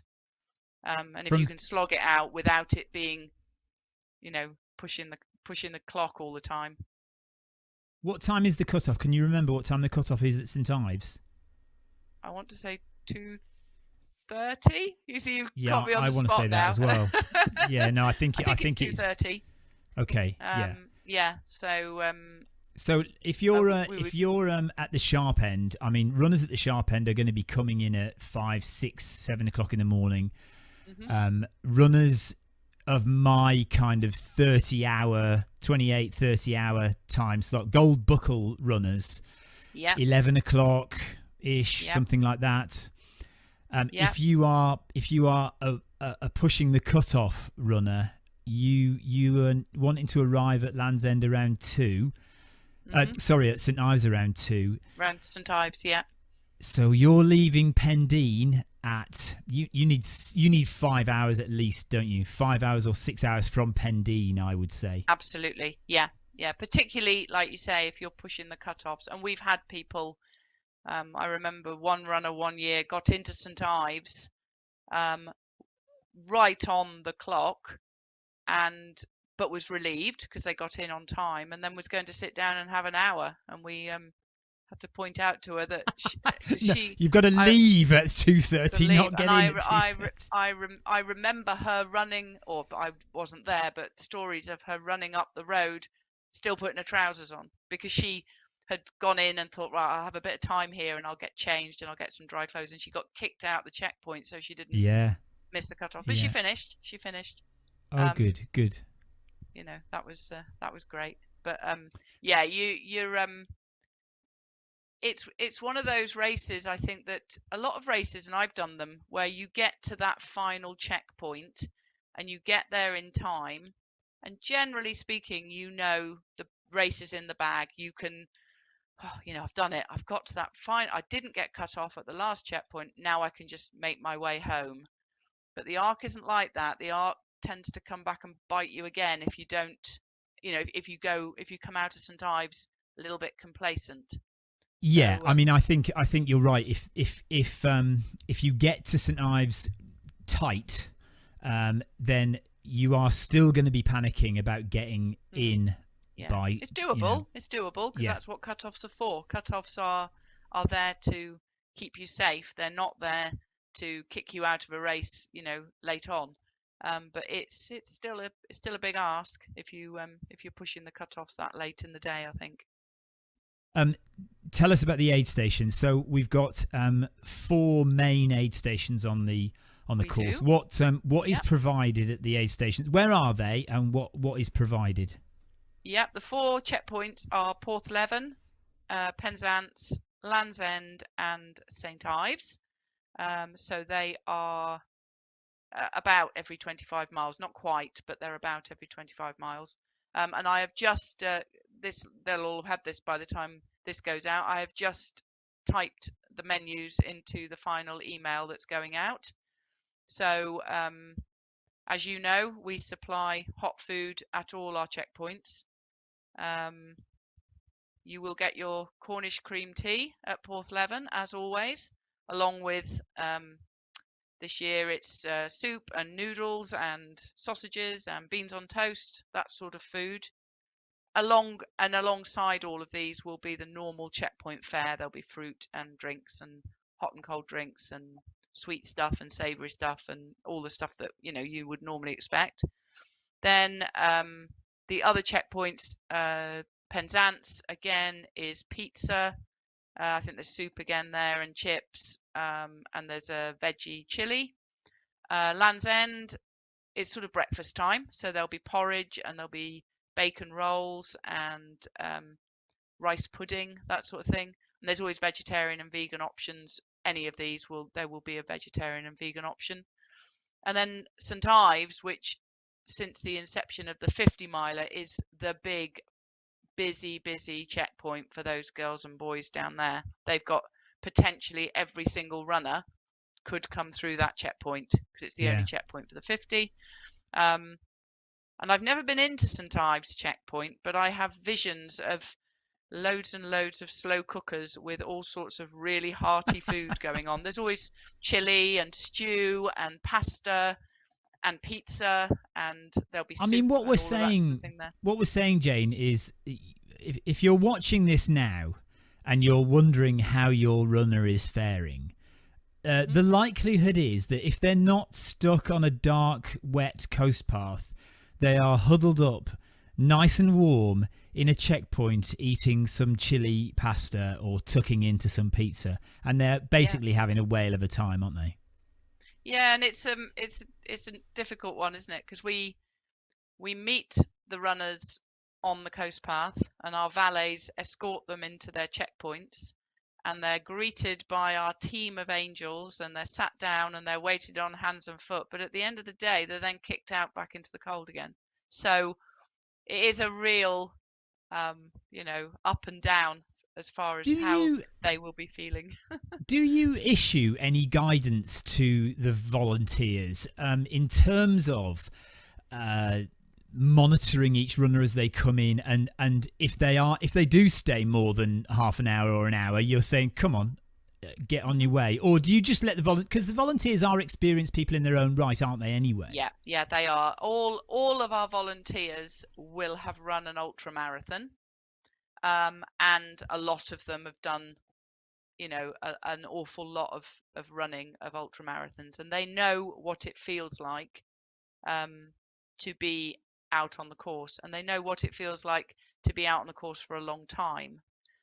So yeah, we ask them to look after them. We have medics at every checkpoint anyway, monitoring how people are looking, how people are sounding, but we also encourage the angels to get them on their way quickly. It might look like we're mollycoddling them when we say we meet them and we sit them down and we feed them. Everything is ready. The idea is we'll get them in, get them fed, get them out the door as quickly as we can, but knowing that they're fueled to get to the next checkpoint. And then we have our mobile angels as well. So we have, I think over the whole weekend, there are 17 double crewed angel vehicles this year. So two people, to a van with emergency supplies on board. They won't all be working at the same time. They'll be covering shifts, but and they are to primarily help those runners who are self-supported. So some runners will be crewed.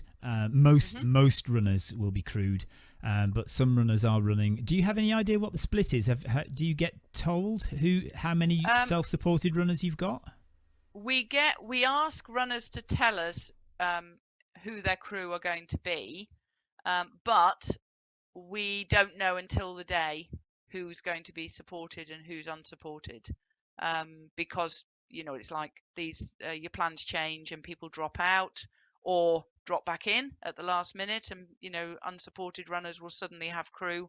So as long as they tell us at registration who their crew is, we don't absolutely 100% know. Last year we encouraged people to have crew because we thought we were going to be running it in much more strict COVID conditions. So our feeling is that most of the people who had crew last year for the COVID run will have carried them over to this year, but we won't know until the day. So we count up how many drop bags we've got to take to Land's End, and that's how many unsupported runners we've got. Having crew, I mean, and I again, I know this from experience.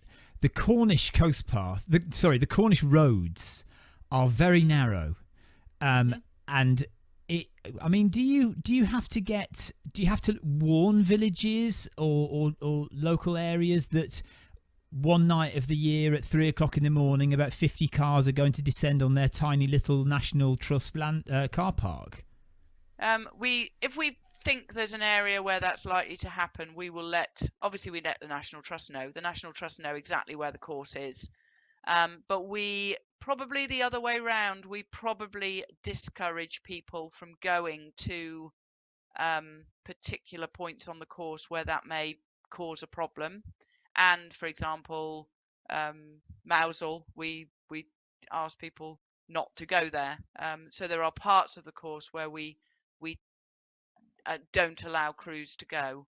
I mean, there are dedicated crew stops, aren't there, where you put it on the crew notes. This is where you're allowed to go. Yeah. And what we try and get across to people is certainly the checkpoints. Crew can't go to checkpoints, but crew don't need to go to checkpoints. That's what we're there for. We'll look after them at those points.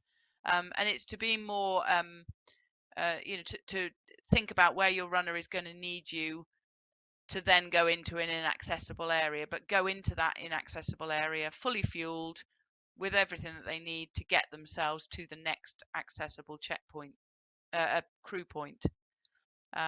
Because there are some areas on, Cornish villages where you wouldn't want to be driving, because a lot of them come in vans. You wouldn't want to be driving a van to some of the places because you can't turn around.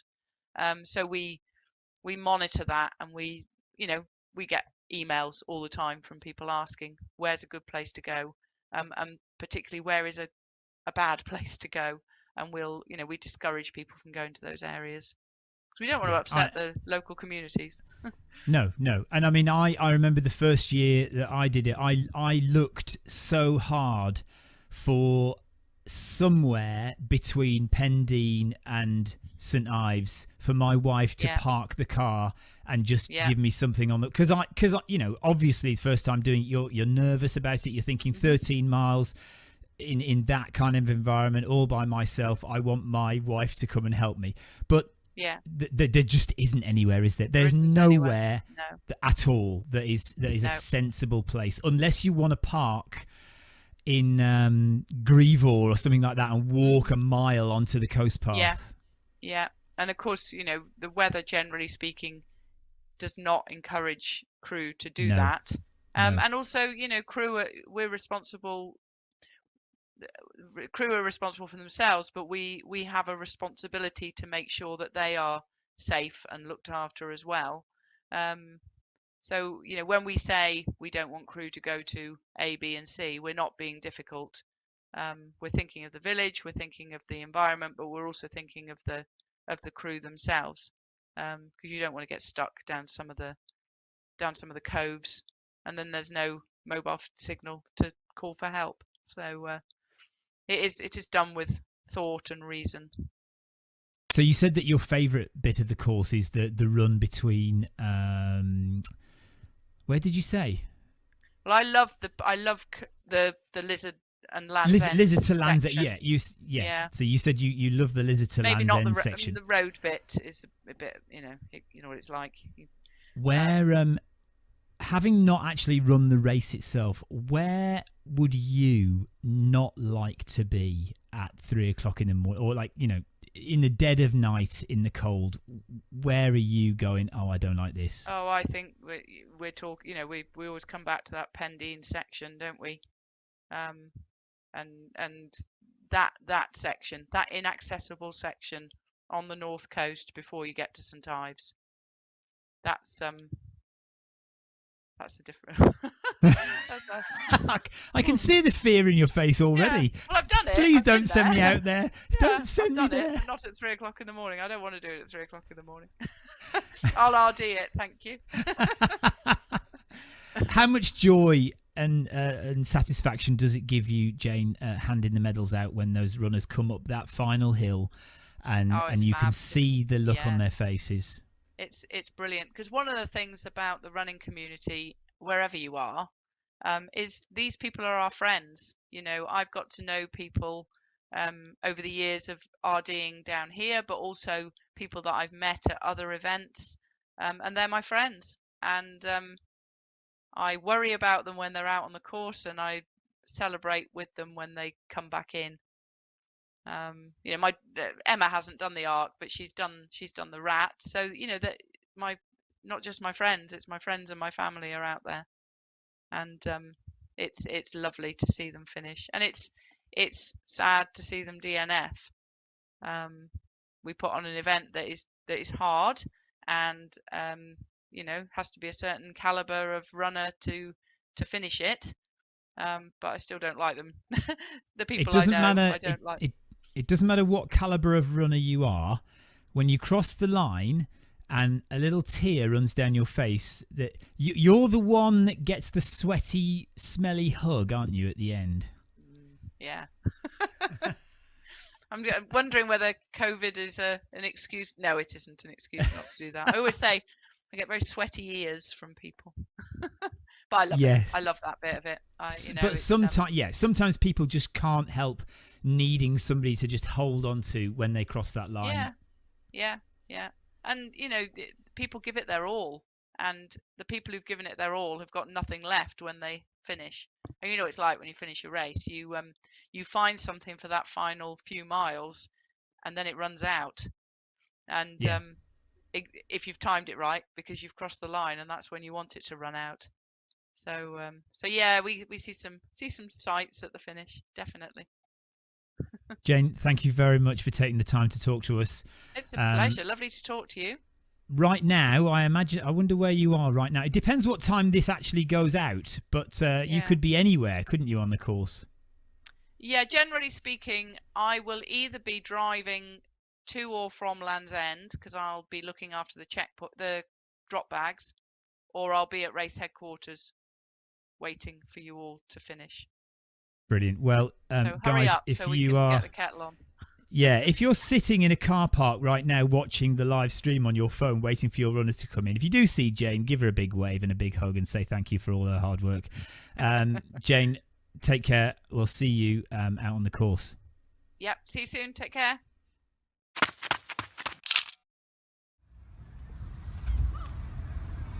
And this is the seaside town of Porthleven. You will arrive here maybe just as it's getting dark. Maybe it will just have got dark. But this will be the first aid station that you will come to. At 25 or so miles into the Arc of Attrition, you will arrive here. You'll come past that tower there, off the coast path, onto the road, run into Porthleven, past that tower, then you'll come down this road.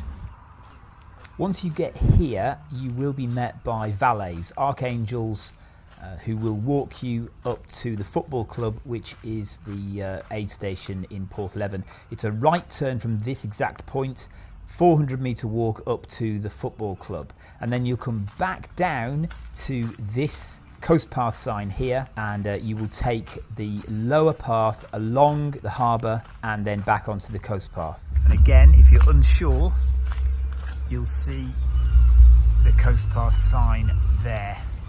So you're not going on the higher road up there, you're going on this road here. And you constantly need to just keep looking out for things like this. So that, obviously, is telling you you're on the right path and you need to keep going up here. And there'll be little things like that all across the coast path, all around the entire 100 miles, where you just keep your eyes out and you'll see the path.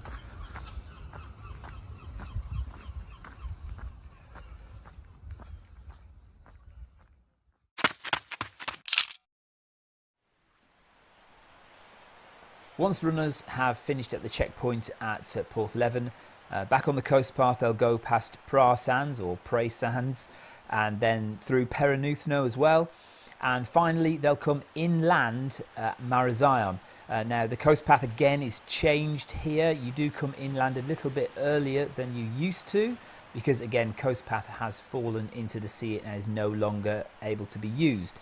So you come in on this path here and you head past St Michael's Mount. Unfortunately, when you come on this road, if you're one of the runners in the Arc of Attrition 100, you will probably not see St Michael's Mount because it will be pitch black.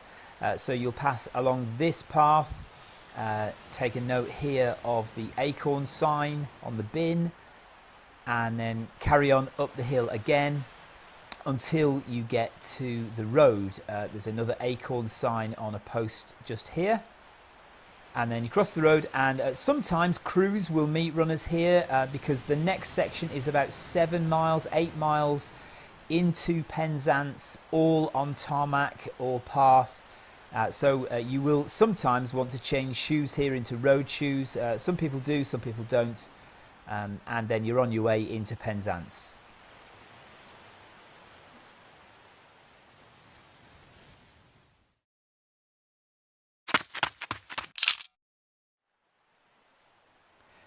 Welcome to Penzance. So runners by now are at around about 37 miles. They've come along this seafront here. That's the road they're going to go down to get to the aid station. And when they come back out, they will head to Mousel and out of Penzance along the coast path all the way up the hills there and eventually out. There's another 2 miles of tarmac from the aid station. So they've come along all the way from Marazion on tarmac, 5 miles of tarmac and path by the railway line.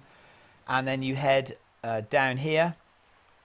And you cross the road. There will be archangels at this crossing and they will direct you down this road. It's not too far down here to the rugby club, which is the aid station, the second major aid station on the Arc of Attrition. You must come here. So even if you don't want to enter the aid stations, even if you're being totally crewed, you must come to all the aid stations, at least put your foot on the threshold. So that means walking up to these 2 red pillars here and putting your foot in and telling the aid station manager that you are there. They can tick you off. If you are going in, you go in through those doors there. And then when you're finished, you'll come back out and head back up the same path that you just came down, the same road you just came down, back up to the seafront there, where you will continue your journey on again out to Mousel, small village just next to Penzance. You're still on the road, then you'll start climbing a hill up the road, along the road, and then eventually you'll hit the coast path again.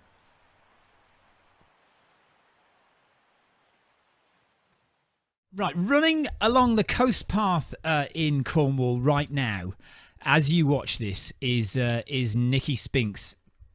Nikki is joining me now from Yorkshire. She is yet to travel down, but right now we hope she is surviving what looks like it might actually be quite nice weather down in Cornwall. I don't know if that's a good or a bad thing, to be honest with you. Nikki, do you want good weather or bad weather for Cornwall? I don't mind a bit of bad weather, so I think, yes, I would prefer a bit of rough weather, really. Maybe not hail and snow, but or 4-scale winds. I think on the coast path would be the worst, actually. Yeah, I prefer snow over winds, really. So let's we're recording this on Monday, so we've got about 5 days to make the weather go horrible. Or not too horrible, but a little bit horrible for the weekend for Nikki. Is it fair to say, Nikki, that you are well? I think undoubtedly, whether you like it or not, you're the favourite for this race at the weekend. How does that kind of pressure sit with you? Yeah, I don't think I've ever maybe been the favourite, or maybe years ago for something like the Fellsman. So yeah, it's a bit odd, and I'm not sure. I know Zoe Salt from Tour de Géants 2019. Yeah.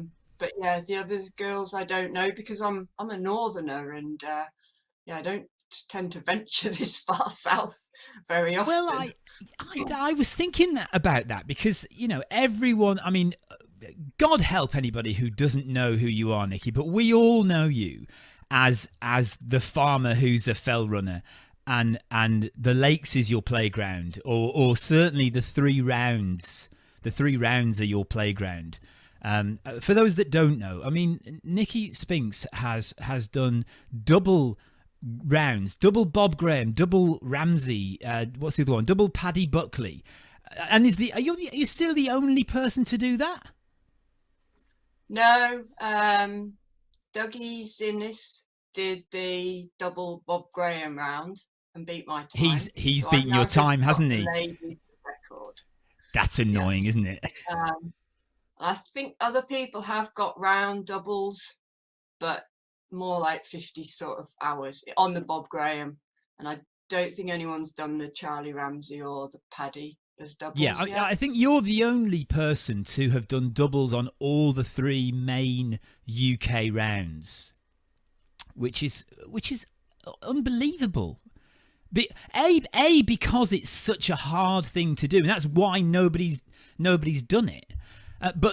But you have. You're the only person. I mean, it just strikes me as incredible. And the amount of work and time and effort. Do you plan a lot? Are you big on planning, or are you?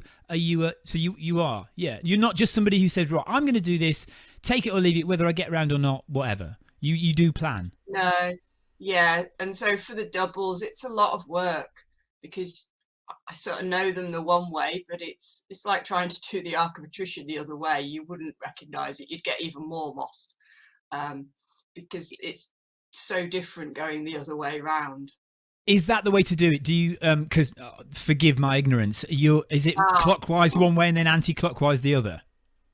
Yeah, I think because me and Roger did it like that, we decided that that's how people that follow on who claim our records need to do it that way round, because we think it's harder to do that than I've just literally spoken to Ellis, and that's the way he said he wants to do. He does it. He's been after your record for a little while, hasn't he? And hasn't managed to get it yet.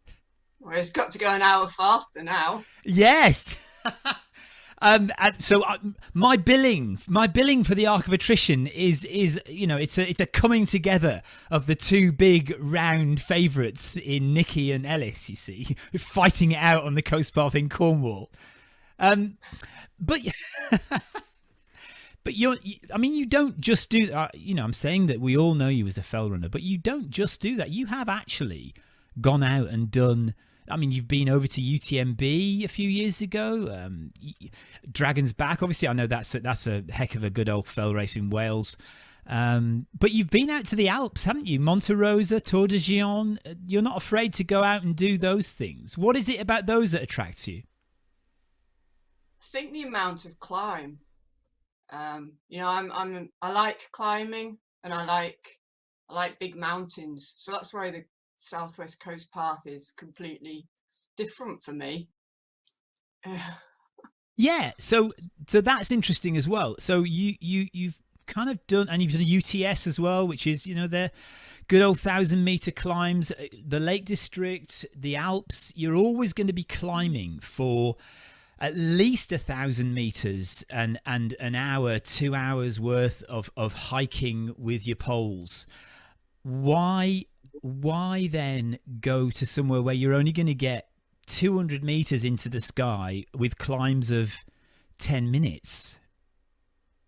Yeah, I think I do love a challenge. And so I just thought that it would be, a really interesting sort of challenge for me mentally as much as physically, because I know I can do the climb that's in the race. It is those up and downs, and it's also the steps. It's not a lot of races that I've done have got the big steps that you do either down or up with the boulders and the man-made steps, and then you get to the top of it and you're basically on flat, so you've got to run. Oh yeah. If you want to make the cutoffs, you've got to run. So yeah, it's quite interesting. Completely different sort of mindset for me, really, than trudging uphill power hiking uphill for an hour or 2, and then usually a little bit of a flat, and then you usually back down again on the races that I've done in the Alps. So is that something that intrigues you then and excites you, is doing something different and kind of you're getting you out of your comfort zone? Yeah, I like to see how I sort of take it on, really, and how I deal with it. And also I think the weather is different. It's always warmer down with you than it is with me. And even though it's winter, it's still warmer. So if it's going to be wet, it's going to be wet and warm, but not as wet and warm as in the Alps. So yeah, Take me back just a little bit further than maybe some of us have looked at with your history. I mean, you're known for, you've won the Fellsman, and we all know about those great fell races. Why did you start running in the first, I mean, like way back 20, 30 years? Where did it come from? What was in your head when you said, I'm going to go and start running? Well, I ran as a kid, but that's just because it's quicker to get everywhere than walking. Walking's quite boring and slow. Um, and then I think when I got an office job, I just realised that I was actually getting quite unfit and the weight was coming on. So I then started running, keep fit. Like you see a lot of people out there just doing that to keep fit so they can eat what they like. And then when it came to, I moved up here, moved to Yorkshire from over Glossop, and then met my husband. And I sort of missed the running. When I was in the countryside, I wanted to run, but I couldn't run because I was unfit.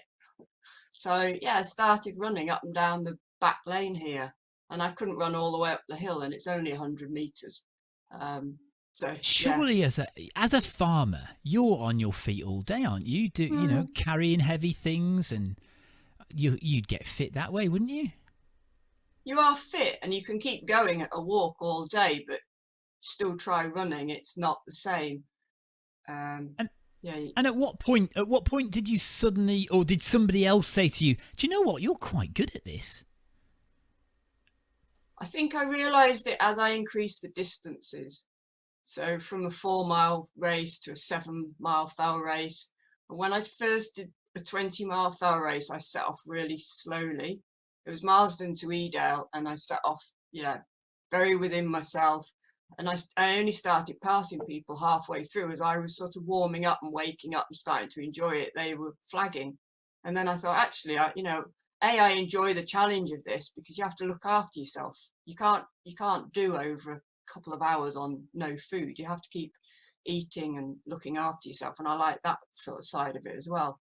And so then I went, from the 20-mile on up and up and up. Do you regard yourself, though, as competitive? It strikes me that you're a very down-to-earth person. You know, you work on the farm. You don't strike me as having many airs and graces. But do you get competitive? Do you get aggressive when you run? I'm not sure it's aggressive. No, I don't like being elbowed. I wouldn't elbow anyone out the way, and I've been elbowed out the way, and I don't like it. I think it's rude. Yeah, I know. Yeah, I think I just wait till people are too tired, and then I can pass them a bit easily. Do you get that sense of real satisfaction, though? When you said you were halfway through a race, and then you started to pass people. Do you get that sense of you can see the person up ahead? Right, I'm going to get them. Yeah, it's always good to see that, and it means I've usually paced it correctly for me. Because I think pacing is sort of individual. Some people like to set off fast and stay out front, and I just have never done that. So I wouldn't really like to do that. So I think that's what it is. I think when I start to do that, it means that I've sort of done my own job right, really, with myself, looking after myself. And now I'm feeling like the second half of the race is going to go well for me. I don't know if it's something to do with getting older. I mean, I think we're probably about the same age, and that's my strategy. Start slow, and if I survive, then I can start racing.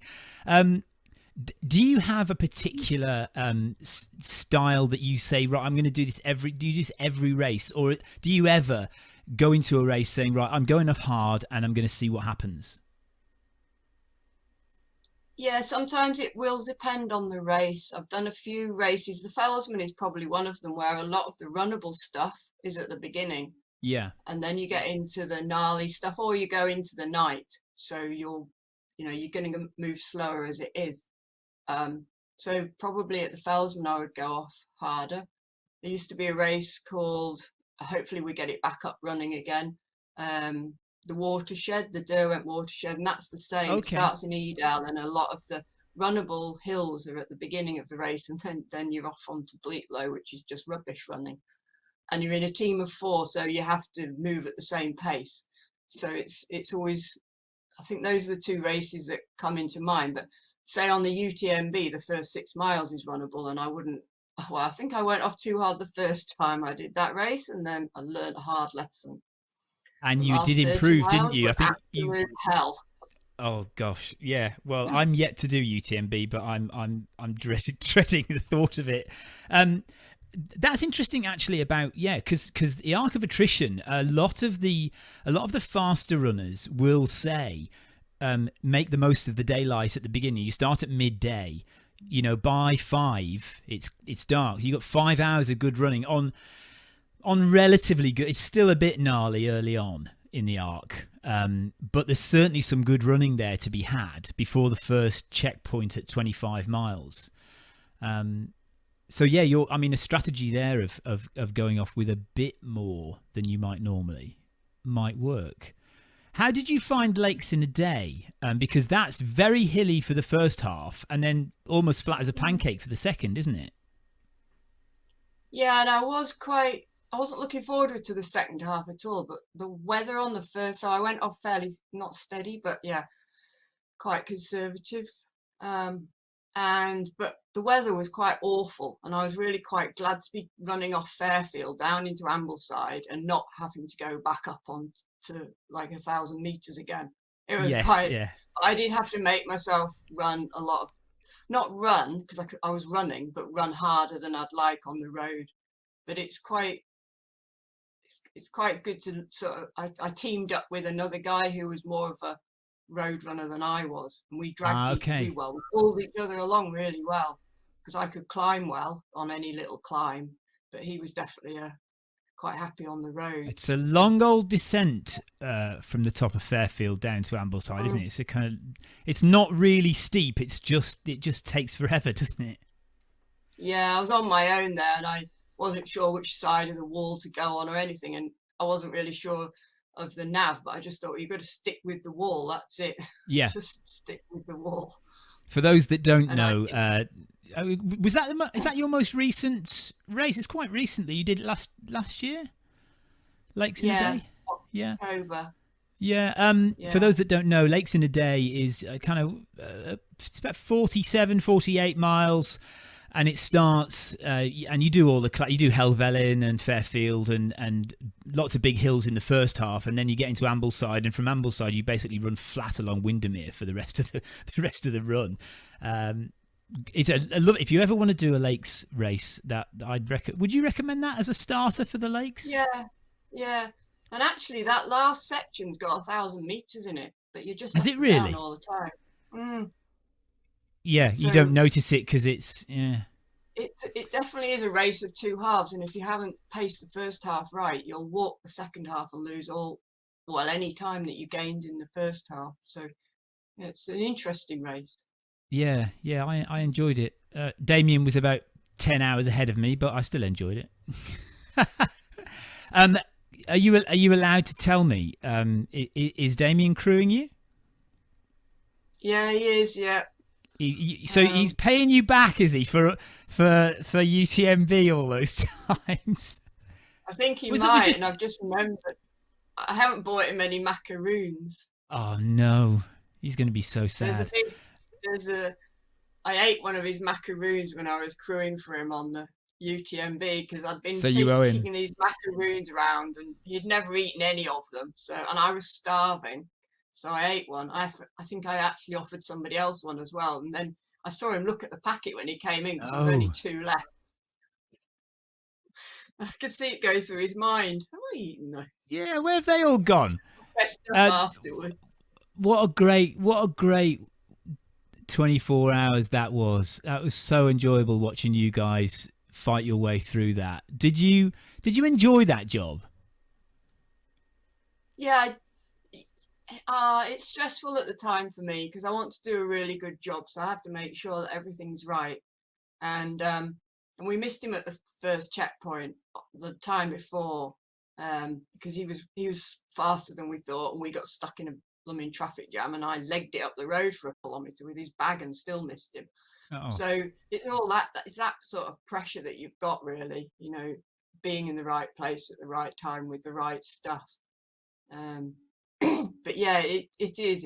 It's really emotional when they, he did really well. Yeah, I mean the footage. Well, I filmed Damien coming in along the river for a little bit, and you were waiting for him at the bridge, and then you ran in with him, didn't you, to the finish line? And yeah, you could see the emotion on your face and his at the, amazing. It was really good. Yeah.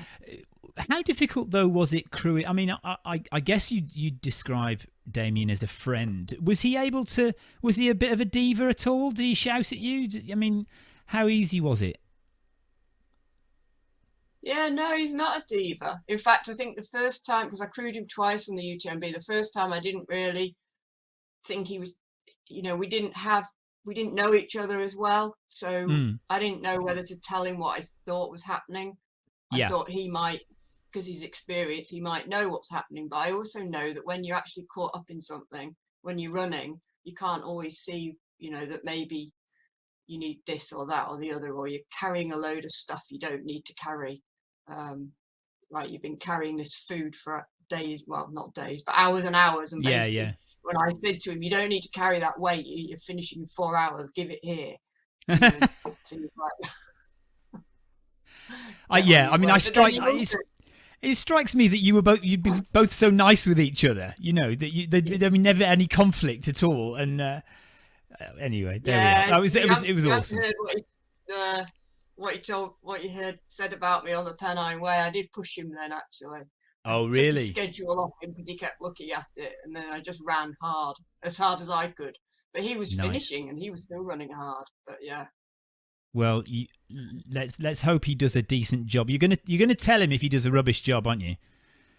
You're gonna say, I win on the crewing stakes if he does a terrible job. I suppose we must also mention the other thing that everybody talks about when they talk about you is your Barclay attempt. Are you going back? Are you gonna go again? I want to go again. I don't quite know when yet.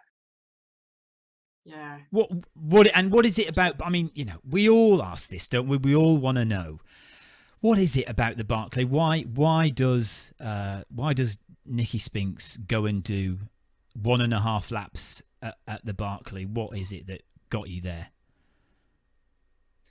Well, I think it's a different challenge. It was really, it's everything that I like. It's a lot of hills, it's navigation, it's rubbish weather, although more rubbish than what I really wanted. Well, that's why it was only 1.5 laps, isn't it? Yeah. And there's that, there's that sort of, when you do the challenges, when you do all the rounds, it's your belief that you can finish that makes you go to do them in the first place and keeps you going when it gets rough. So, I've got a fair amount of belief in myself. And that was a particular year, wasn't it? I mean, James was there with you as well, and he got 1.5 lap. I mean, you all got to the top of that hill, didn't you? And then it suddenly got freezing cold, and you knew you weren't going to make it to the second loop. So I don't think anyone can beat themselves up about that particular year. But it would be good to see you have a good crack at it, I think. Yeah, that's what I need. So when COVID's over and I can train and plan properly, that would be a good, like I did before, but better.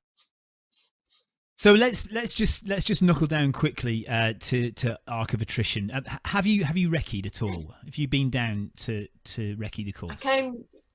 I came down at Christmas and did Mousel to Land's End and then Land's End to Lelant. Yeah. See, I'm already impressed that you've pronounced mouse hole correctly. I thought about it. I was there for 4 years before I could say it correctly. I met brilliant. a local, and she asked me where I come from. And that's handy. I said it wrong, and she went, "Oh, muzzle." Yeah. Yeah, no, I'm tripping up constantly on names of places on the art course. Okay, so you've recce'd some of it. Is there any part of the course that you are really thinking about is going to be a crux of the race for you? I think I'll be happy when I get to sort of to muzzle where I've recce'd, because obviously I haven't recce'd it, the rest of it. Yeah. And usually it's sometime during that first night, or around about a third of the way through the race. What do you feel about the flat 8 miles between in Penzance? Oh, I'm really looking forward to it. No, you're not. No, you're not. I might be when I get there. Actually, it might be a nice change. Well, it does break up the race, that's for sure. Do you plan to change shoes? Are you somebody who does a lot of that kind of changing of gear? I don't usually, but I think I will for 8 miles. Yeah, because I think it's worth having a change of shoes and not wearing the studs down on my trail shoes. And are you going to be? See. Damien's not there. I won't be. That's true. Yeah. He might deliberately miss you at a checkpoint just to pay you back. Yeah. Are you going to be running your own race, or are you going to be looking at the people around you? Certainly, if there's somebody who perhaps goes off a bit quicker. I hope to run my own race because that's what's worked for me before. Yeah, that just tends to work for me, really. It's hard because if the pace is fast at the start, and yeah, but because that's the risk, isn't it? I mean, if you're being competitive, and if you're I don't know if you're thinking about, well, I'd like to win this. Do you allow somebody to get a gain on you in the first 20 miles? Yeah, because for me that, I'm not I can do a fell race at 20 miles and be competitive and I'd push the first 5 miles if I thought that, but no, you've got to respect the distance. And so is it a case of if somebody goes off, they can do what they want to do, and you're going to just run your race, and if it so happens that at 70 miles you're in the lead, then great. Yeah, that's or sometime. Yeah. Go on, sorry. Well, it's like with the Tour de Giants, I really hope for top 10 because I was sort of joint 10th last year, but and I really didn't want some people trying to tell me early on in the race where I was, and I knew as soon as I sort of knew that I'd switch, and you stop looking after yourself quite as well because your competitive edge comes in. So but at some point I know when I can switch. It depends how it's going with me. I can start to be a bit harder on myself. Are you good at that? Are you good at being hard on yourself? Yeah, I think yeah. Again, I know you weren't born in Yorkshire, but that's true Yorkshire spirit, isn't it? And farmers. My wife's a farmer's daughter, and it's all about making sure you push yourself to get up at 4 o'clock in the morning and get the jobs done that you don't want to do. Yeah. So. And there's there's a grit, I think, about you as well in your running that I see. You can be going through really tough times. Correct me if I'm wrong, but I see kind of a mental strength there that even if you're physically crashing, you push yourself. Is that right? Yeah, I think I can get through everything that I've come up against so far on a race. What is the hardest race you've done? What is the hardest thing you've done? Well, it's hard to see. I mean, the double Paddy and the double Ramsey were both hard. I think also because the second night's always hard to get through without sleep. and that affects how you think about yourself, how you think about how things are going. Things can actually be going quite well, but you don't see it yourself because you're feeling fairly rubbish because you haven't had any sleep for 48 hours. Yeah, so I think those two were really hard. I mean, the Barclay, I was really cold when we finished that. I would say I was hypothermic, really. You were with other people, weren't you, on that? What was everybody else suffering almost hypothermic? Yeah. I remember Stephanie Case saying that she would, when there's three of us.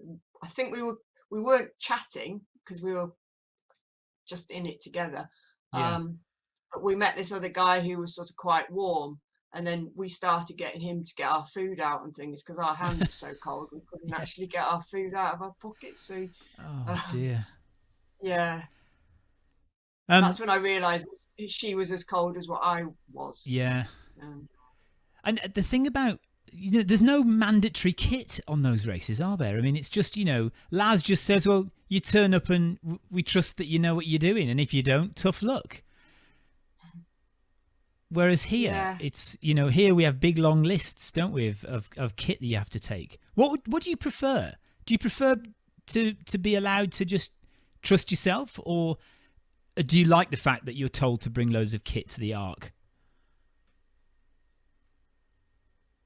No, I don't mind, really, because I think it's necessary to have the kit on something like, fell races, something like the Ark.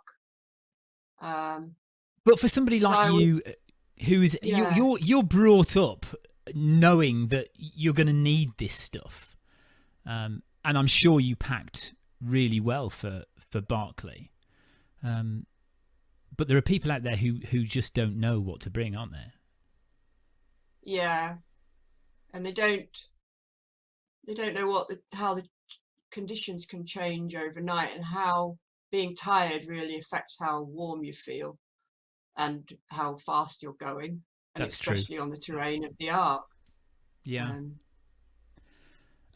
Just want to ask you, what in your opinion, which is the toughest round? Graham Ramsey or Paddy Buckley?